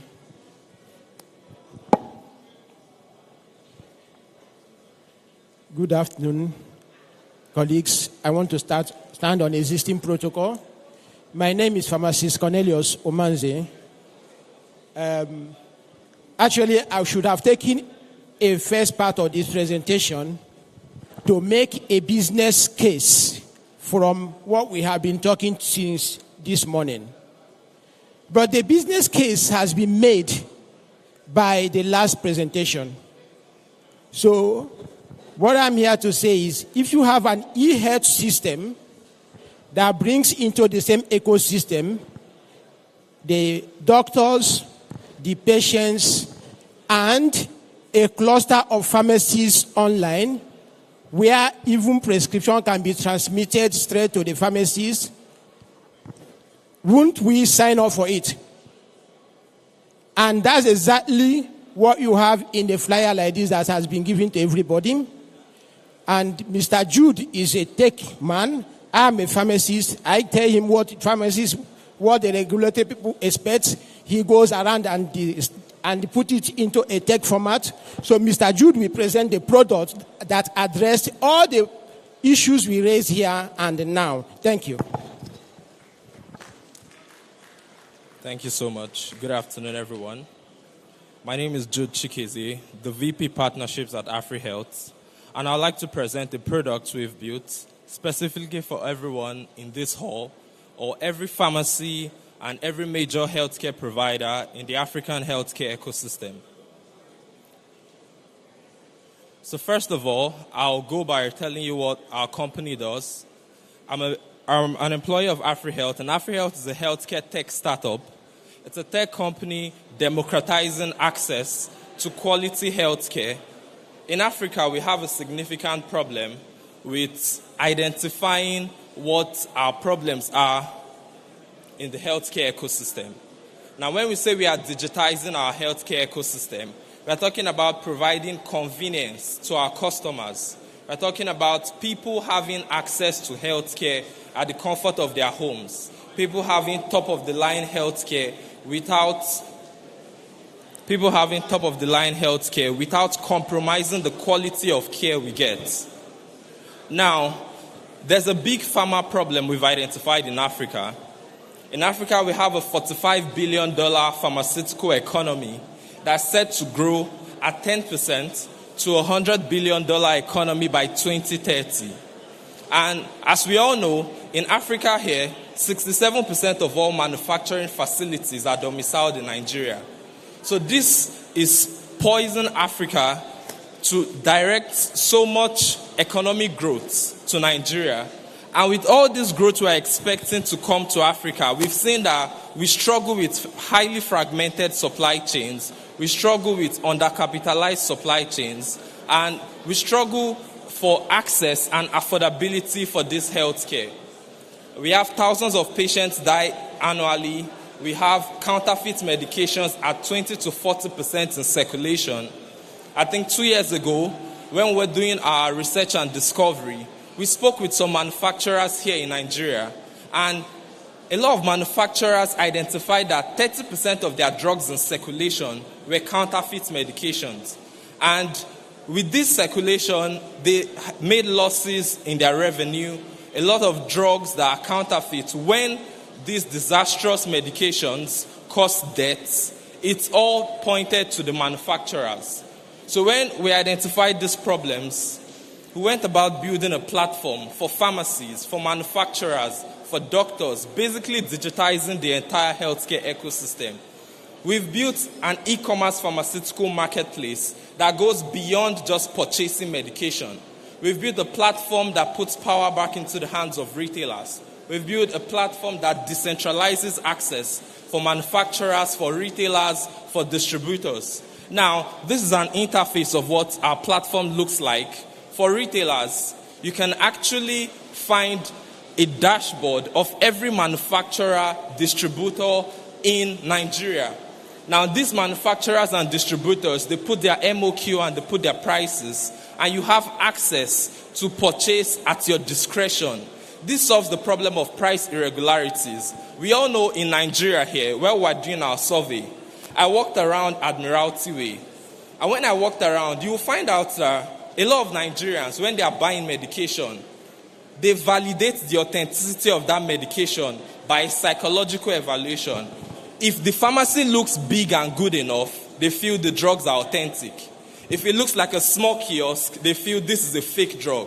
And this is what happens in Nigeria because there is no way to validate the authenticity of these drugs. So now, we've built a platform that brings manufacturers on board where we can actually perform track and trace on these drugs. Where if I walk into a pharmacy today and I want to buy a pack of drug, I can scan the barcode on this drug and see the whole itinerary from where it was manufactured down to the pharmacy I met it at.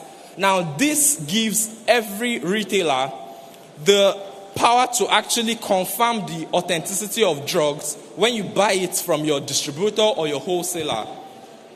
Now, we've identified problems in the Nigerian healthcare ecosystem. We know 57% of Nigerians lack access to primary health care. If you know that 133 million Nigerians live in poverty and cannot afford health care, why then are we considering our retailers? Because 70% of essential medicines are unavailable in health facilities. This means at any point in time, the problem of access to medication is not only a problem to the consumers, now even to the healthcare providers. We heard a story 5 years ago about how a professor of surgery in Nigeria here had an emergency. He had a blood clot. And the ambulance that came to him didn't come with medication or any healthcare facility to help him. And we lost a professor to surgery, a top key opinion leader in the healthcare ecosystem due to these essential medicines unavailable in our health facilities. We know 95% of Nigerians lack health insurance coverage.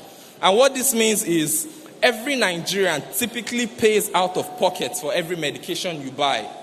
In Nigeria, as assessed by the WHO, we have a 1 to 10,000 doctor-to-patient ratio.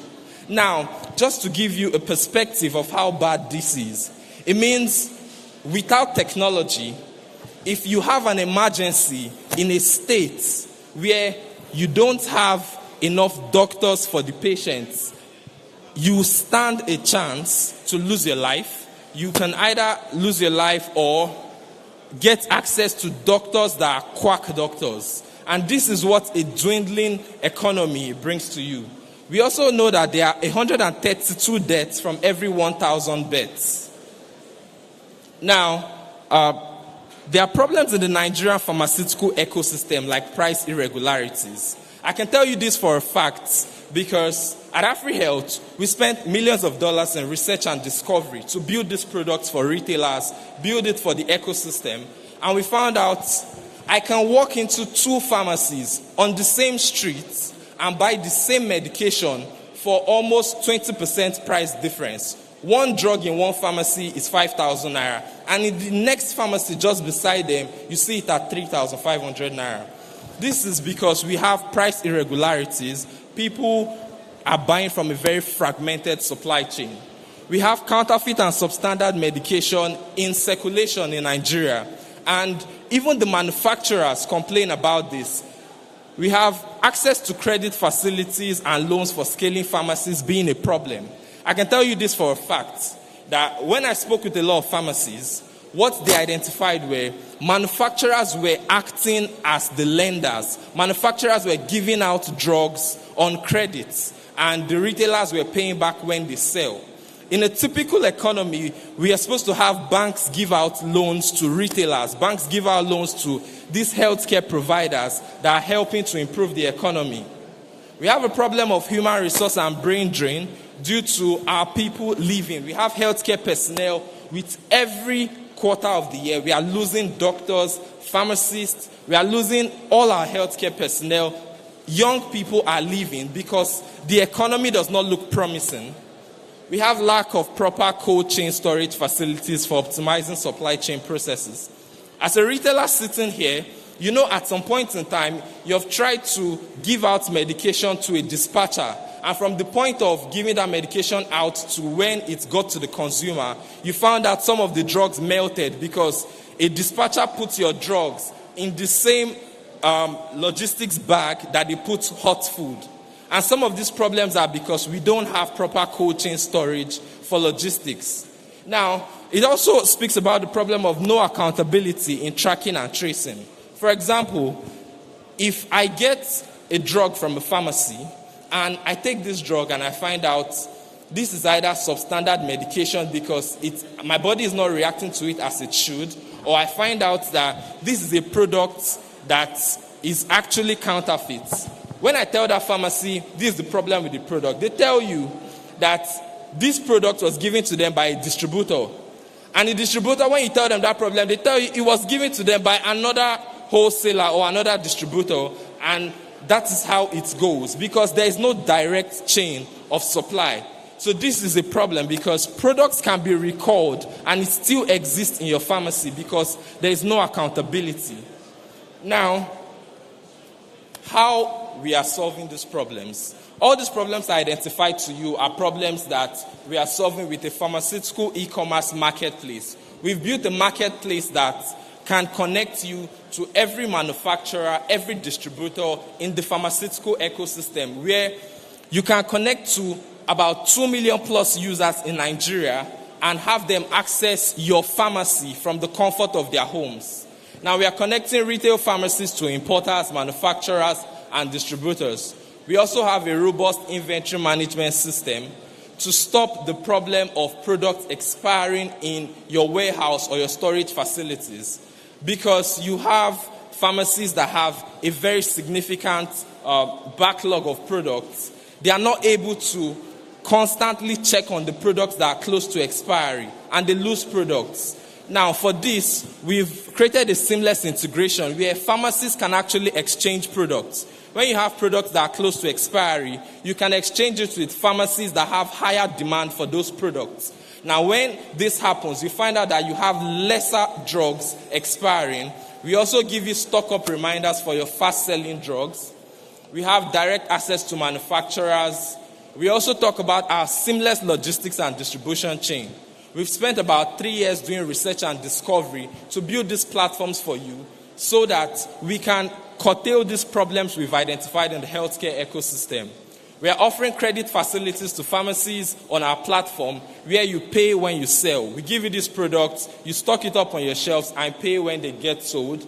Now, for every pharmacy that comes on board, because we've built an advanced track and trace platform for authentication and for testing the validity of every product, we give you barcode scanners and scan engines, meaning every product that comes into your pharmacy has been serialized and aggregated. You get barcode scanners, point-of-sale machines, and scan engines for verifying this authenticity. With technology, I just want to tell you we can optimize our processes to curtail the impact of our dwindling human resources. One pharmacy can operate at the level 10 pharmacies used to operate at, because we have digitized your pharmacy, we have digitized your platform to take on all those orders. You can now operate telehealth at its full scale. This is what our user interface looks like, and this is an example of a user trying to scan through all the pharmacies in their area to purchase medication.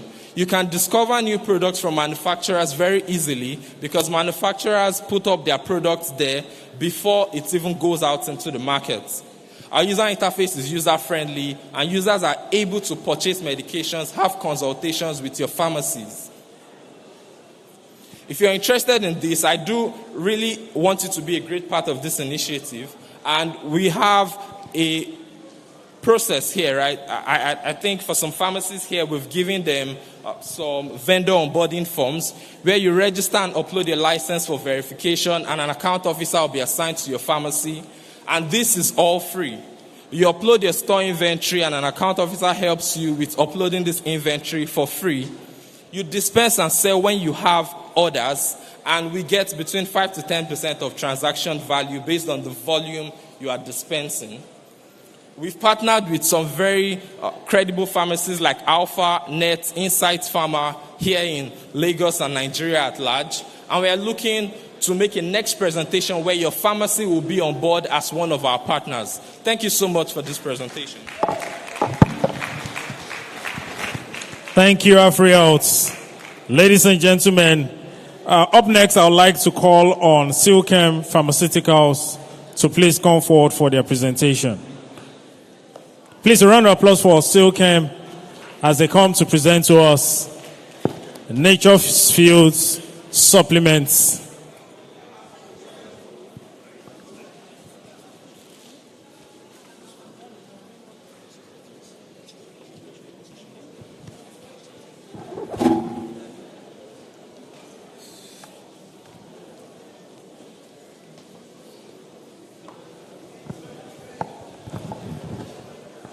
Good afternoon, my dear professionals. I stand on all protocols. My name is Mary Jo Ihejirika, and I'm representing Silchem today, Nature's Field. Nature's Field, as you all know, is the umbrella of nutritional supplements, and that we have products from A to Z for all specific health conditions. Today I'll be introducing to you one of our newborns. One product that we have introduced, a baby into the field, into the Nature's Field family. Okay. So topic today is all-in-one optimum health support. And we'll be talking about our patients who are women. What do women actually desire? What do they want as they age? Every woman wants one thing. Every woman wants to be beautiful, attractive. She wants to look elegant. She wants to also have a very youthful skin, hair, nails. Most importantly, too, she desires sexual satisfaction. It's salient, but very, very important. And then, because women are very energetic, we see a lot of our patients coming to the pharmacy for counseling as professionals. They need this physical and mental stability. And they also want to attain optimal physiological health, heart health, breast health, brain health, even for cases of bone health as well as they age. Brain health, even for cases of bone health as well as they age. Now, looking at what we have on the screen, you will see a typical women life cycle, starting from the childhood, down to the puberty, adolescent stage, and then we're moving down to the reproductive age, then down to the menopausal stage, and finally growing older until God calls. Now, each of the stages are associated with so many things. They don't just come easy. Each of the stages has one health condition or the other attached to it. And that's why well-being is very important in the life of a woman, especially for the patients that we see every day. At every phase of life, women have specific needs and opportunities to meet up with. And health is a lifelong journey. You just can't stop. And so you would also recommend for your patients not to stop. Health continues to be a conscious effort to attain that optimal health as women continue to grow older. Health is also linked across all the phases that we just discussed at the earlier slide. And women need to make little room for exercise. They need to make little room for good nutrition. They also need, most importantly, preventive care, which they have to do all by themselves. And that is why we as professionals today have that information to share with our patients. Now, I'm glad to present to you today our Nature's Field Evening Primrose 1000 milligram. This is the newest to our list, alongside the hundreds of products we have to meet your needs as a pharmacist. And this is an overall all-in-one women's health. Now, the beauty is associated with the plant itself, as we can see. It blooms just in one day. And then the seeds are also very important because they contain GLA and LA, that's gamma-linoleic acid and linoleic acid, the essential fatty acids, which the body can actually produce. And we need to get them in the body by supplementation with added vitamin E. You can see how beautiful this is. So is the effects of evening primrose oil.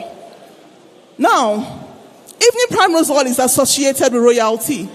And that makes every woman a part of the royal family.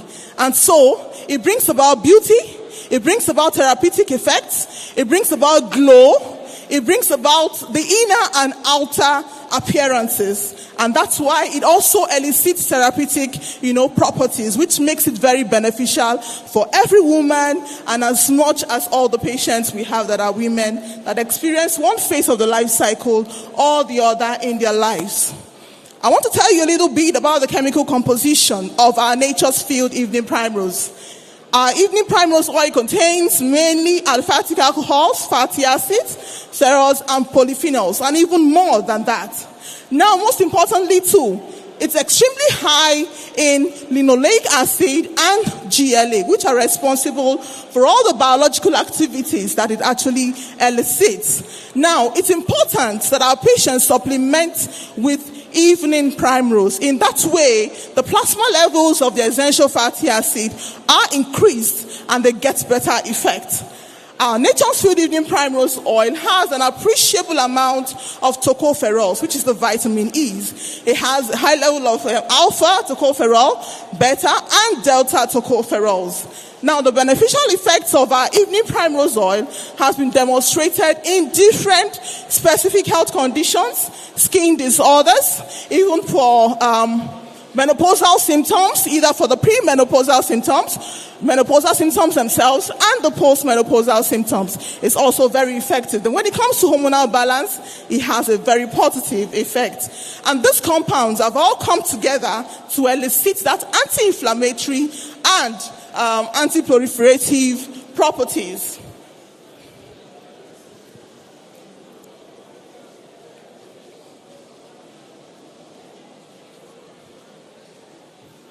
Okay, our Nature's Field Evening Primrose actually belongs to the family of the Anagracia and the species Biennis family. Now, studies have shown that the chemical composition of the various parts of evening primrose is very rich. The stems, the leaves, the seeds are all beneficial to health. They all have medicinal properties. But I must tell you all today that our Nature's Field Evening Primrose is extracted from the seeds of the plant. And that has shown to have a high amount, a high yield of the essential fatty acids. And this is believed to be what is responsible for its biological activity. Now, a lot of enzymes actually work on this, which shows the mechanism of action. And what does this do? The gamma-linoleic acid is a mediator. It suppresses inflammation, especially the pro-inflammatory mediators, like you have your interleukin-1, interleukin-6, and even the tumor necrosis factor alpha. These are actually suppressed, and so women can get a high benefit of the evening primrose. Now, clinical studies a lot have been done around the management of mastalgia, and also for cases that has to do with dermatitis, skin infections, skin reactions, hormonal balance, as well as anti-cancer therapies. One beautiful thing about our Nature's Field Evening Primrose is that it follows a different measure of production or manufacturing. It passes through the cold press method. And this cold press method is a non-raffinated method. So you're sure of 100% purity of our Nature's Field Evening Primrose oil. So everything is absolutely intact. Now, the normal conventional manufacturing process of Evening Primrose has a lot of setbacks because you won't be able to get all that is needed. For example, the lipophilic antioxidants, you won't find a high yield of them. And so that is why we went ahead to make our own Nature's Field Evening Primrose through the cold pressed method for 100% purity. Now, two key functions, basically. The evening primrose could be used as a cosmetic agent, yes, an astringent, a cleanser, whatever you may call it, because it has a lot to do with the skin health. Now, when it comes to the medicinal aspect of it, it elicits some anti-inflammatory properties too.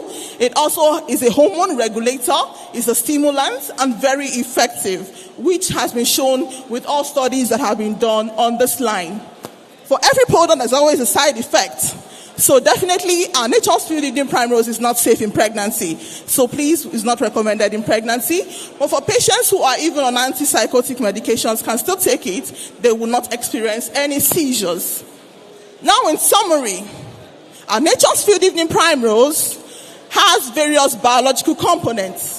And this is attributable to the level of linoleic acid it has and the gamma-linoleic acid it has. Amongst that, it also contains vitamins, minerals, all there. Then a high level of lipophilic antioxidants, which the body also needs. Then coming to anti-inflammatory activity, it's very effective because it suppresses all the pro-inflammatory cytokines, preventing pain. So women who are passing through menopausal syndromes, premenstrual syndromes too as well, can actually benefit from our Nature's Field Evening Primrose oil. For hormonal balance, very, very effective. Now, because it regulates the production of prostaglandins, definitely it's going to also help in the regulation of the hormones. For cardiovascular health, every woman wants to have a very good heart health. And so we move towards that. Evening Primrose oil is also very efficacious in that. Then skin health, you want to maintain a beautiful skin. Skin barrier, you want to make sure that the skin is hydrated. The woman or patient wants to look beautiful even at 40, at 50, and she's still elegant. I can see for all the lady pharmacists in this gathering today, all looking beautiful. You need to have 1 pack of Nature's Field Evening Primrose in your bags and pop 1 soft gel every day.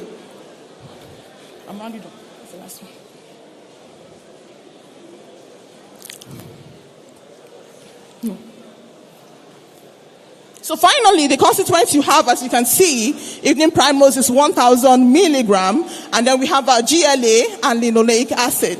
There are no artificial preservatives, no colors. It's very safe. It's packed in 60 soft gels. So the dosage is just 1 soft gel every single day. And one surprising thing is that just 1 soft gel is 133 naira. It's not up to the cost of a nicely baked meat pie or even a bottle of Coke. So you can see it's very affordable. And then here, finally, looking at our Nature's Field evening primrose. I'm sure after this presentation, by the time you visit our stand upstairs, you'll be able to pick one pack of our evening primrose for yourselves as women, for the pharmacists who are men, for their wives, and then for your patients who come to you for counseling too at the pharmacy outlets as well. And I believe that you will patronize us as you come to the stand. Now, on a final note, the Nature's Field is bringing to you the retail raffle draw promo, which we did last year there at Golden Tulip in Amuwo or Dauphin. This year, we are coming to you at the Acpn conference holding in Asaba this year. Nature's Field is coming down and we'll be presenting to you 2-star prizes. Last year, we gave only one, but this year, we are giving 2. We are giving one SUV and we are giving a Toyota Camry Sports Edition. You can't beat it. So, clap for us now. Thank you. So, 2 pharmacists here are going to be going home with either of these 2 cars. And we are going to also increase our number of consolation prizes. Last year, we have a lot of pharmacists benefiting from this. Now, this year, we're going to double it. So, every pharmacist will have the privilege of being a winner. Now, what are you going to do to be a winner?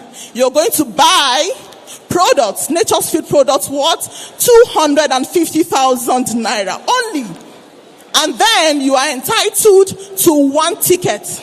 Now, if you buy 1 million naira worth of products, you'll be entitled to 4 tickets. That's a higher chance of you winning. So that when the draw is done, there are possible chances that you are going to be a winner. I'm sure last year's winner did not expect it. It came as a shock. So this year, we are still going to expect the shock coming this year. So please, visit us at the stand. Buy products worth 250,000 naira only, and then you are entitled to 1 raffle ticket. Remember, Nature's Field cannot do without you. You remain our great partner. Thank you very much. Oh yes, Nature's Field retail raffle draw stock and win is here again. Stand up for the champions, for the champions. Stand up, stand up, stand up. For the champions, for the champions. This time is bigger and better.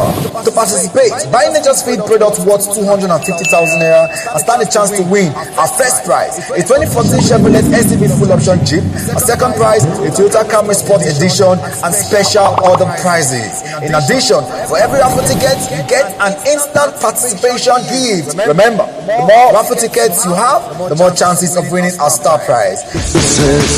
Oh, I have vision, can't you see? I'm on the move, make way for me. Oh yes, Nature's Field retail raffle. Testing for HIV can be as easy as 1, 2, 3. With the HIV self-test kit, you can know your HIV status in the easiest and quickest way possible. There are 2 types of kits. The oral-based kit, which uses your oral fluid sample, and the blood-based kit, which uses your blood sample. The HIV self-test kits are affordable and can be found in physical and online pharmacies. For support before and after testing, follow the instructions in the kit or dial 6222 for free. You can also send a WhatsApp message to 0916 977 000. Just say hi. There's always a team ready to assist you. Early detection means early access to treatment and a long, healthy life. This message is brought to you by SFH Push. All right, thank you. Please a round of applause for Silchem for their presentation. Thank you. I said, please let's celebrate Silchem. Come on. They have promised us 2 special vehicles to be won in Asaba. So please patronize them, visit their stands when we go on exhibition tour.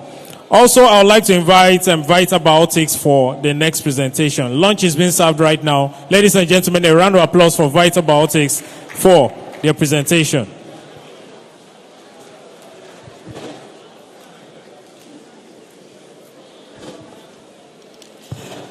Hello, good day, distinguished colleagues. My name is Pharmacist Ifoma. I'm here to reintroduce a product that we all know.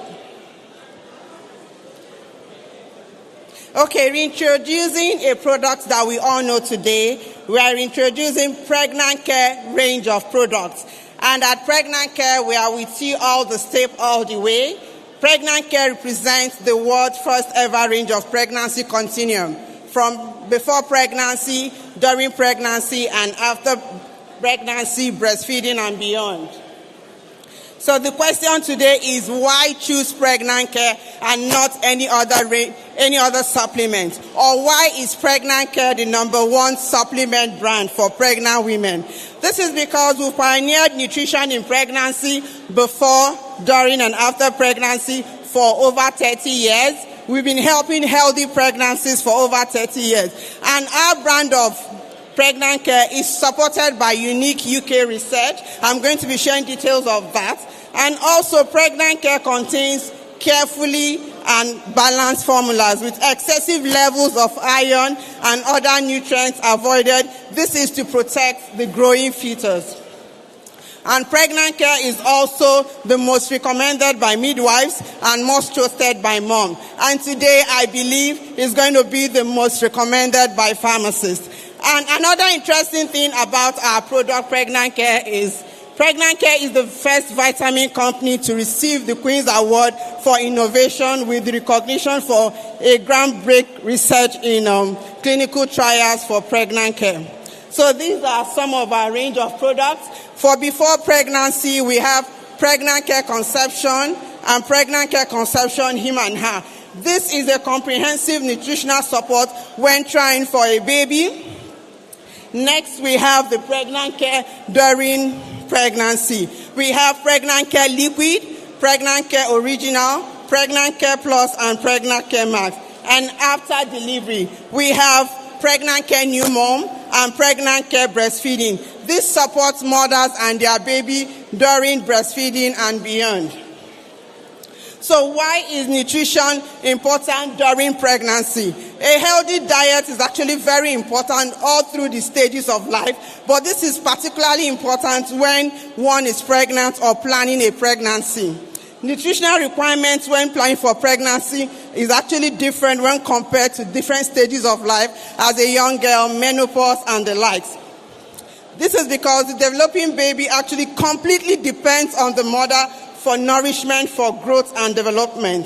An adequate intake of certain nutrients such as folic acid and vitamin B12 as well as vitamin D are essential for a healthy pregnancy. I'm going to be explaining that shortly. So, when a woman is pregnant or during pregnancy, the iron requirement actually increases. When we see skin, the iron requirement increases. This is because there is increased formation of more red blood cells and hemoglobin, transportation of more oxygen because of the mother and the child, as well as tiredness and fatigue. And that's why we have iron supplements in our range of pregnant care.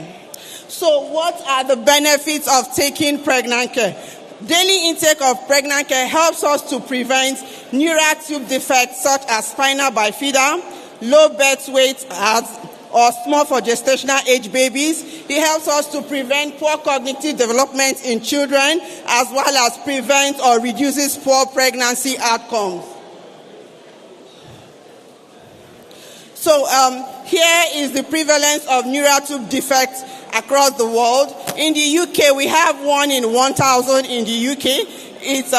In the US, we have 1 in every 33 babies. That's about 3%. But in Nigeria, we actually have more. We have about 7 cases of neural tube defect in 1,000 births. And this is more in the northern parts of the country. And this could be as a result of maybe poor diet and other lifestyle changes. Here is a study that's done at the University of Lagos Teaching Hospital. It shows that spina bifida is the commonest indication for neurosurgical clinic referral. And the prevalence of this is actually more among women in lower socioeconomic group. Folic acid. 400 microgram of folic acid is actually recommended by the UK Department for Health for at least 1 month when trying for a pregnancy and 3 months after pregnancy. Low maternal folate status is a risk factor for developing neural tube defects. But for folic acid, it's just 75% protection. We need to take folic acid as well as vitamin B12. So pregnant care and folic acid with the combination of vitamin B12. Pregnant care was the first prenatal supplement to actually include the recommended levels of folic acid plus vitamin B12 in our formulation for over 30 years. And it will also interest us to know as pharmacists that vitamin B12 is identified as an independent factor in the prevention of spinal bifida and not just folic acid. Taking vitamin B12 and folic acid actually reduces the incidence of neural tube defects when combined together. Vitamin D is also important during pregnancy. This is because there's actually increasing risk of vitamin D deficiency in pregnant women, and vitamin D deficiency is linked to complications such as preeclampsia and fetal growth restriction in pregnant women. Introducing our pregnant care range of products, it's a nutritional supplement that provides nutritional support during pregnancy. We have Pregnant Care Liquid, Pregnant Care Original, Pregnant Care Plus, and Pregnant Care Max. So here are a few benefits of using any of these products. So Pregnant Care Original is specially formulated to support the nutritional needs of mother and baby. It provides all-round health and vitality and contains the UK Department for Health recommended levels of folic acid and vitamin D3, which is 400 micrograms of folic acid and 10 micrograms of vitamin D3. Folic acid contributes to maternal tissue growth during pregnancy. Vitamin B12 has a role in cell division and blood formation. Pregnant Care Original also provides bone health support because it contains vitamin D and other cofactors that are responsible for the absorption of calcium. It also improves cognitive function. It contains iodine. And for blood formation, it contains 17 milligrams of iron. And one interesting thing we need to know is that our product does not contain vitamin A because vitamin A is toxic to the fetus. Rather, it contains beta-carotene, and this is converted to vitamin A in the body. It contains other vitamins and minerals, and the dose is 1 tablet every day. So reintroducing Pregnant Care Liquid Original. This is the UK #1, the first ever multivitamin liquid supplement for pregnancy.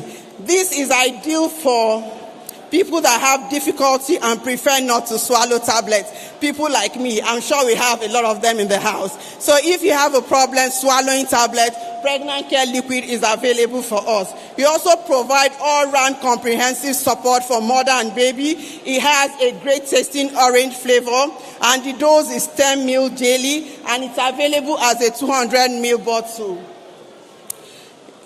Okay, for Pregnant Care Plus, it contains all the benefits of Pregnant Care Original and the Pregnant Care Liquid with additional 300 milligrams of DHA, which is the exact level that is recommended by international experts. It provides a direct source of omega-3 to the fetus, and maternal DHA intake contributes to normal eye and brain development of the fetus. Introducing our maximum support pregnant care range of products, which is Pregnant Care Max. It contains every other thing that is contained in Pregnant Care Original and Pregnant Care Plus with additional 200 micrograms of L-methylfolate, and this is a bioavailable form of folic acid. It contains calcium, 500 milligrams of calcium, and 10 micrograms of vitamin D. So for all our products are suitable for vegetarians, no artificial flavors or color, no lactose or yeast. For people that are lactose intolerant, you can take our product. And it's also gluten-free in cases of allergy. And all our products are not tested on animals. So where is the science behind pregnant care? why we should use pregnant care and not any other supplement for pregnant women. Here is a clinical study done in the UK and published in 2010. It's a collaborative study of over 400 newly pregnant women, and this is done by the Institute of Brain Chemistry and Human Nutrition at the London Metropolitan University.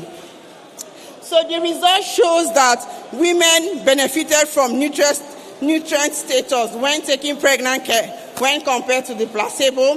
Markers for iron, folate, thiamine, and vitamin D3 status were all higher during the third trimester, meaning there were no cases of deficiency of any of these vitamins and minerals like iron, folate, thiamine. And also pregnant care improved the gestational weight of the babies when taking pregnant care, and a reduction in the number of small for gestational babies when compared to the placebo. So these are the summary of our products. So another product we'd like to introduce to us today, not many of us have seen this. So to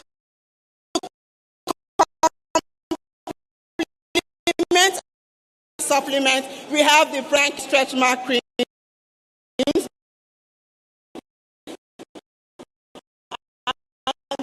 During and after pregnancy, it contains aloe vera, and aloe vera has a healing effect and rejuvenating effect. It also contains vitamin E to nourish and protect our skin, and this is ideal to be used during and after pregnancy. Pregnant Care Stretch Mark cream is actually dermatologically tested, free from artificial colors. It has no parabens and is carefully formulated with gentle plant extracts. Introducing our Pregnant Care After Delivery range of products. This supports mothers and their babies during breastfeeding and beyond. It also supports the mother's skin, hair, and nail after birth. And this is actually a major concern for mothers after delivery. We have Pregnant Care Breastfeeding. This provides support for mothers during breastfeeding. It's a dual pack that contains multivitamin tablets, calcium plus omega-3, 6, 9. So Pregnant Care Breastfeeding provide all-round support for breastfeeding mothers. It also supports bone health, contains 700 milligrams of calcium alongside with other cofactors like vitamin K, vitamin D3, and magnesium that is important for calcium absorption. And also it contains the recommended level of vitamin D3 that is required for breastfeeding mothers, and also helps energy release and takes care of tiredness and fatigue during pregnancy or during breastfeeding. And finally, introducing a special product, Pregnant Care New Mom, and this provides comprehensive nutritional support for mothers after breastfeeding. It contains 20 vitamins and minerals. It contains marine collagen, grapeseed extracts that takes care of our skin, hair, and nail. Like I said, the products provide all-round health support. It also helps in the reduction of tiredness and fatigue. It helps support our skin. It contains coenzyme Q10, marine collagen, which helps us to support our skin structure and elasticity, as well as grapeseed extract. These are all antioxidants that help us with the skin. And also, for Pregnant Care New Mom, as pharmacists, please, it's good we are aware. It helps us to support our skin. It contains selenium and zinc, which help us to maintain normal hair. And it also helps in telogen effluvium. This is the shedding of hair following emotional stress or psychological stress, like childbirth. A lot of women experience hair loss after delivery. So Pregnant Care New Mom would help them with that condition. So in summary, why should we choose pregnant care? This is because we've been helping healthy pregnancy for the past 30 years. It contains carefully balanced formulas to protect the growing fetus. And also, let us trust brands with clinical trial. And this is the first company to receive Queen's Award for Innovation. Pregnant Care is distributed in Nigeria by our various partners. It's distributed in Nigeria by various partners such as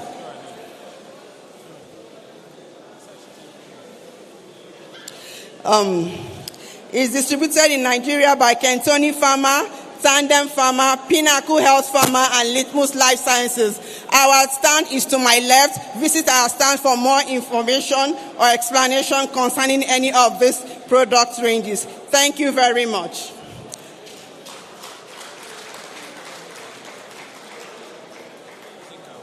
Yeah, we're using count. Okay. All right, please, a round of applause for Vitabiotics for that special presentation. Why don't you want to clap? You don't want to get more children? Please celebrate now.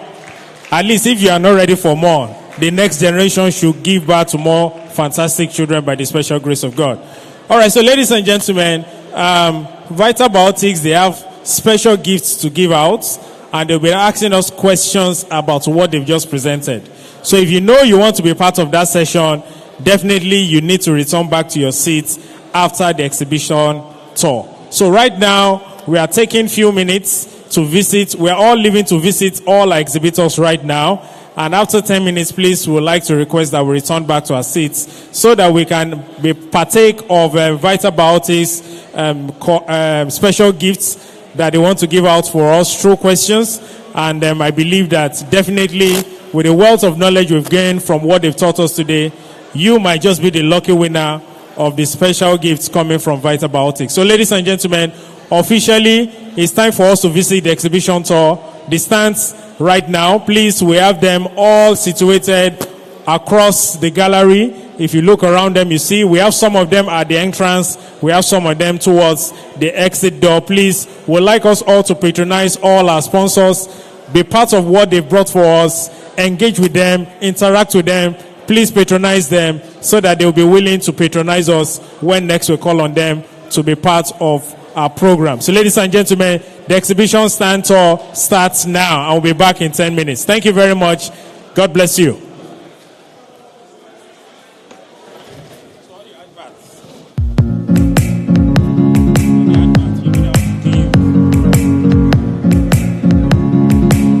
Exhibitors, please get ready. Our people are coming. Position yourselves. Our people are coming to visit you. Please, let's attend to them swiftly so that they can return back to their seats.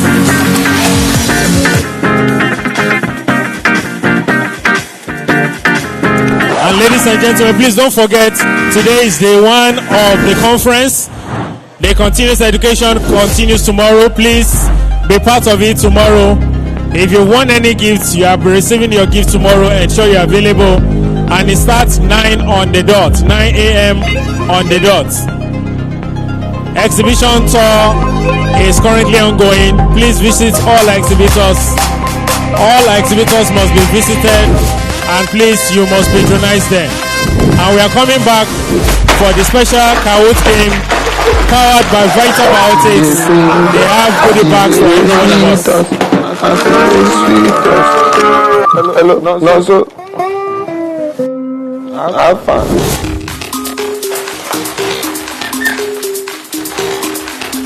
I see the pain, she go the sweet us. I see the sweet us, she go the pain, I see the pain. Viva comes in 3 variants to keep your clothes spotlessly clean. I see the pain.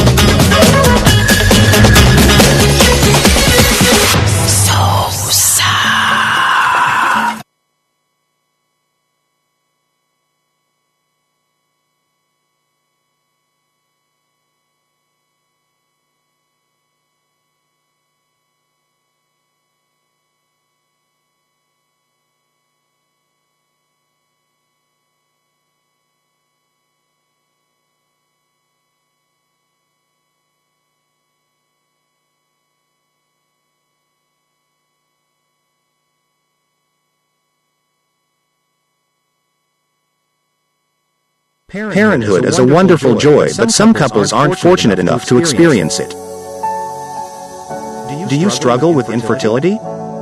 Then let's assist you, bringing to you the Good Seed Fertility Supplement, which supports natural fertility in both men and women, and is ideal for couples who are trying to conceive, reviving the dream of becoming a parent. Start using Good Seed right away to jumpstart your reproductive journey. To get started, go to www.oaklifevitamins.com. Good Seed, restoring hope for parenthood. Parenthood is a wonderful joy, but some couples aren't fortunate enough to experience it. Do you struggle with infertility? Then let's assist you, bringing to you the Good Seed Fertility Supplement, which supports natural fertility in both men and women, and is ideal for couples who are trying to conceive, reviving the dream of becoming a parent. Start using Good Seed right away to jumpstart your reproductive journey. To get started, go to www.oaklifevitamins.com.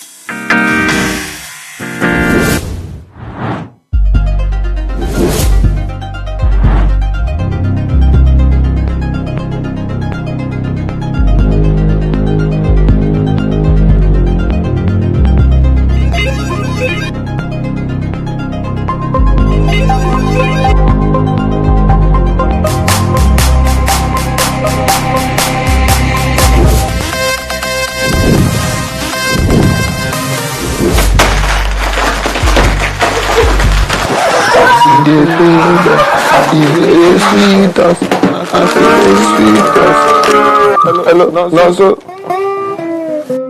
I'm fine.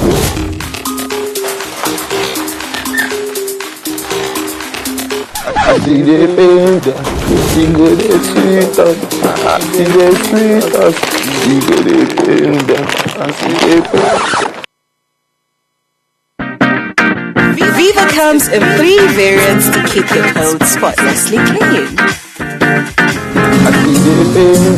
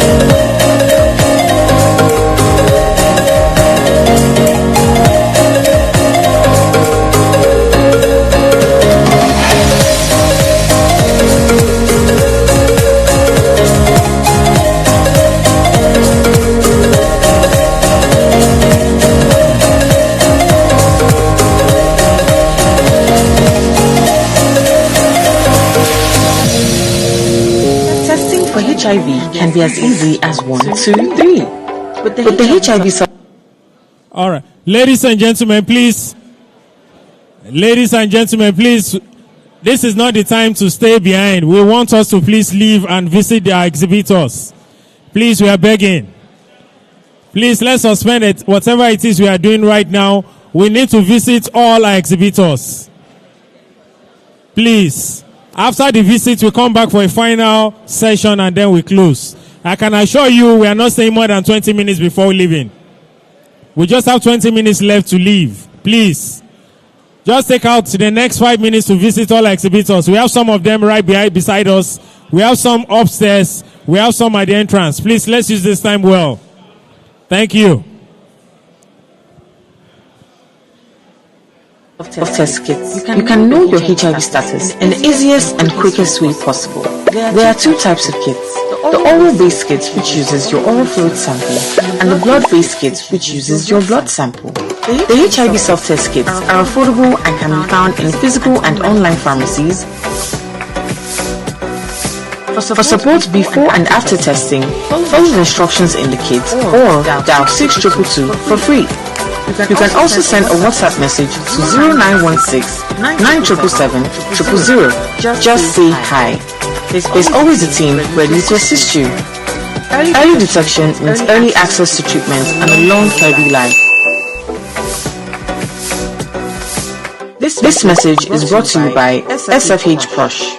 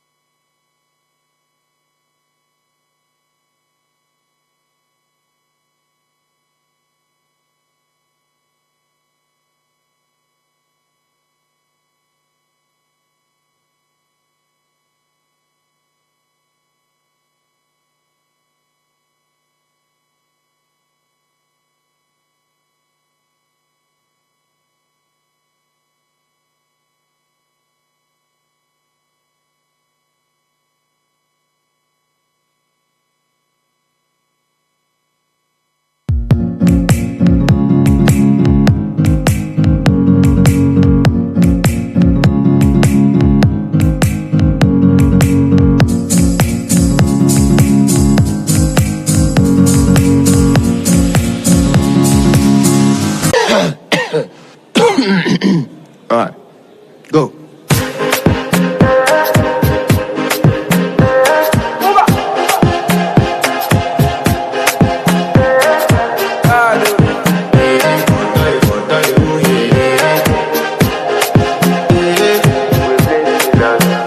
I want to flex my love, I want to impress, and I want to carry my love away to a place she loves. I'm a man, I want to impress, and I want to carry my love away to a place she loves. Die-woo, oh die-woo, yeah, oh die-woo, die-woo, oh die-woo, yeah, oh die-woo, die-woo, oh die-woo, yeah, oh die-woo, die-woo, oh die-woo, yeah, oh die-woo. I want to flex my love, I want to impress, and I want to carry my love away to a place she loves. I'm a man, I want to impress, and I want to carry my love away to a place she loves. Die-woo, oh die-woo, yeah, oh die-woo, die-woo, oh die-woo, yeah, oh die-woo, die-woo, oh die-woo, yeah, oh. I want to flex my love, I want to impress. Please, can we return for the final session? The Kahoot game powered by Viceaboutics. If you'd like to be part of it, please, we'd like you to return back to your seats. We are waiting for us to gather numbers. And then we play the game to pick 5 winners before we close tonight. 5 lucky winners before we close tonight. Viceaboutics. We're waiting. I want to carry my love away to a place she loves. I'm a man, I want to impress, and I want to carry my love away to a place she loves. Die-woo, Otaihu, yeah, Otaihu, Otaihu, Otaihu, Otaihu, yeah, Otaihu, Otaihu, Otaihu, Otaihu, yeah, Otaihu, Otaihu, Otaihu, Otaihu, yeah, Otaihu. I want to flex my love, I want to impress, and I want to carry my love away to a place she loves. I'm a man, I want to impress, and I want to carry my love away to a place she loves. Otaihu, Otaihu, Otaihu, yeah, Otaihu, Otaihu, Otaihu, Otaihu, yeah, Otaihu, Otaihu, Otaihu, Otaihu, yeah. I want to flex my love, I want to impress, and I want to carry my love away to a place she loves.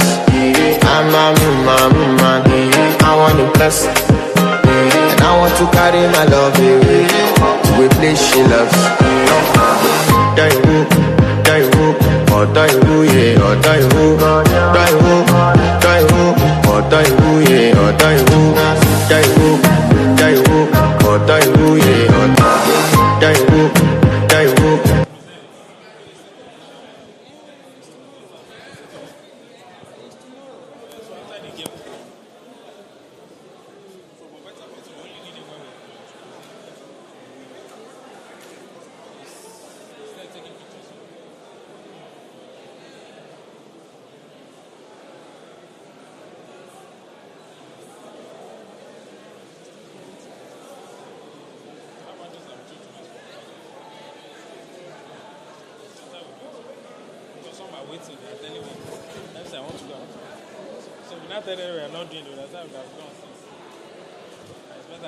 At least if they are not much, but they know that somebody wants it.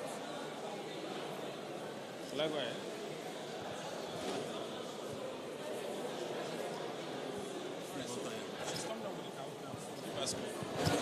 All right, so ladies and gentlemen, are we ready?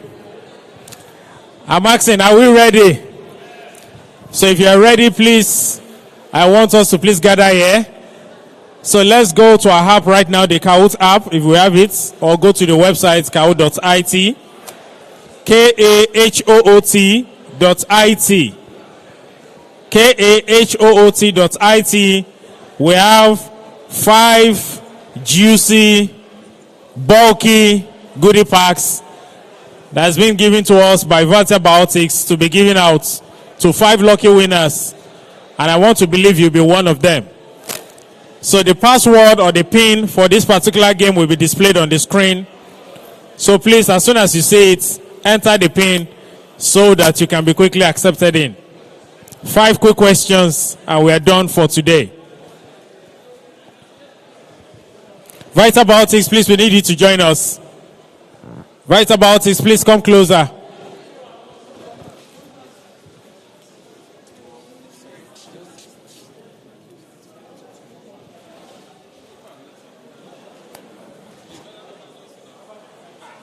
Take mic.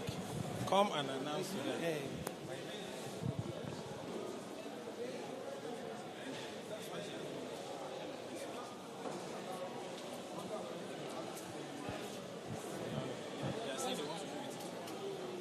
Yeah, that's what I was telling you now. Yeah. I was telling you.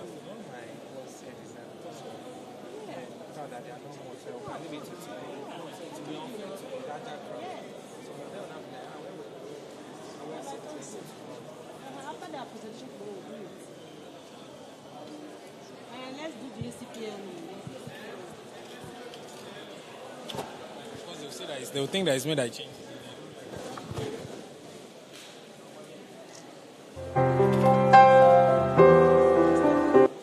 All right, so please.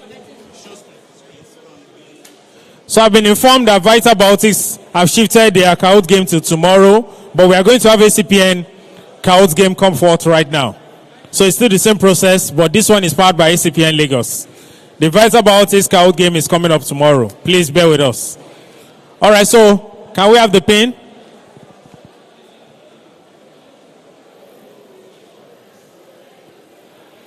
All right, so are you ready to join? Kahoot.it. That's the pin, 633-037.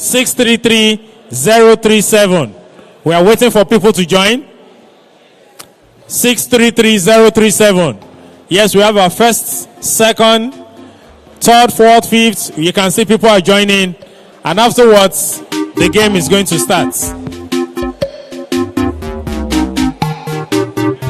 At least we are not so much, so now you have time to concentrate.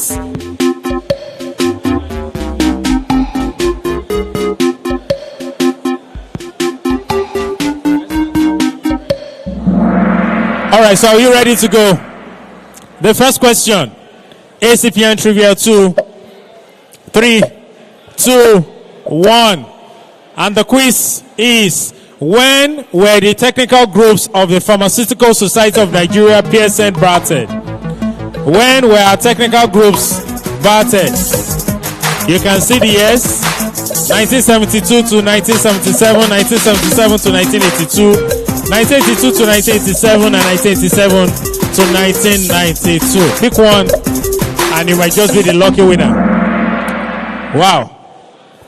And the leader for this particular session is Oluchi Ash. Who is Oluchi Ash? Oluchi Ash. Please, you want to be okay? Yes, please. So round of applause for her. Can we move on to the next question? Association of Community Pharmacists of Nigeria was formerly called Acpn, was formerly called. We can see the various options we have on stage. Association of Practicing Pharmacists of Nigeria, Nigeria Association of General Practice Pharmacists, Association of Pharmacists in Community Practice, Nigeria Association of Community Pharmacists, and the winner, the answer is Nigerian Association of, I didn't say that well. So Oluchi Ash is still leading. Wow. Wow. Congratulations. Let's move to the third question. What is Acpn Lagos website address? What is the official website address of Acpn Lagos? www.acpnlagos.org, lagosacpn.gov.ng, acpnlagos.gov.ng, lagosacpn.gov.ng. And the correct answer is acpnlagos.org. And the leader right now is still Oluchi Ash. Wow. This is looking like a one-man race. The fourth question. How many Acpn Lagos zones starts with the letter O?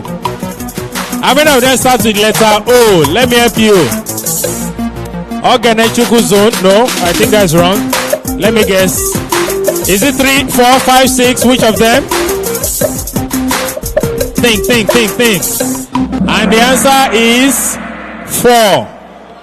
And the winner, the leader, wow, Oluchi Ash maintains our number 1 position. And the final question, who is going to drag it from her? Which past chairman of Acpn never served as the secretary of the association? Pharmacist Olobanji Obideyi, Pharmacist Felix Ani, Pharmacist Benga Oluboale, Pharmacist Zinka Amino. Which of them became the chairman without ever serving as the secretary? We have 7 answers in, and the correct answer is Pharmacist Zinka Amino. And let's see the winner. The third position goes to Oluchi Ash. Sorry. Second is 1414, and the final winner is we need to see it. So INEC, yo. Sava, INEC Sava. Attention, Tribuna. No network.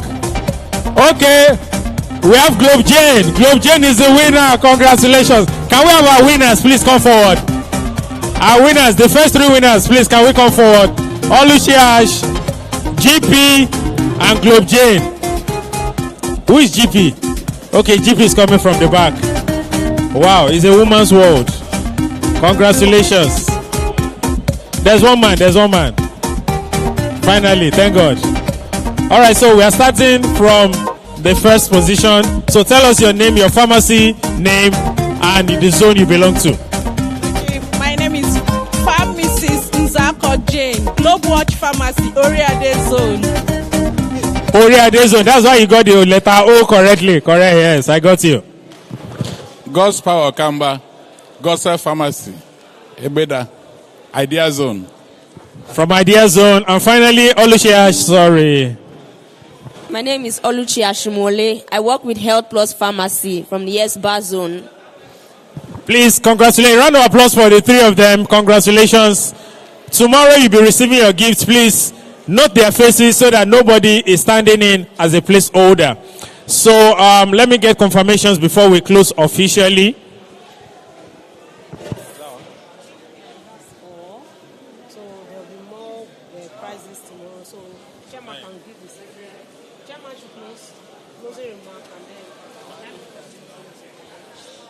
All right, so ladies and gentlemen, I'm going to hand over the microphone to the chairman of this occasion to give his closing remarks, and then we can call it a day.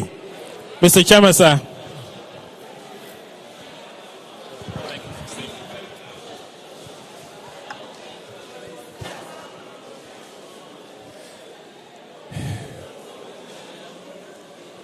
Distinguished pharmacists, I see some of us are already sitting in different groups and having our individual meetings.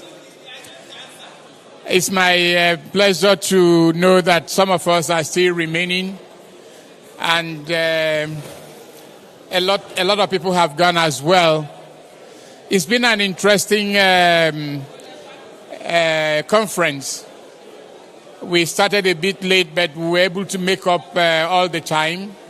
And we had beautiful presentations, especially the keynote speaker who spoke on the theme for the conference, followed by pharmacist Chidi Okoro, who also spoke to us on e-commerce. I benefited a lot myself, and I hope each and every one of us did. I hope the time and the resources you spent to come here is well worth the value that you got. And I hope that we take the lessons home. It is not entirely what you know that matters. It is what you do with what you know. We came here to learn, and many of us would have picked up one thing or the other, including even visiting the exhibition stands. We see an elaborate exhibition stand. You think it's a PSN conference that we are in. That shows the amount of work and the patronage, amount of work that's done by the planning committee and the patronage of our partners who assisted. I wish to thank you in a very special way for being so patient and being attentive to all the things all the proceedings for today.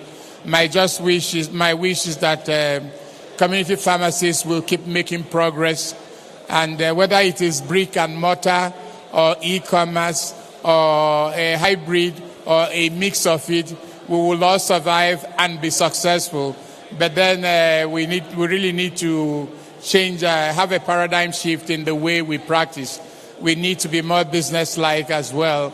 And whether or not we believe it, yes, there is Jacques syndrome. I keep using the word Jacques syndrome.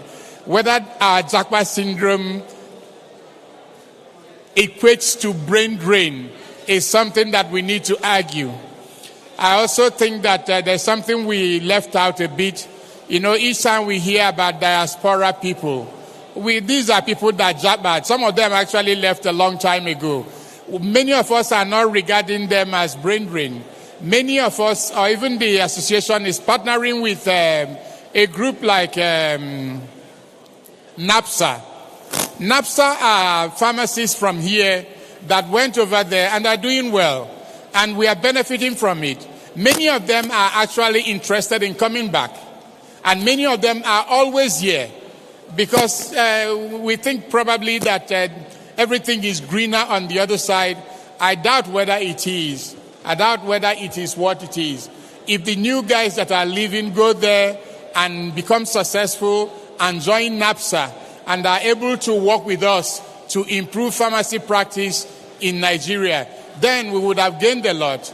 If they send out, even if they are $20 a week or $100 a month to their parents or their brothers or their relations or even sponsor projects that are done by pharmacies around here, then we too would have benefited. While we work hard to make it interesting for pharmacists to be trained here and to wish to work here to make their impact. That's my take on the keynote speech that we all heard. I think also you may have your own opinion, and then you have to work on it to see how you can help to make it a better place for all of us. I thank you for accepting me as your chair.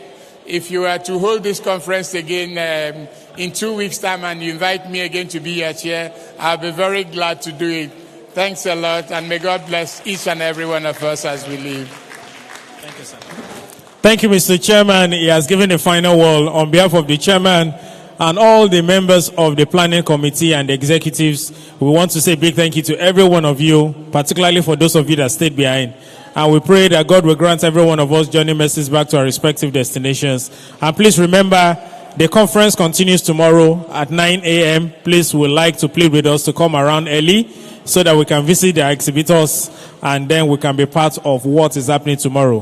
Thank you very much. God bless us all. The exhibition stands are still open. Please, let's visit, patronize them, and we pray to see ourselves in good health tomorrow. Thank you very much. Au revoir.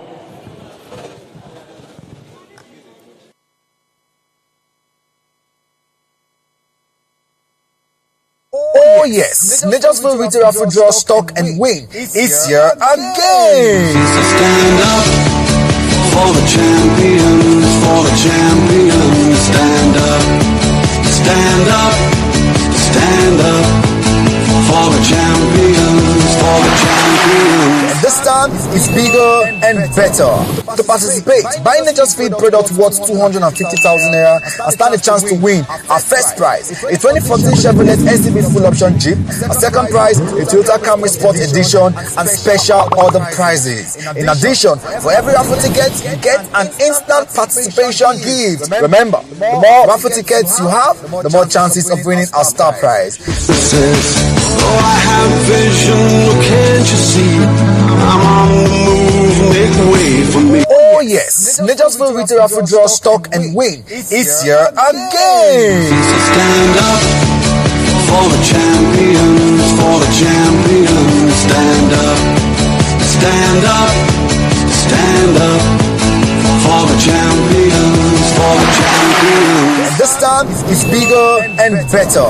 To participate, buy Nature's Feed product worth 250,000 naira and stand a chance to win our first prize, a 2014 Chevrolet SUV full option Jeep, a second prize, a Toyota Camry Sport Edition, and special other prizes. In addition, for every raffle ticket, you get an instant participation gift. Remember, the more raffle tickets you have, the more chances of winning our star prize.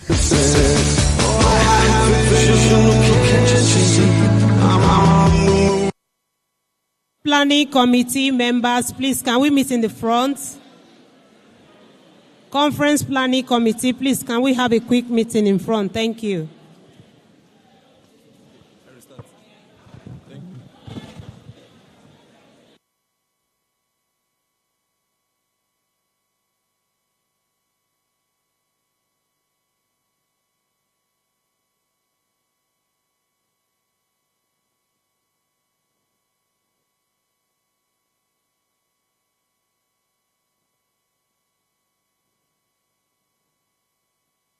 When we see skin.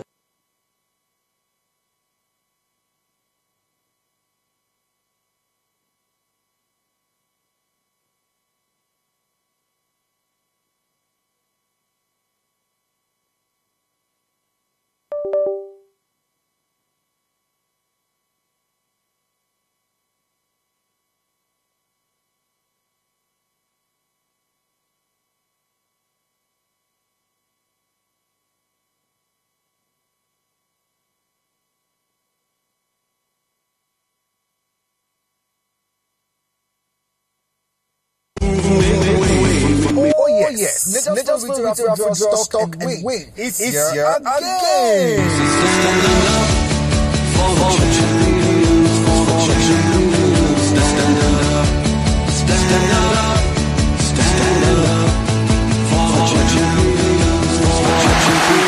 This time